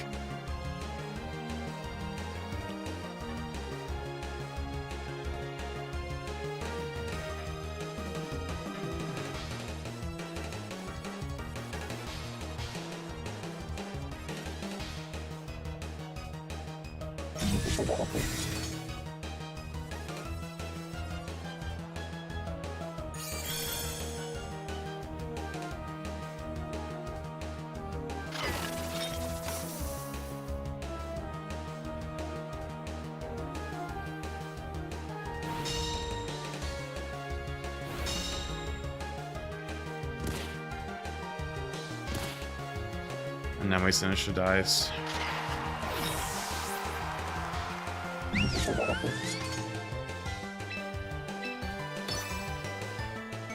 This is crazy.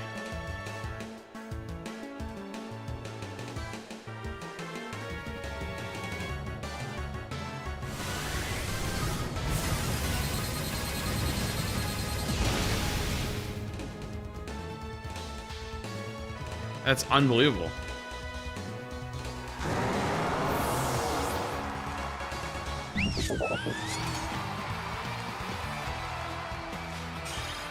That is actually unbelievable. That is the most unbelievable thing I've seen all day. That's not even the most unbelievable thing I've seen all day. I've seen so many unbelievable things today. I have missed it every time I've needed to not have a miss.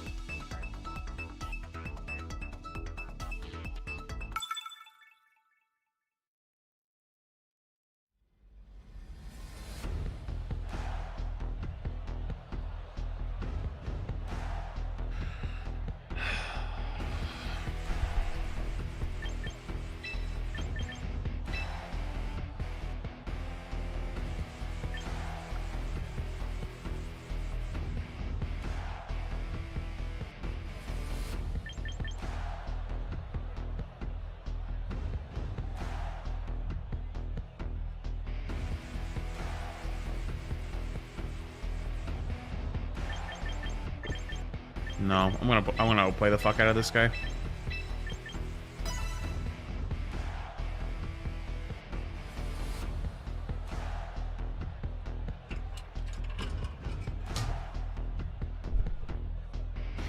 That is unbelievable. That actually gave me literal depression.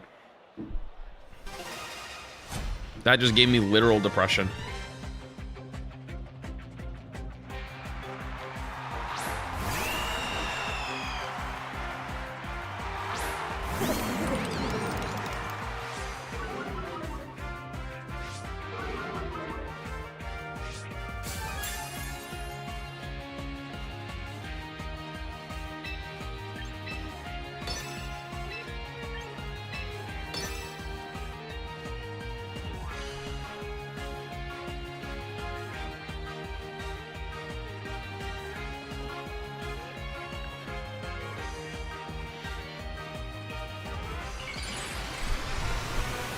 Okay, it's at least -1 Star Raptor.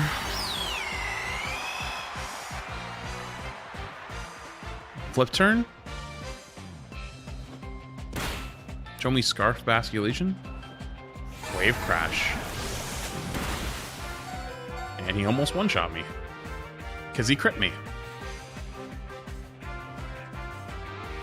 Okay. Alright, I'll go fuck myself.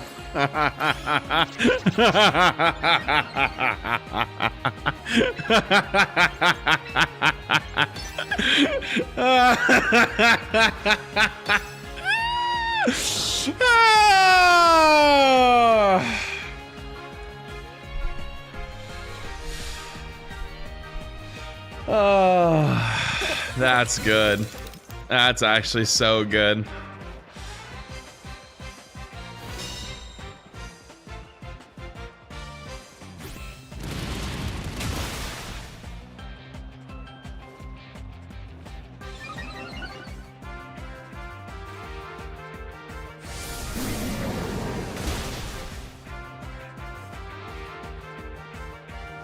It's bulky too.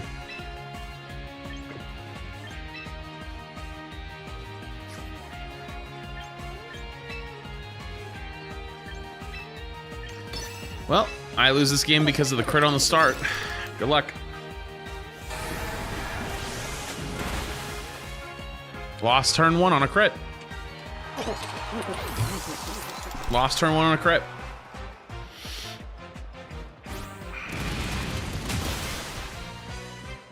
Wow. That was very fun and interactive for me.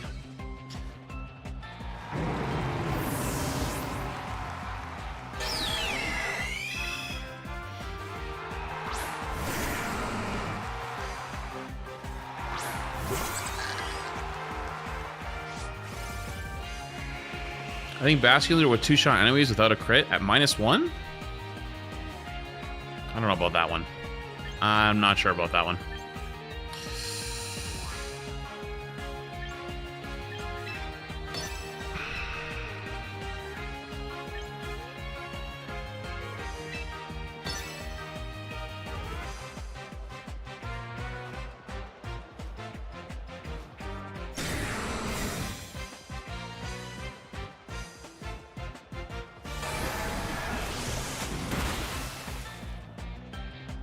Didn't trigger the berry, I'm probably dead. I should have actually... Well, yeah, I was thinking he was going to go for a Tyranitar, so it kind of makes sense I did what I did.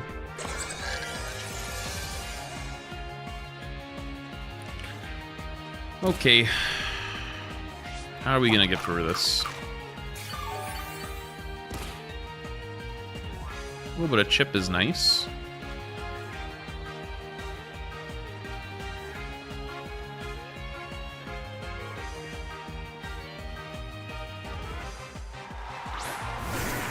Oh, it's his own Tyranitar. Uh-oh.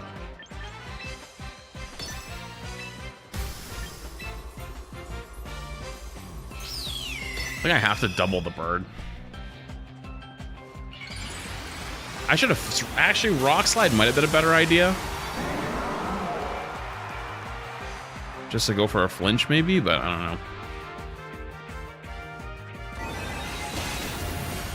know. Oh, yeah, that's not going to be enough.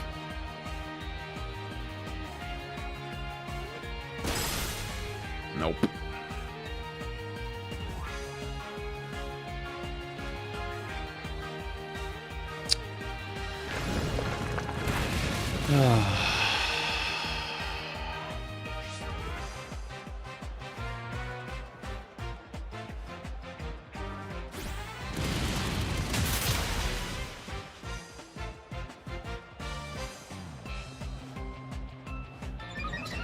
Wouldn't have mattered, but this is genuinely kind of fucked up. This is actually genuinely kind of fucked up at this point.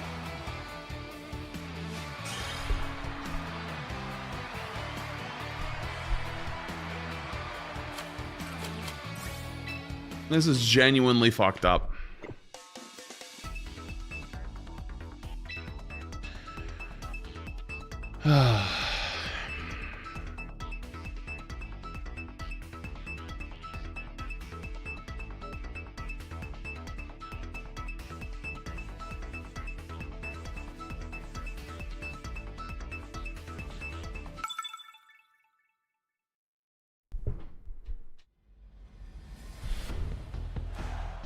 Well, my answer to it got crit on turn 1, so I'm not really sure what I do about that. So Trick Room team for sure. I think he leads Blastoise for Rig is probably his best play, but maybe not.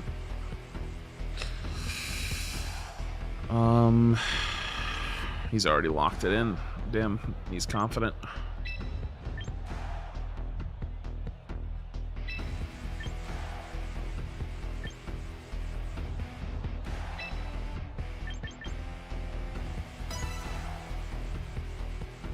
Yeah, I'm still up in total.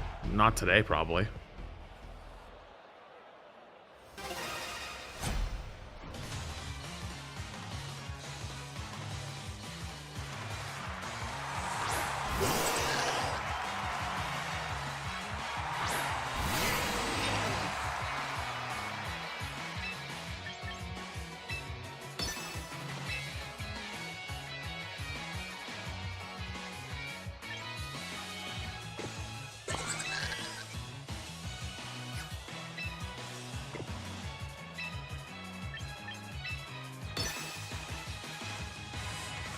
I wonder if he'll actually click the Trick Room button.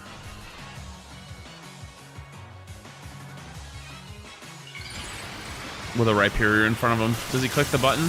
Or does he go for Dark Pulse? I think he might go for Dark Pulse.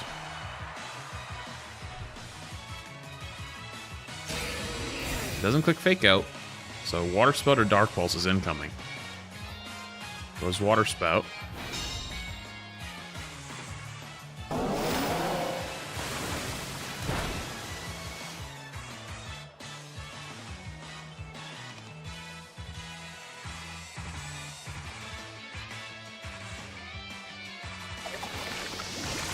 At least I hit the one that mattered. That is good.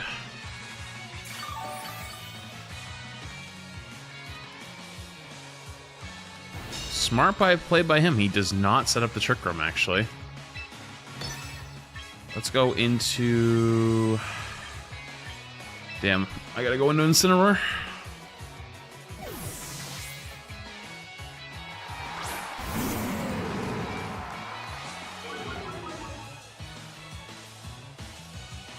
Water Pulse.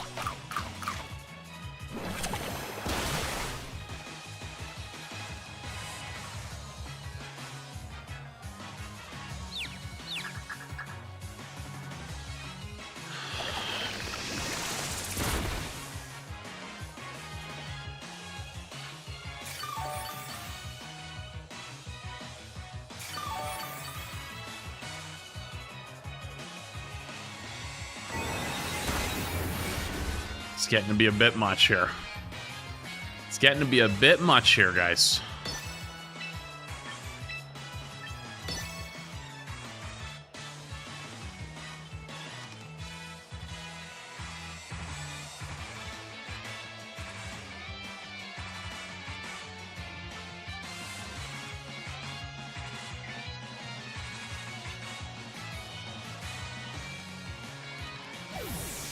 Withdraws Blastoise.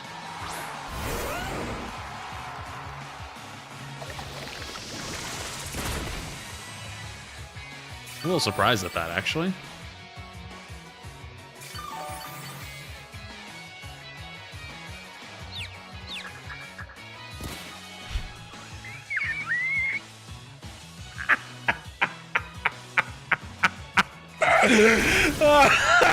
You actually can't make it up anymore. It's actually so funny. Oh, that is actually comical.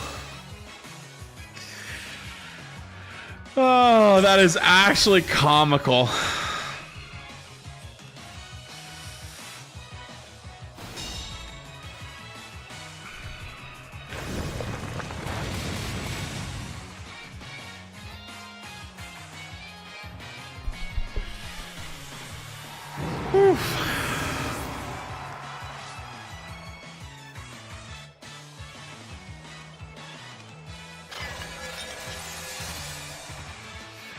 Whew, that is a funny one.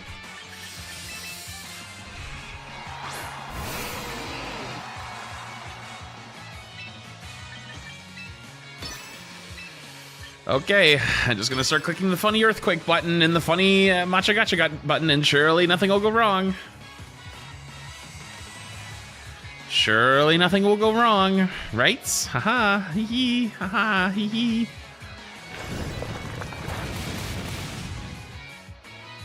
Haha, hee hee. Critical. Crit my own Sinister. Crit my own Sinister is so funny. This is a generational run, actually.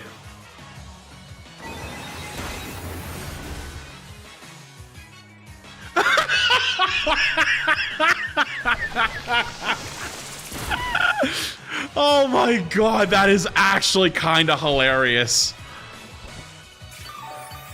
That is very funny. You need to play the lottery today? Should I bet my whole house? Surely I'll win.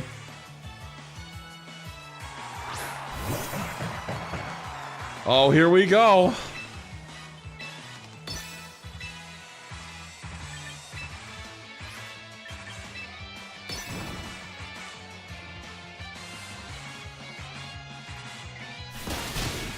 Thank you.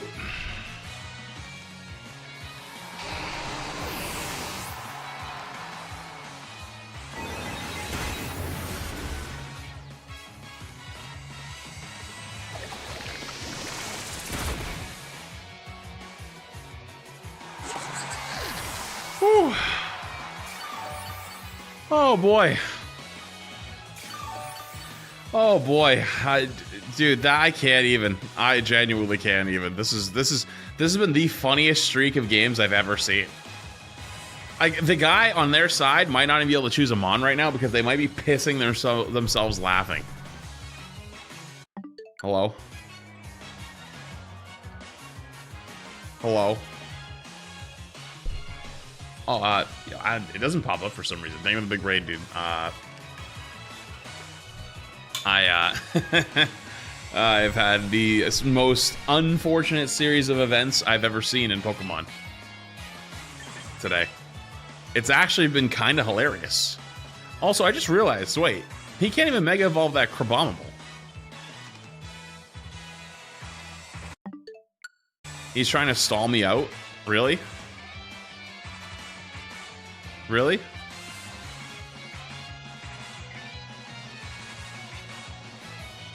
Really? Really? Really?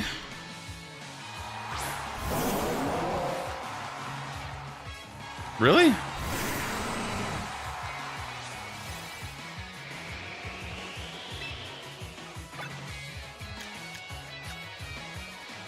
I'm just gonna play like that guy's got. Actually, you know what I could do? I could do some evil. Nah.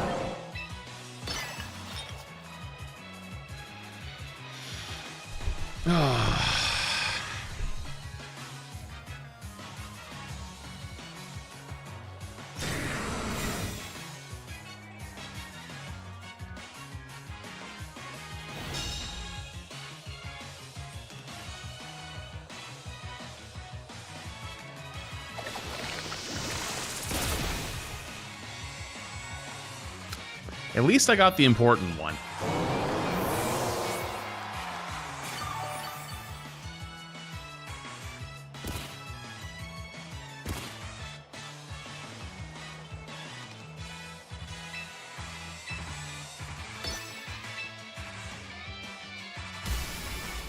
Should I go for the double protect? My luck's been so bad, surely it'll work, right?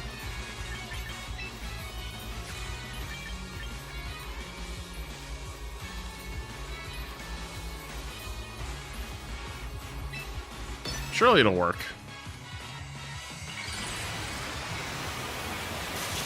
Rage powder? Oh yeah, rage powder would have been smart.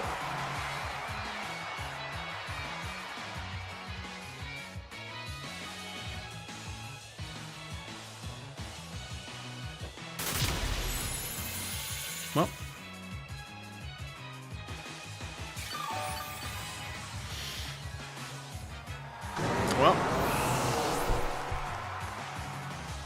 Well, that was fun.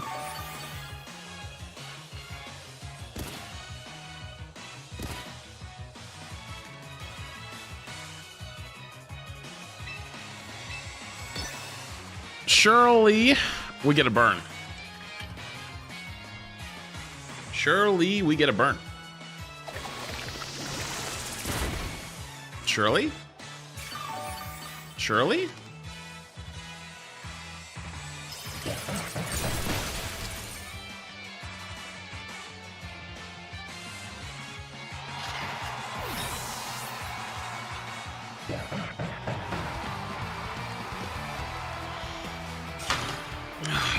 I'm not even having fun anymore. This is unbelievable.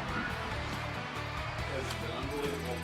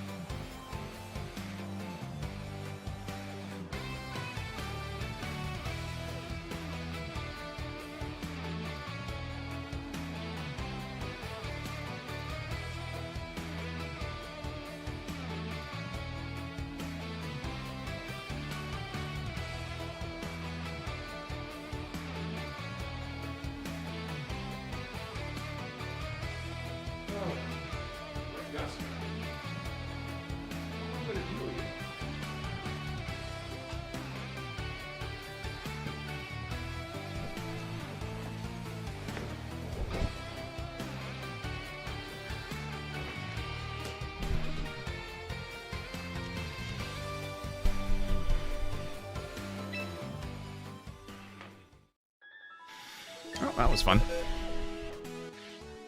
That was a lot of fun. That was very, very, very fun. Very, very fun. I enjoyed every moment of that.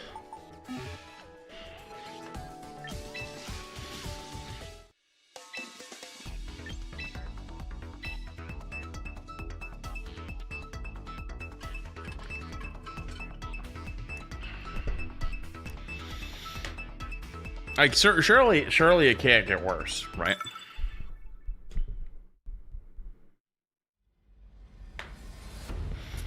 Surely it can't get worse, right?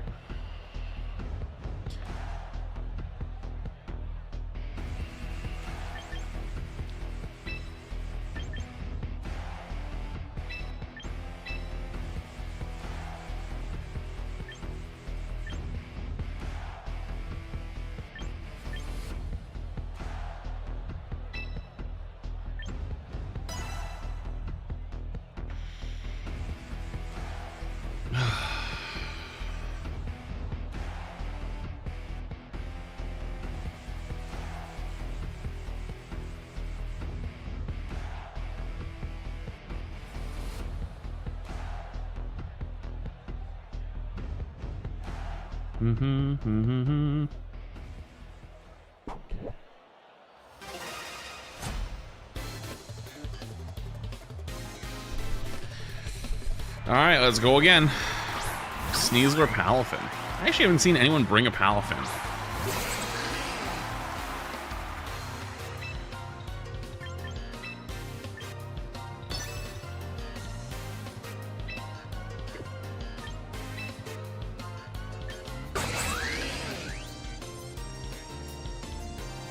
I have not seen a single person bring a Palafin yet. Even if they're on the enemy team, they just don't bring it.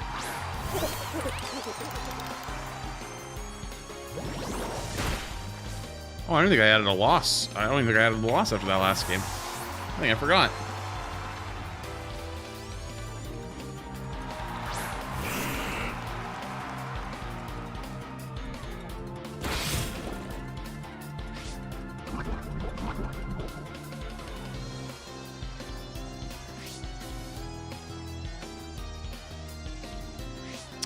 At least it was Poison Touch and not Dire Claw.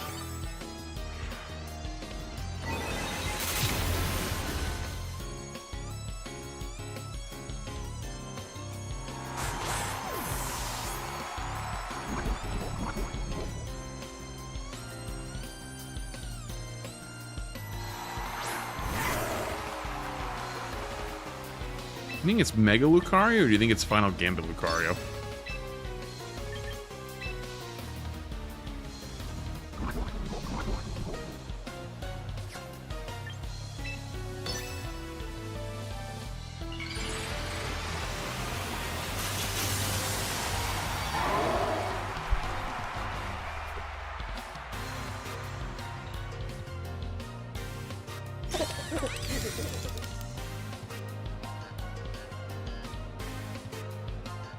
Rock Slide? Mega Lucario Rock Slide? Are you joking?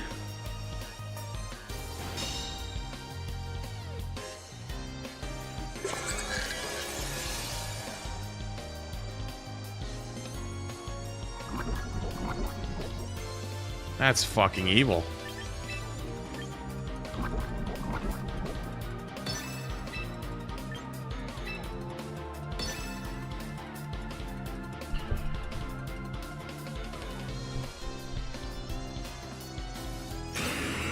Gengar protects, no surprise there.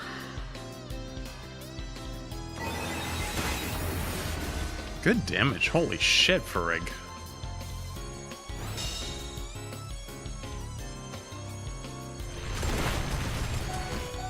Gonna die to poison, I think.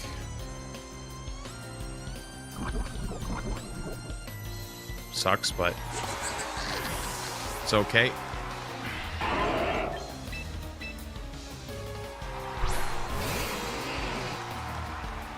So he just protected this turn on Lucario, right? I got this, and I can go this.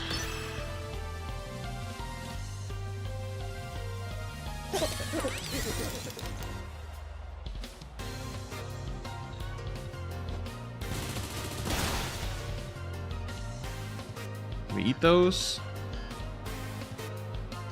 Probably Focus Sash Gengar, I'm guessing.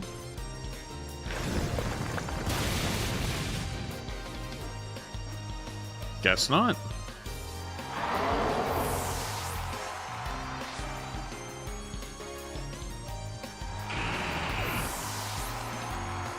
Maybe Mega Gengar and you just didn't use it? Or didn't bring it?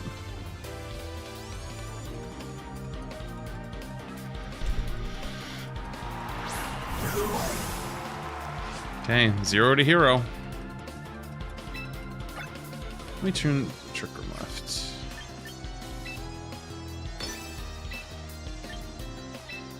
Let's go Shadow Ball. Let's go Rock Slide. Owie.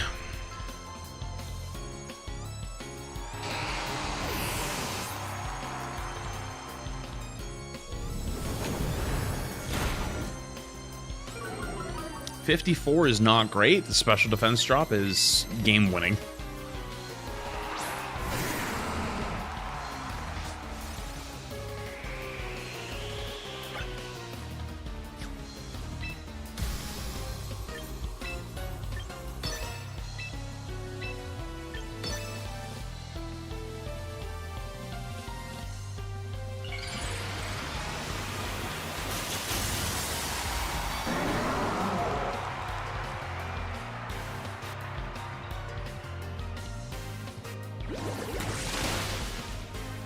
Eat those.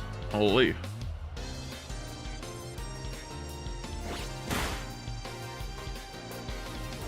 Well, finally got a dub back. Only took about an hour. Remember I said I only had about an hour left?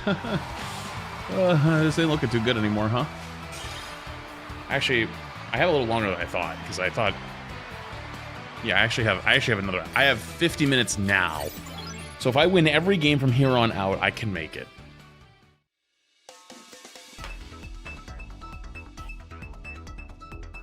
If I win every game from here on out, I think I can make it. I have to win every game, though. Can't lose any. Oh, boy. Uh-oh.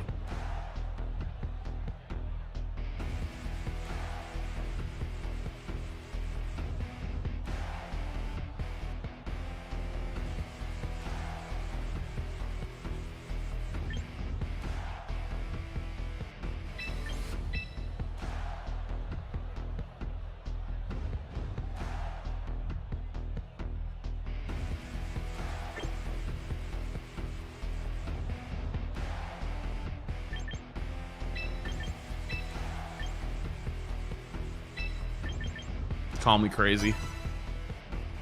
Call me crazy. Call me crazy banana pants, man. Call me insane crazy banana pants, man. I'm doing it.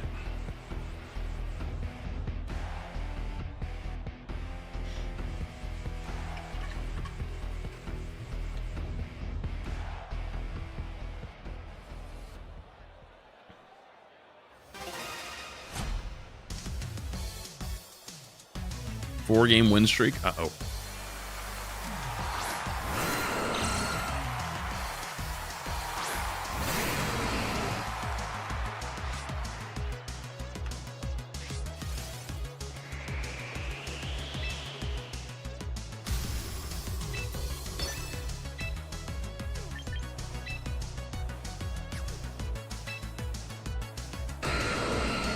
Time to get slidey.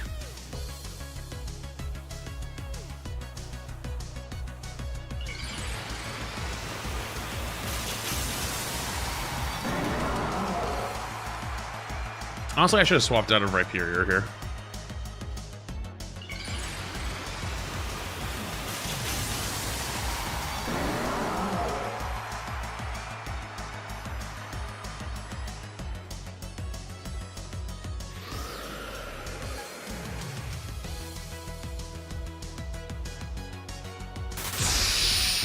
He one-shot me. Well, that sucks.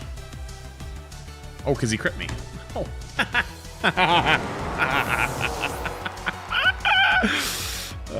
That's funny. That's a good one.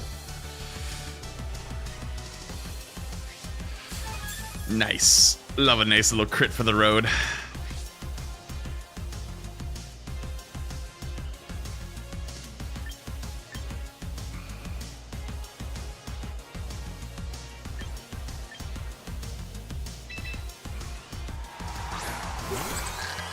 Shay, you're on the plane finally? Nice.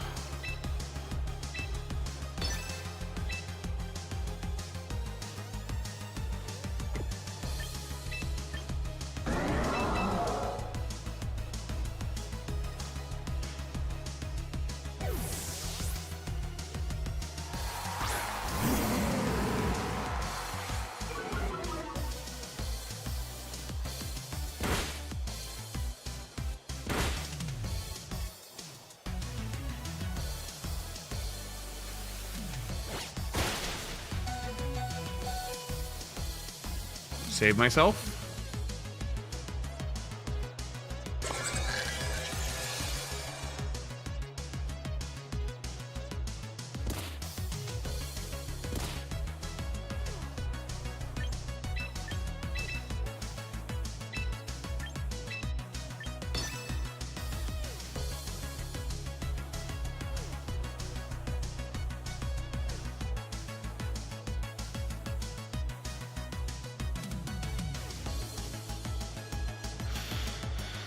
All right, my main source of damage is still Rhyperior. That's all I got left.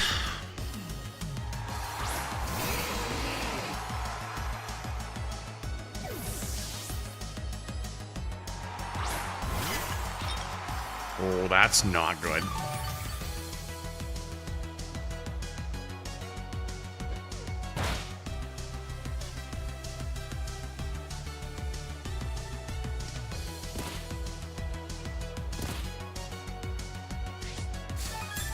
Oh, that's double not good.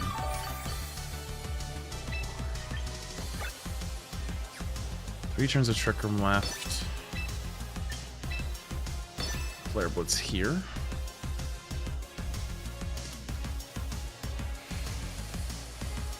So George, saying the 14 months. If I was a Pokemon, what Pokemon would I be? I have no idea. I'm too stressed out to think about that. Oh, hold up. Wait a minute. We're not out of the woods yet. Wait a minute. We're right back in the game now, actually. We're actually right back in the game.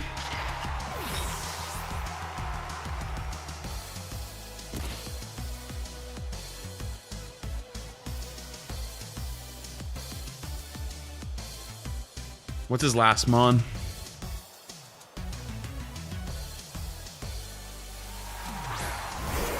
Garchomp.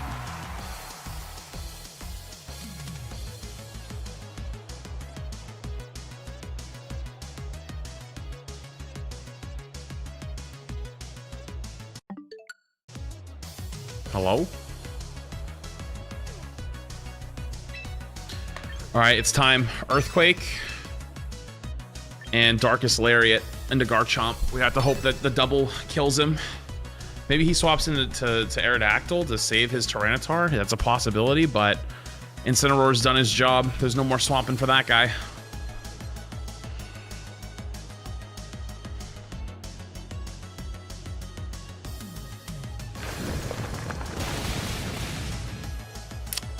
I forgot Incin was slower. Not gonna lie, I may have forgotten that Incin was gonna be slower than my Rhyperior. Well, GG's. GG's.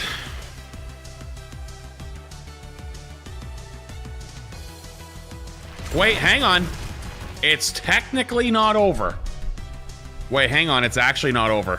He crit me too. You gotta be kidding me.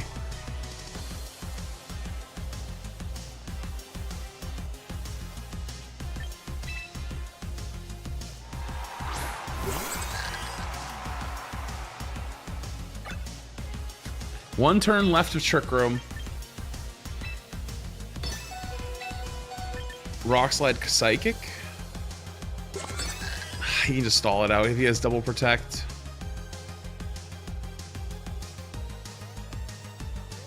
Maybe he doesn't check. Maybe he swaps out a Tyranitar? No, he knows. Damn, he knows.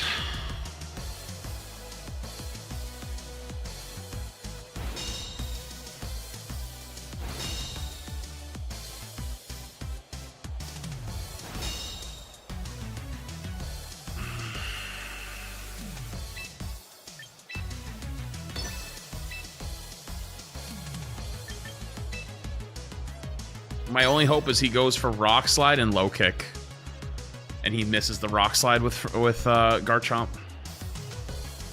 That is literally the only way I can win this game. Dragon's been in 24 months. Congrats on 1 mil. Keep on making amazing content. Thanks, dude. Appreciate the 24 months.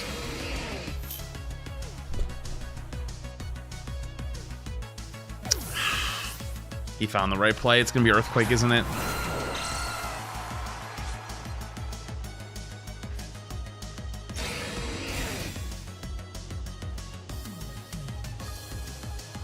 Yeah.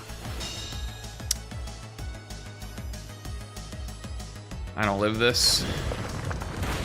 He knocked off my citrus earlier.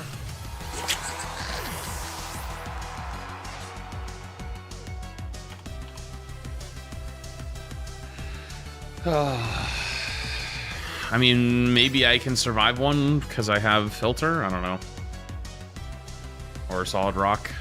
I don't think I survive though. I think I'm just dead.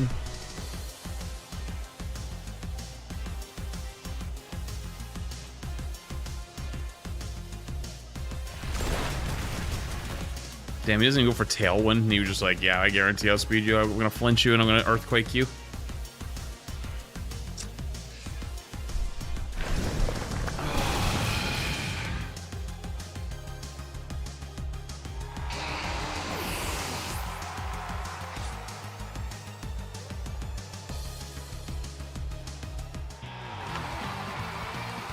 This has been horrendous. Also, I don't even know if I updated it. Oh well.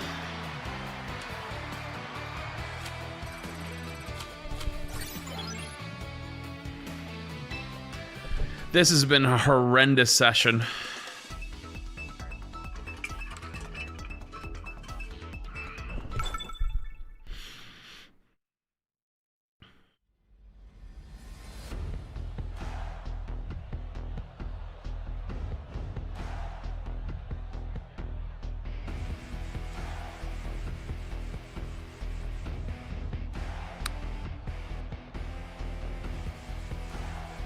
You know? I might be fucked here, but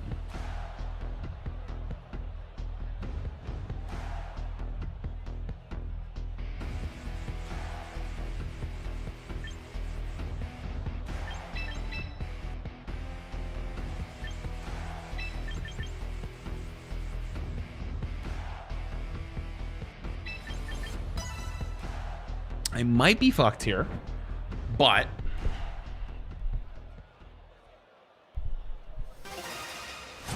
we'll figure it out.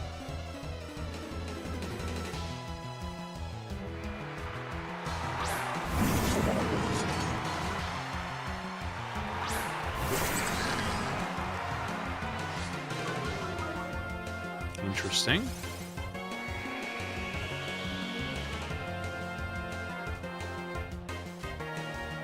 I think that's low kick King Gambit. Or do you think he's doubling me?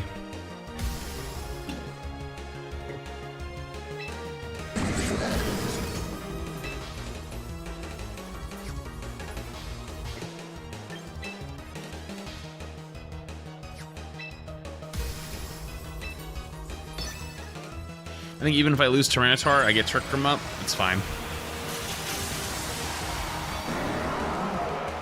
We'll see.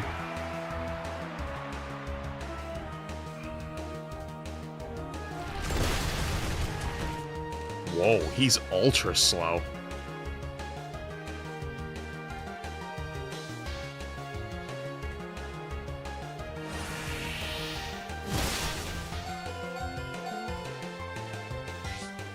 He is ultra slow. Holy shit.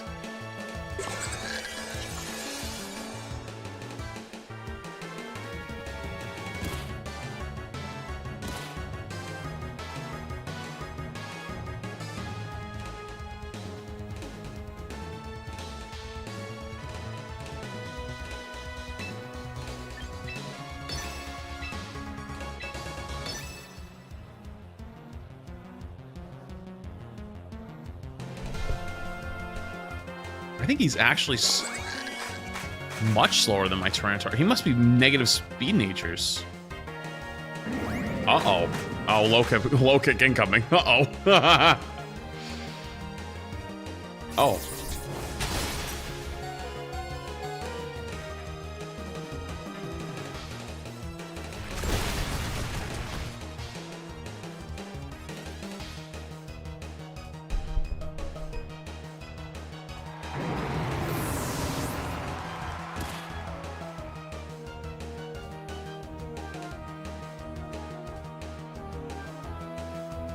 What's he got in the back?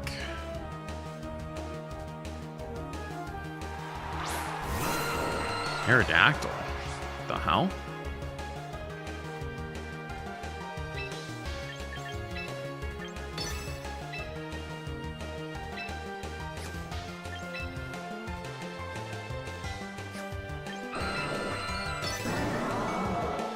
I kind of need my... There we go. I said I was kind of need my Tyranitar to die here. Honestly, a double KO is kind of good for me.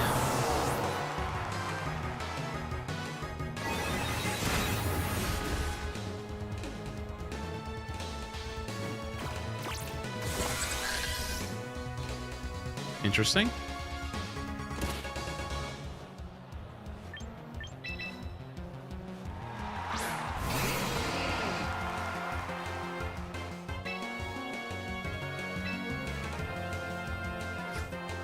Well, I'm gonna die anyways. Oh yeah, I can't use Helping Hand. Uh-huh.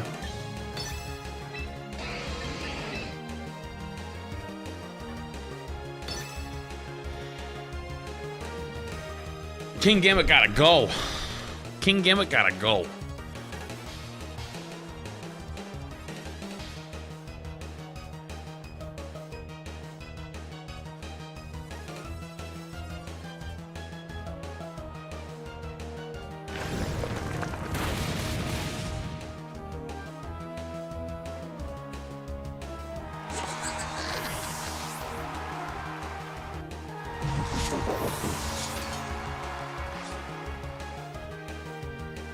Subjess, yeah.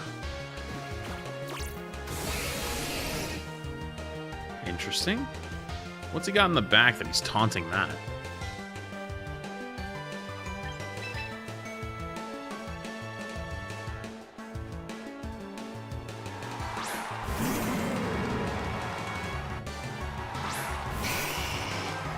Charizard.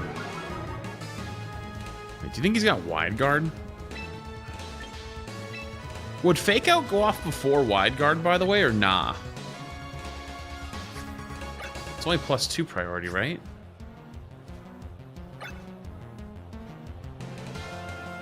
+3. Is Wide Guard +4 priority?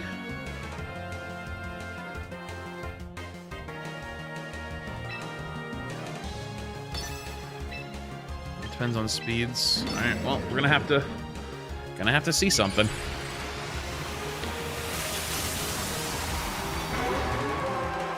Fago is more priority?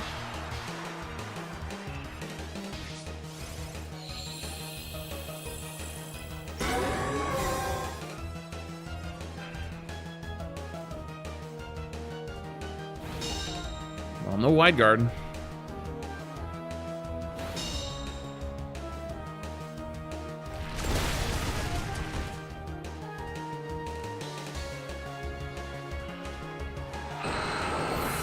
Okay. No, I want the Fake Out to go off before it so I can stop the Wide Guard. That was why I was asking.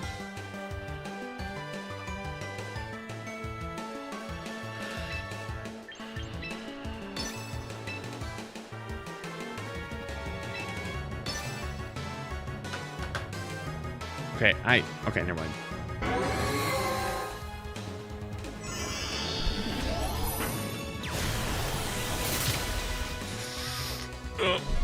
I couldn't protect, unfortunate.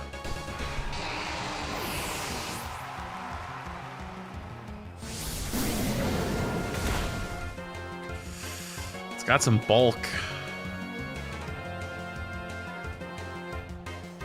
Do you think he two-shots me?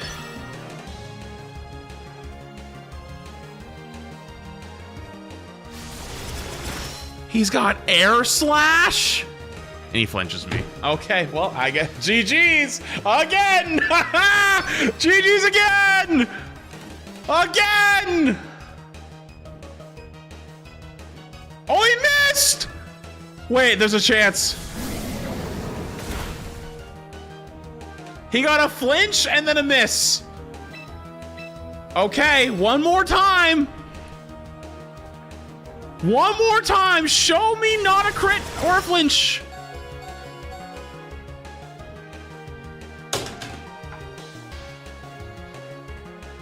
What's a man to do? What are you supposed to do against Charizard? What are you supposed to go do against that? I played it literally to the point where I could get the 1v1 with Incineroar and I get double flinched. It's just nonsense.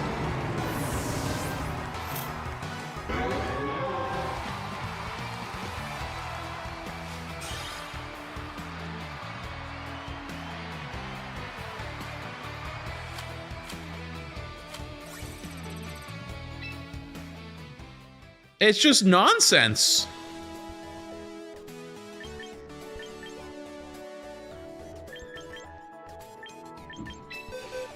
You know what it is? You know what it is, chat? You want to know what it is? Realistically? You want to know what it is?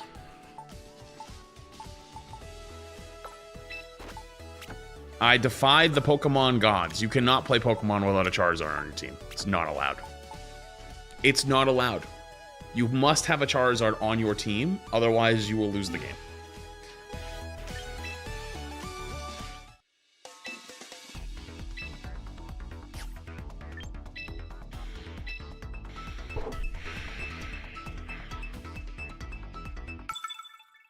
You have to at least have him in the team preview. Otherwise you just lose. What the fuck is that? Also, I don't even remember which Charizard I grabbed. Did I grab my Swords Dance one? Or did I? Oh, whatever. Who cares? It's not like it's gonna matter either way.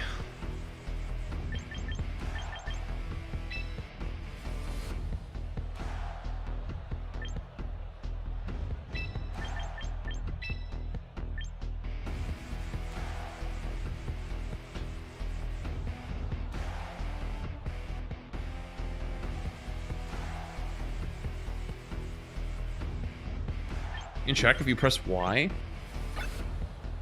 Oh, it is my Swords Dance set. That's good.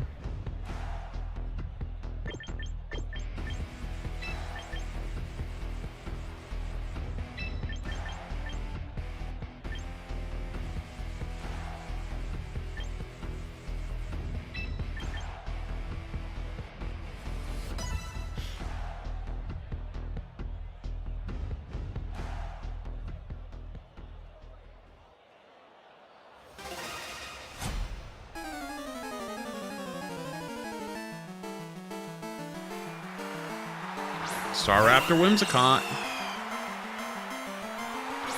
No surprises there.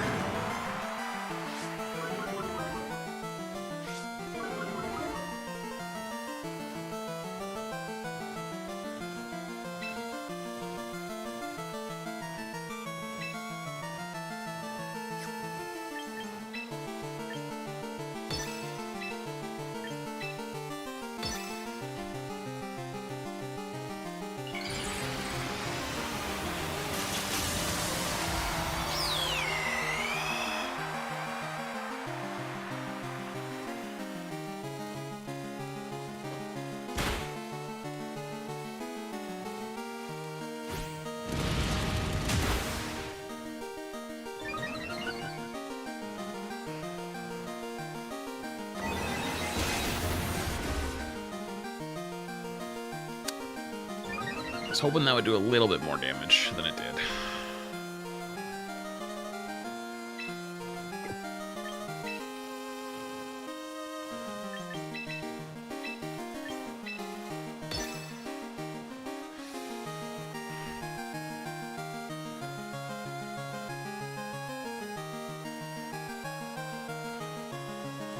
Honestly, maybe I should have just went straight for Trick Room.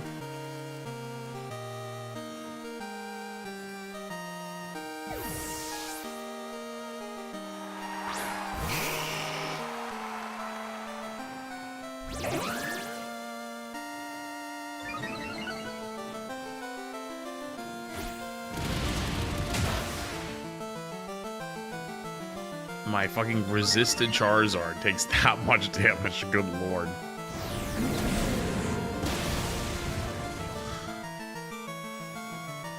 Are you kidding? Well, we're in big trouble. We are in huge trouble.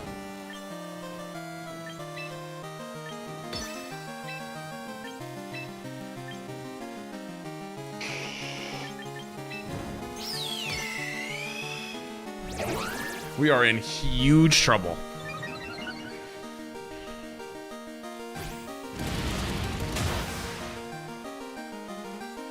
Should have protected that turn. I didn't think he was... I thought maybe he wouldn't target Charizard, but he did.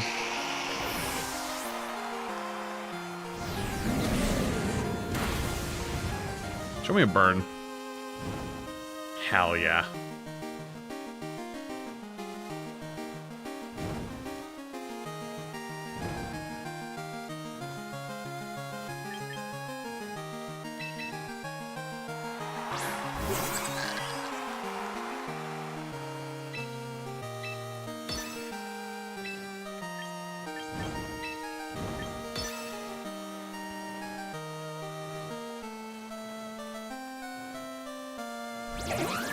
He's gonna get another boost. He's probably gonna kill Farig here, unfortunately, but... yeah, just so many boosts. Even with the burn, it doesn't matter. Can't slow it down.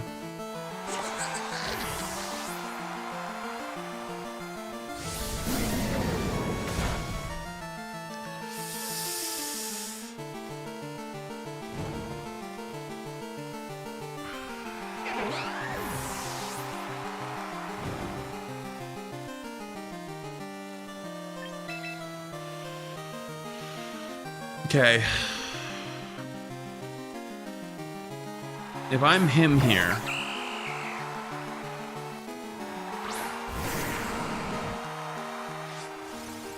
if I'm him here, what have we seen? We've only seen close combat. There is a good chance he has Roost. Right?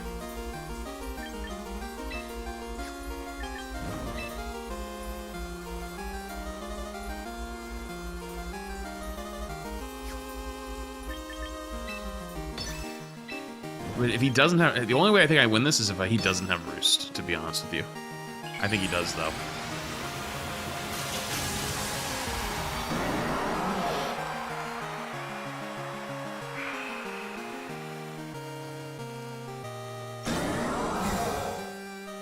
Let's see. Does he greed and go on the offensive? Nope. He had it. Well, that's something good at least.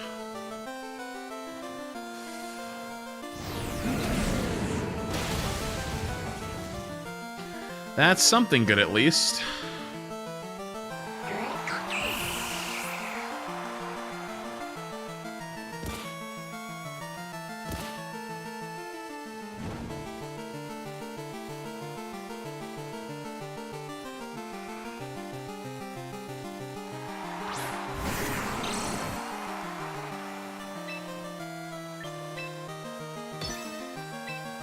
My Tyranitar's just too slow.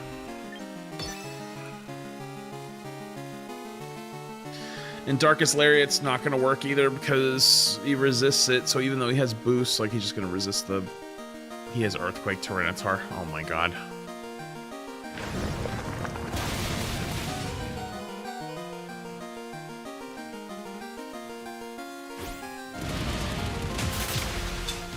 Ugh, I'm gonna go pee.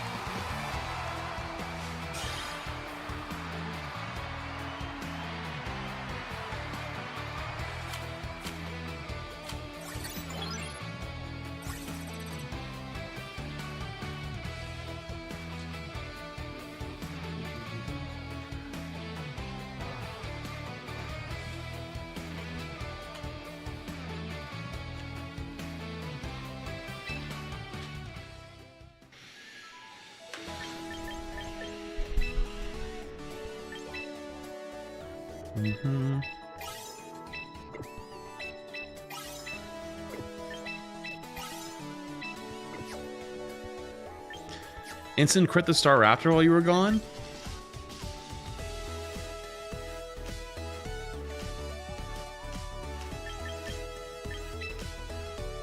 But I still lost, though. I'm still gonna be GG.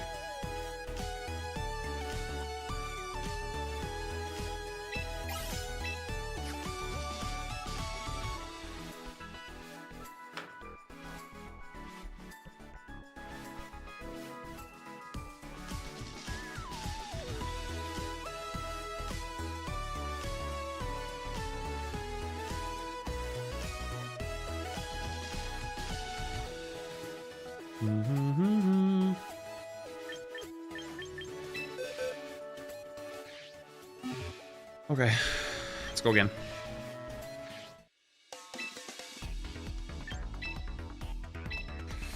Let's go again.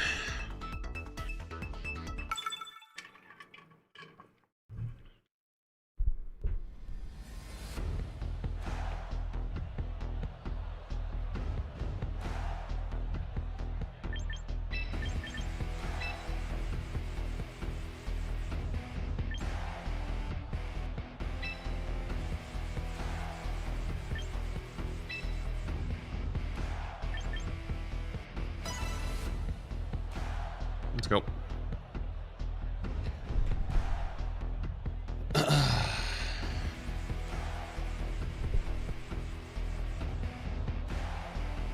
Mega Raichu team? It might be. It might be a Mega Raichu team. We will see. We shall see. Ooh, Raichu Palafin. Interesting.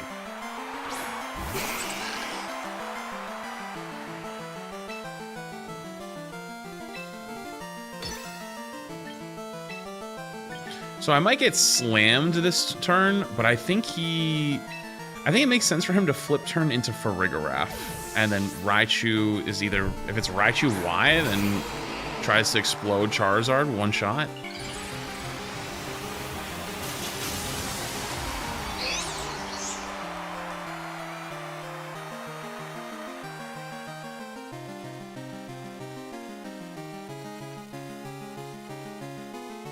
Oh, he doubled the slot. What if I protected, bro? You wouldn't have got the swap.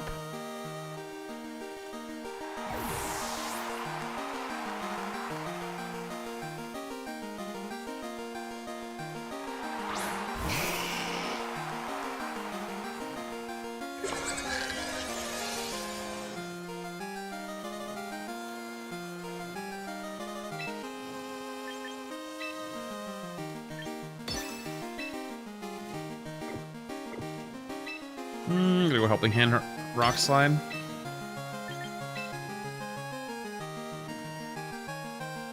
Wait, that thing has Focus Blast, doesn't it? Helping Hand Rock Slide might still kill it, though. And I can't miss either.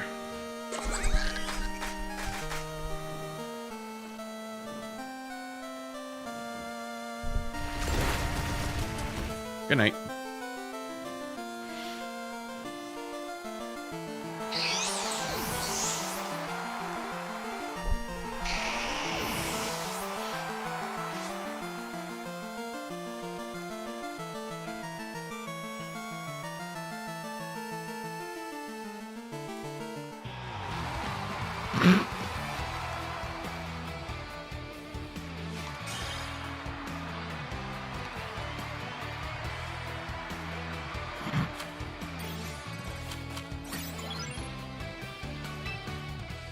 Interesting.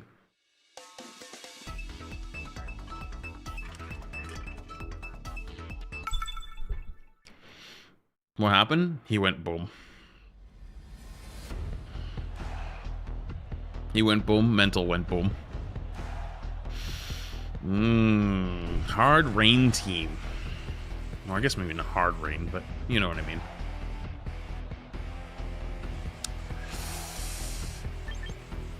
Let me frig. What could he lead here, actually? He could go Star Raptor. What if he doesn't, though?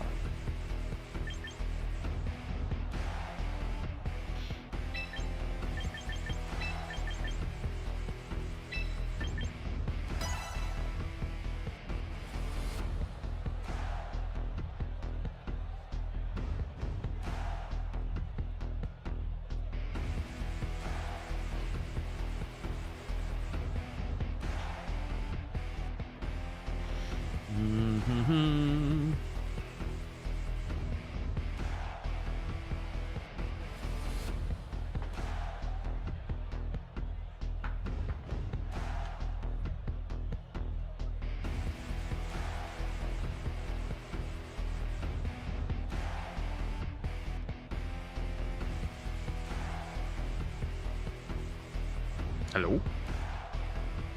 Gamer, are you there? Gamer Ghost? Hello? Gamer Ghost? Did you ever play House Flipper when it came out? No, I don't know what that is.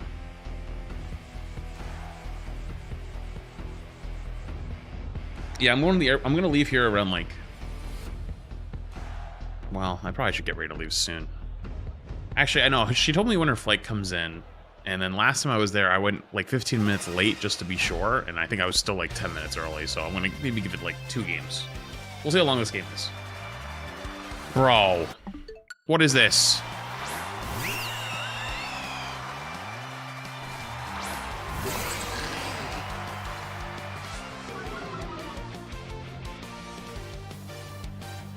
Do you think it's Final Gambit?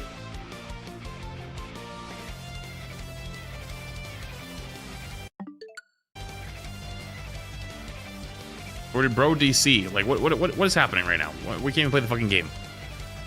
Bro is driving through a tunnel right now. Come on.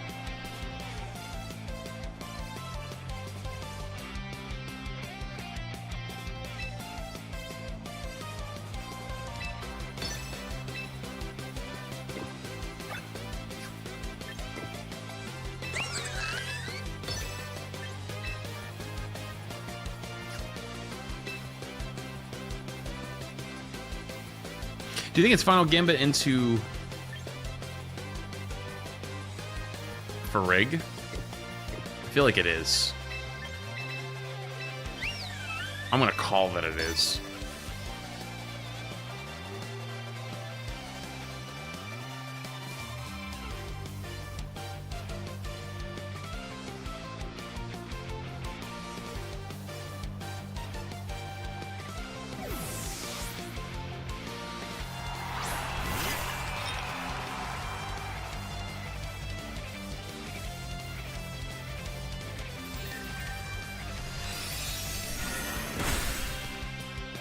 That does so much damage.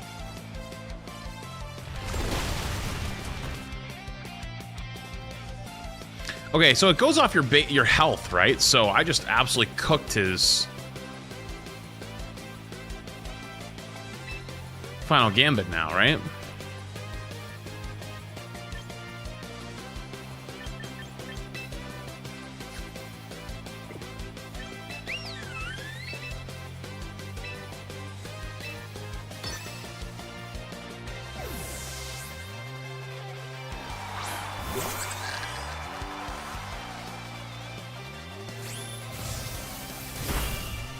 Saw that coming. I should have Swords Danced here if I was smart.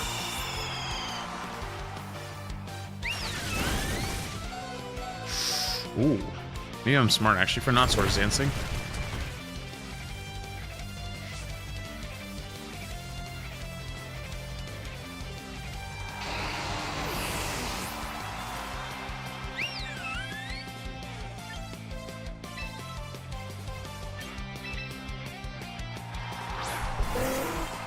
Pelly Piper.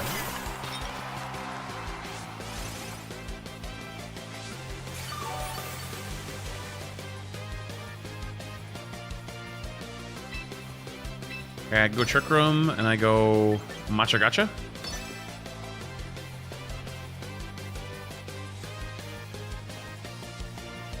The guy's my ex. Major ghosting and disappointment? That's crazy.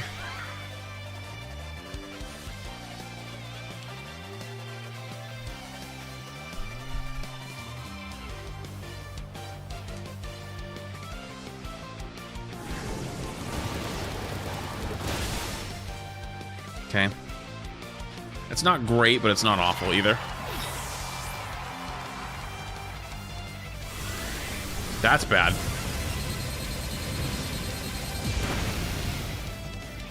Well, that sucked.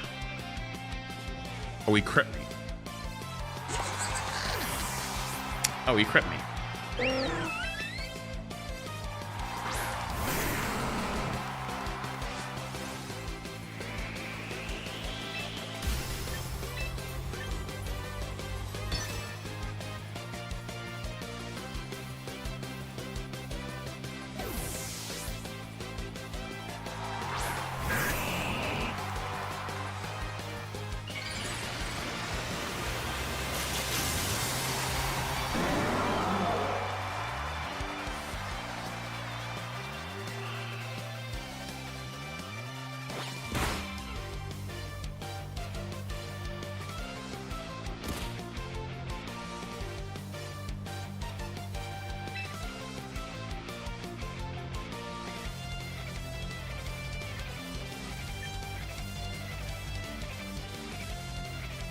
He swaps back into Pelipper here. He's gonna hit me with full power wave crash, but I don't even know how I stop it.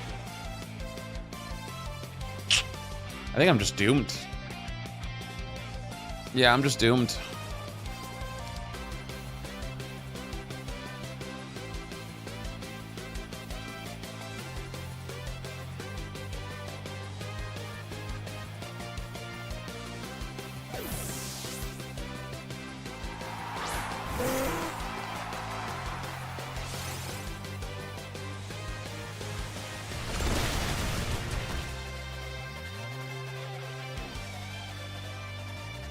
Okay, hold up.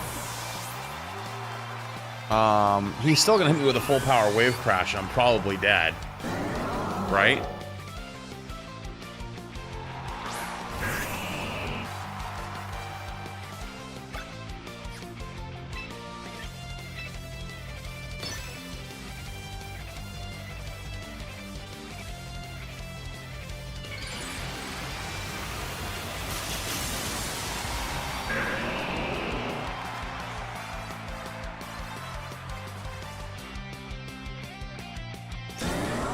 What's he got? See what he's got. Wave crash. Oh, it's over. Actually, it's over for you, boy. Okay, what does more damage? Knockoff into a Mega Stone, Ice Punch, or Resisted Rock Slide. I want to say knockoff. I feel like if I can eat one hit, I can kill him with knockoff. But I don't think I eat one. I think I just die. I'm pretty bulky, but I don't think I can eat this. Yeah, no, I just explode. He crit me. Oh my god. This is unbelievable. This is unbelievable. It's actually unbelievable. I'm actually so over the Tyranitar teams. I'm so over it. I'm so over it. I'm so over it. I'm tired of exploding to rain. I'm tired of exploding to rain every goddamn turn. I'm so sick of exploding to rain. I'm over it. I'm over it. I give up. I'm sorry. I give it up. We're gonna stick with the whole hard trick room thing, but we're gonna do something different. We're doing something different. I don't care. It's over. I give up. You win. You win, video game. You win.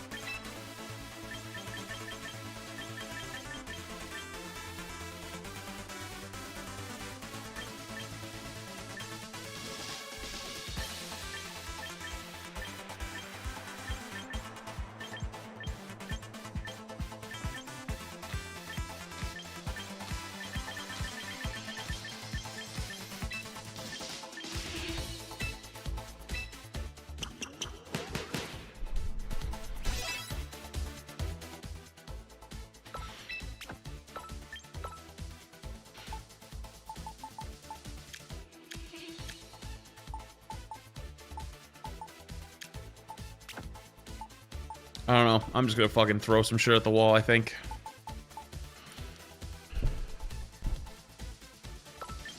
I just realized its nature is horrible.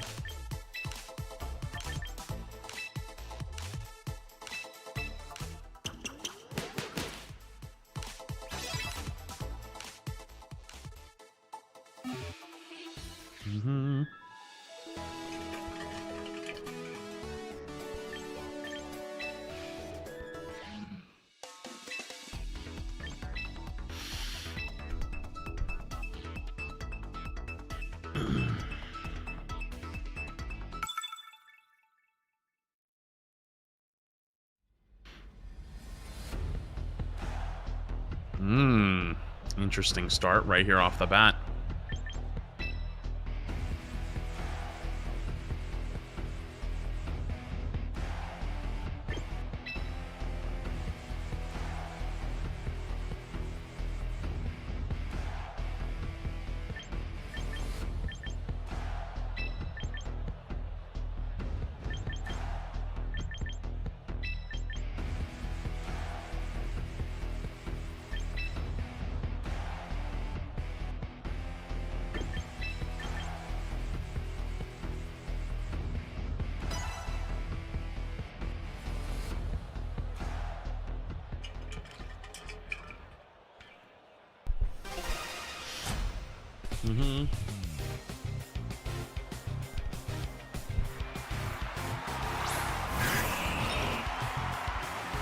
Interesting.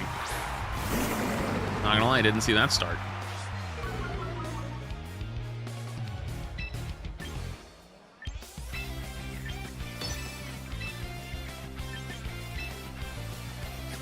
Wait, I just realized I don't have Protect, I have Endeavor. Uh-oh.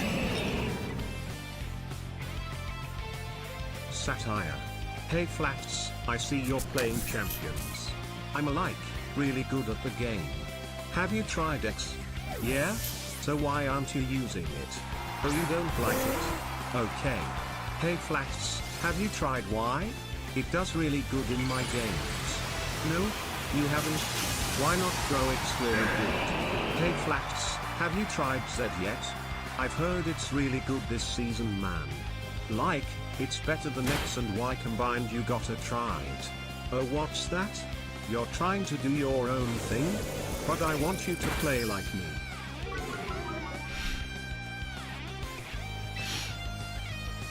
That was a pretty good impression, actually.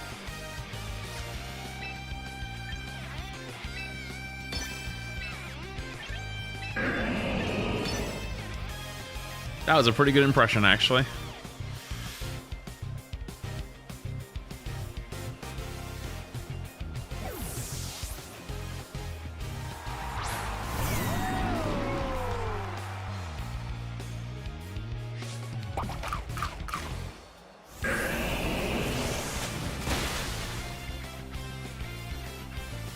Also, I didn't bring Torpol, so I actually don't have a way to reset rain. Oh, thanks for the crit, by the way. Thanks for the crit. -1 in the rain, but I also had a berry. Thanks for the crit. I think that mattered. Just a little fuck you for the day.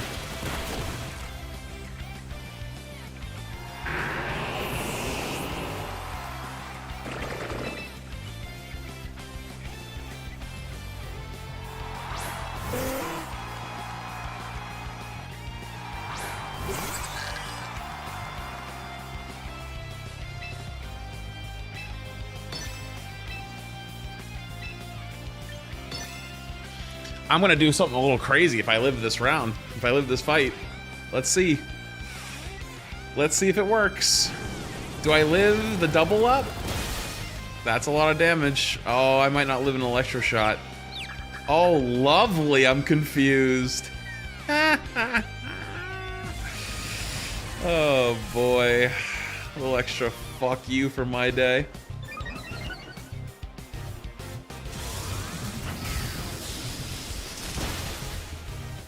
Well, I guess I'm dead.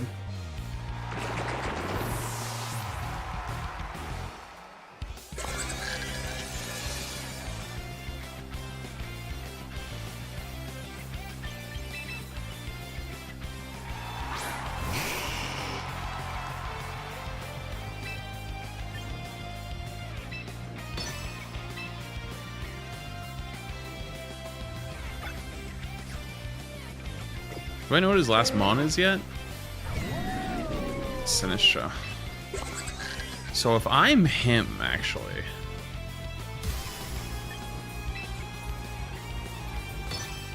I think he swaps out of Pelly this turn. Oh, he might go Dragon Pulse. This might have been a mistake.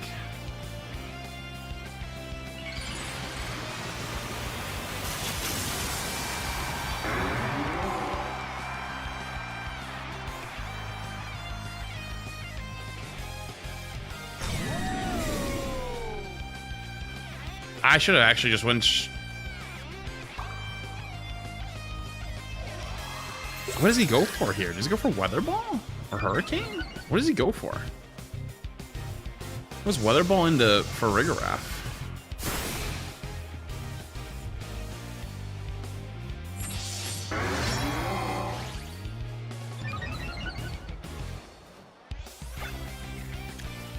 Wait, there's only one turn left of rain.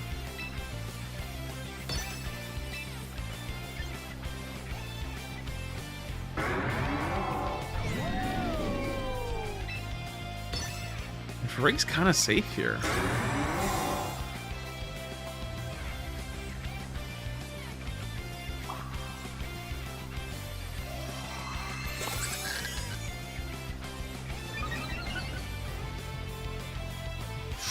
He went for Electro Shot. Really?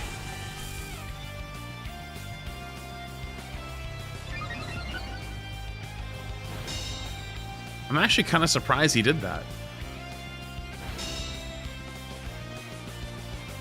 Rain stops.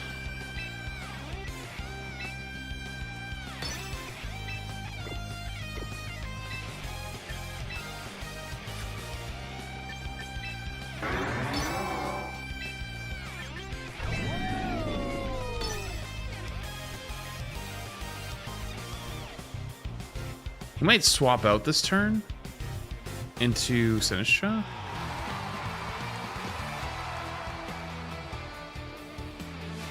Wait, it wasn't over.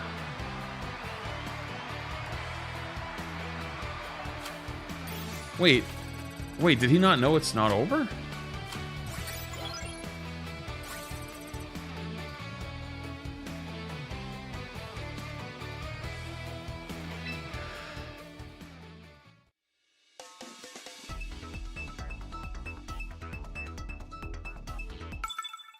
One more game.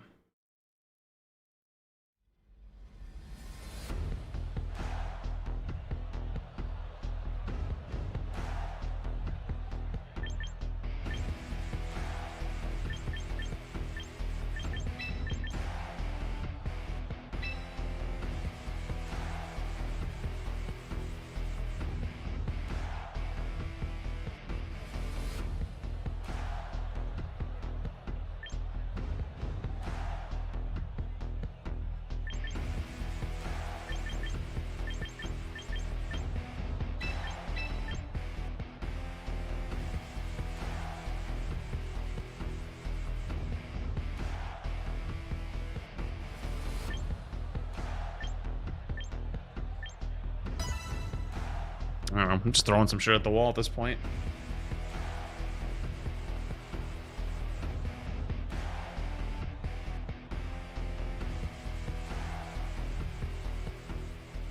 Just throwing some shit at the wall at this point.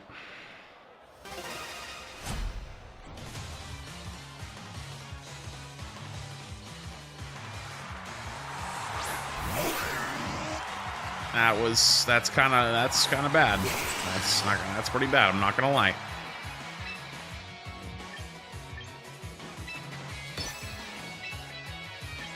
There's two ways it could go though. I'm just gonna protect because he could go the Thunderbolt route or he could go the Hydro Pump route. If he goes the Thunderbolt route, I'm gonna stay in.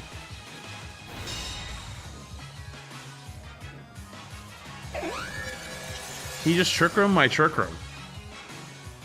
I respect that. I'm down to have a Trick Room off. Let's do it again.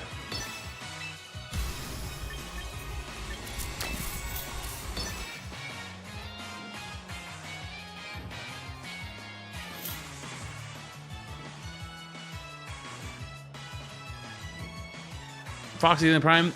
Hawkeye's hearing anything in 3 months. Yeah, the good old Trick Room Whimsicott.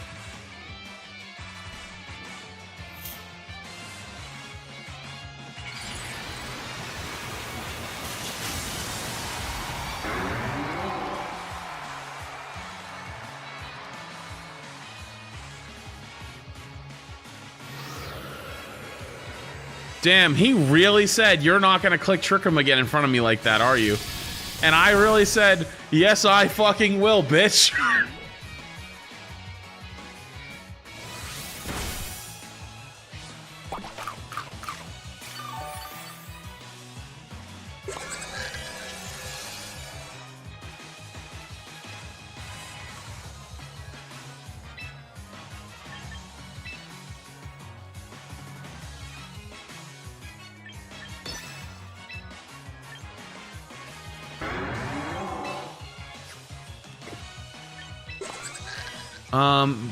Did he use Thunderbolt again there, right? I don't think it's Choice Scarfed.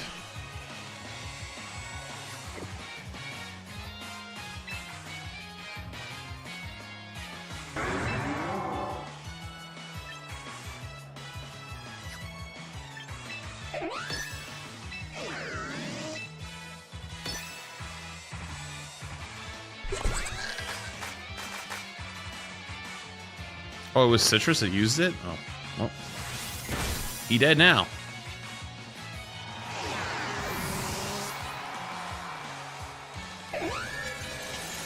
This guy's like, dude, I stop with the Trick Rooms. Dude, I'll click it again. You can't stop me, I'll click it again. He's probably got Tailwind, Encore, Trick Room, maybe Moonblast, maybe, I don't know.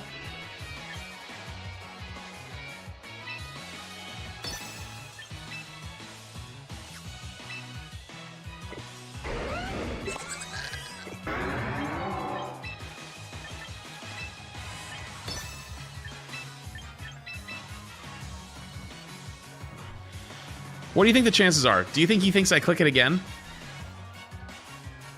Do you think I can double fake him out into clicking the Trick Room and by not clicking the Trick Room and then clicking the Trick Room and then clicking the Trick Room and then not clicking the Trick Room? He swapped out. He gave up.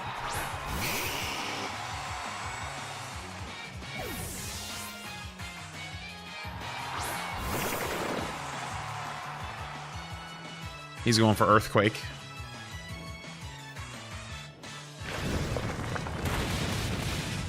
Kind of respect that.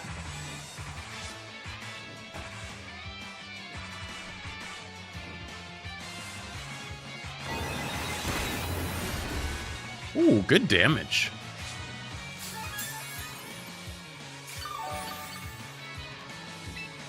All right, I'm gonna press the funny button.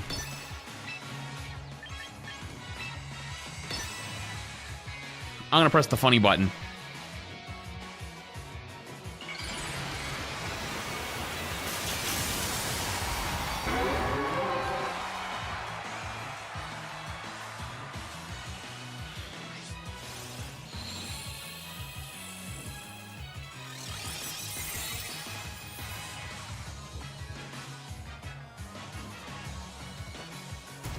pow.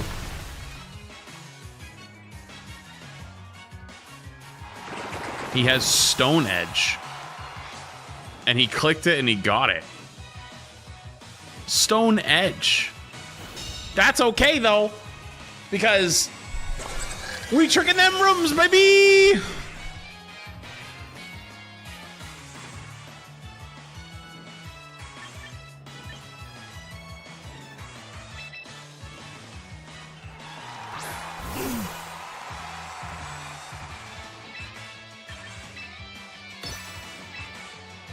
I know it's not very effective, but it's fucking in the sun. Thank you.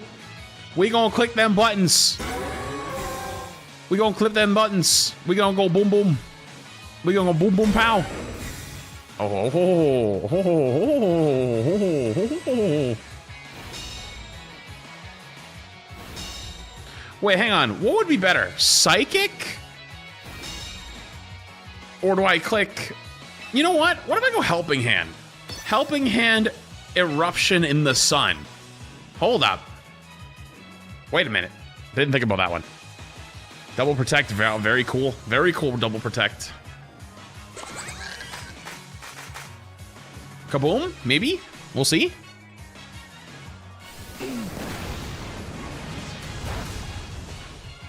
Two HP. Lived on 2 HP. That's actually tragic. He went for another Stone Edge. You deserve this lost, buddy. You went for a Stone Edge over Earthquake. This is the most deserved loss I've ever seen.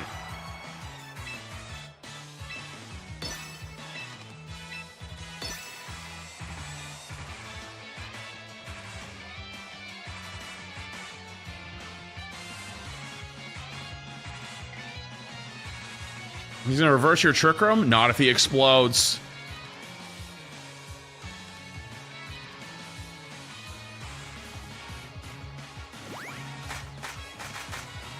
Not if I just make him go boom.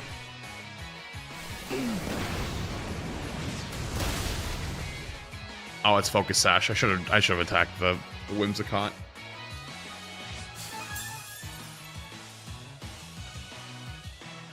You know what, chat? I don't even care about catching the Whimsicott. It's a fucking message. I'm sending a message.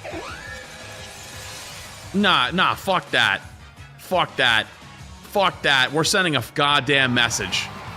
Okay, he quit. I swear to God, I was gonna click the Trick Room button and protect. I swear to God. What time is it? 6:12? Hang on, let me double check how long it's gonna take.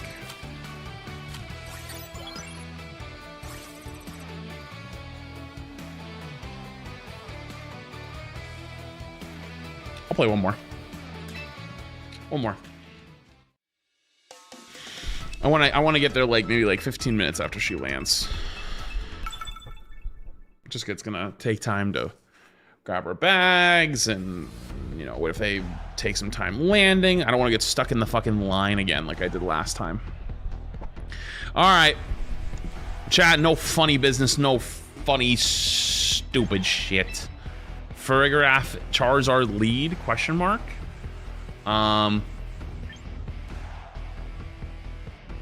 And then give me... There's a lot of fire on that team. Give me a Rockonid and give me... Should I take the Coals of Char? Let's take the Coals of Char. Let's do it.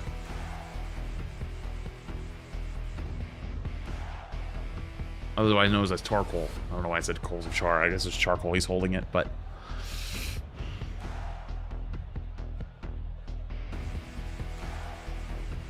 Been loving the variety content. Also, have you tried ZY? That's what a meta sheep would say. We climb with the clearance aisle Pokemon like Mega Phalanx in this stream. Thanks, dude. Appreciate the 45 months. Enjoy it. What do you think of the airport here? It's actually not that bad.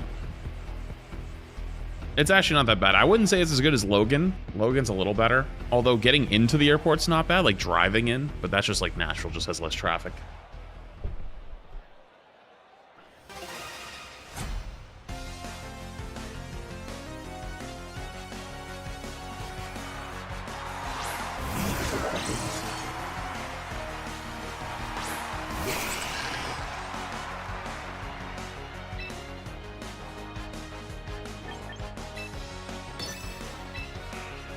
I'm gonna protect. I'm gonna go Trick Room.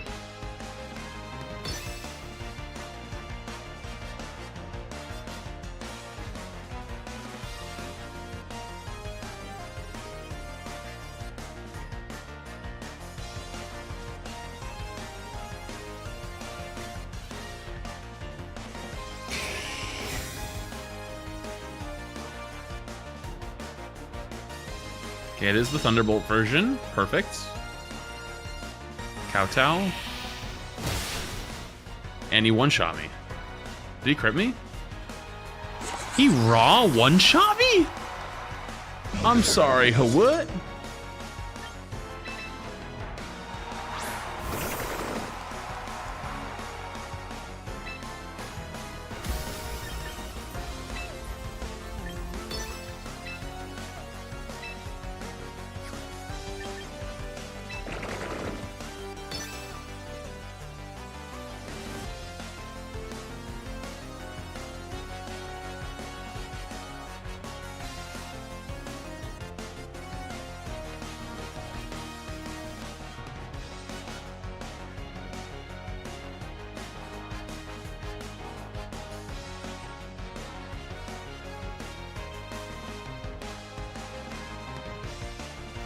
How much bulk do I need to survive that?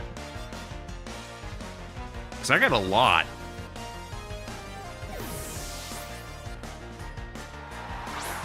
Wow, he actually read me perfectly. GG's. Actually, game over.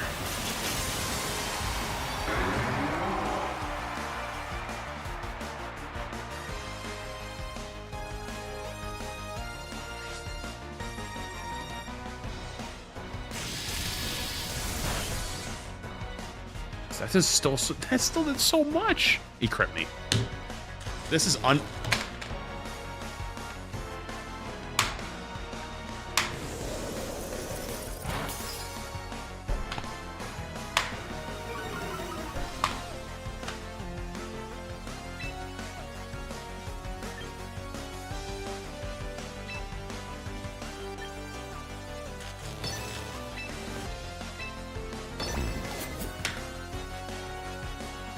Isn't crit supposed to be like 1 in 20 chance?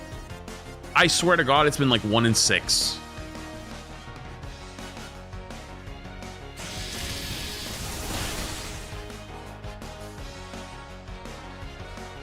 It's 1 in 24. Could have fooled me. I'm actually just gonna. I'm just gonna quit out. I'm not doing that anymore. I'm actually done. I'm actually done at that point. I don't care. I got other things to do today. I'm just not doing that. That really sucks because I feel like I don't know. I feel like we could have got some places today on the fun team, but like we genuinely had some of the worst RNG I've seen playing Pokemon in a very long time on some of those matches. And I know winning is about optimizing the least likely chance that you have a bad experience, aka like a crit or something like that. But like this has been unbelievable. Like I've actually gotten so cucked this stream. It was unbelievable. I don't want to play anymore. I'm good. All right, I got some other stuff I gotta do. aka I gotta go pick up Shay at the airport. So I'm gonna go quickly.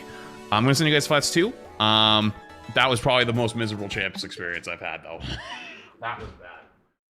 That one was real bad. I don't know. That one was real bad. All right. I will see you guys tomorrow. Have a good night. Bye-bye.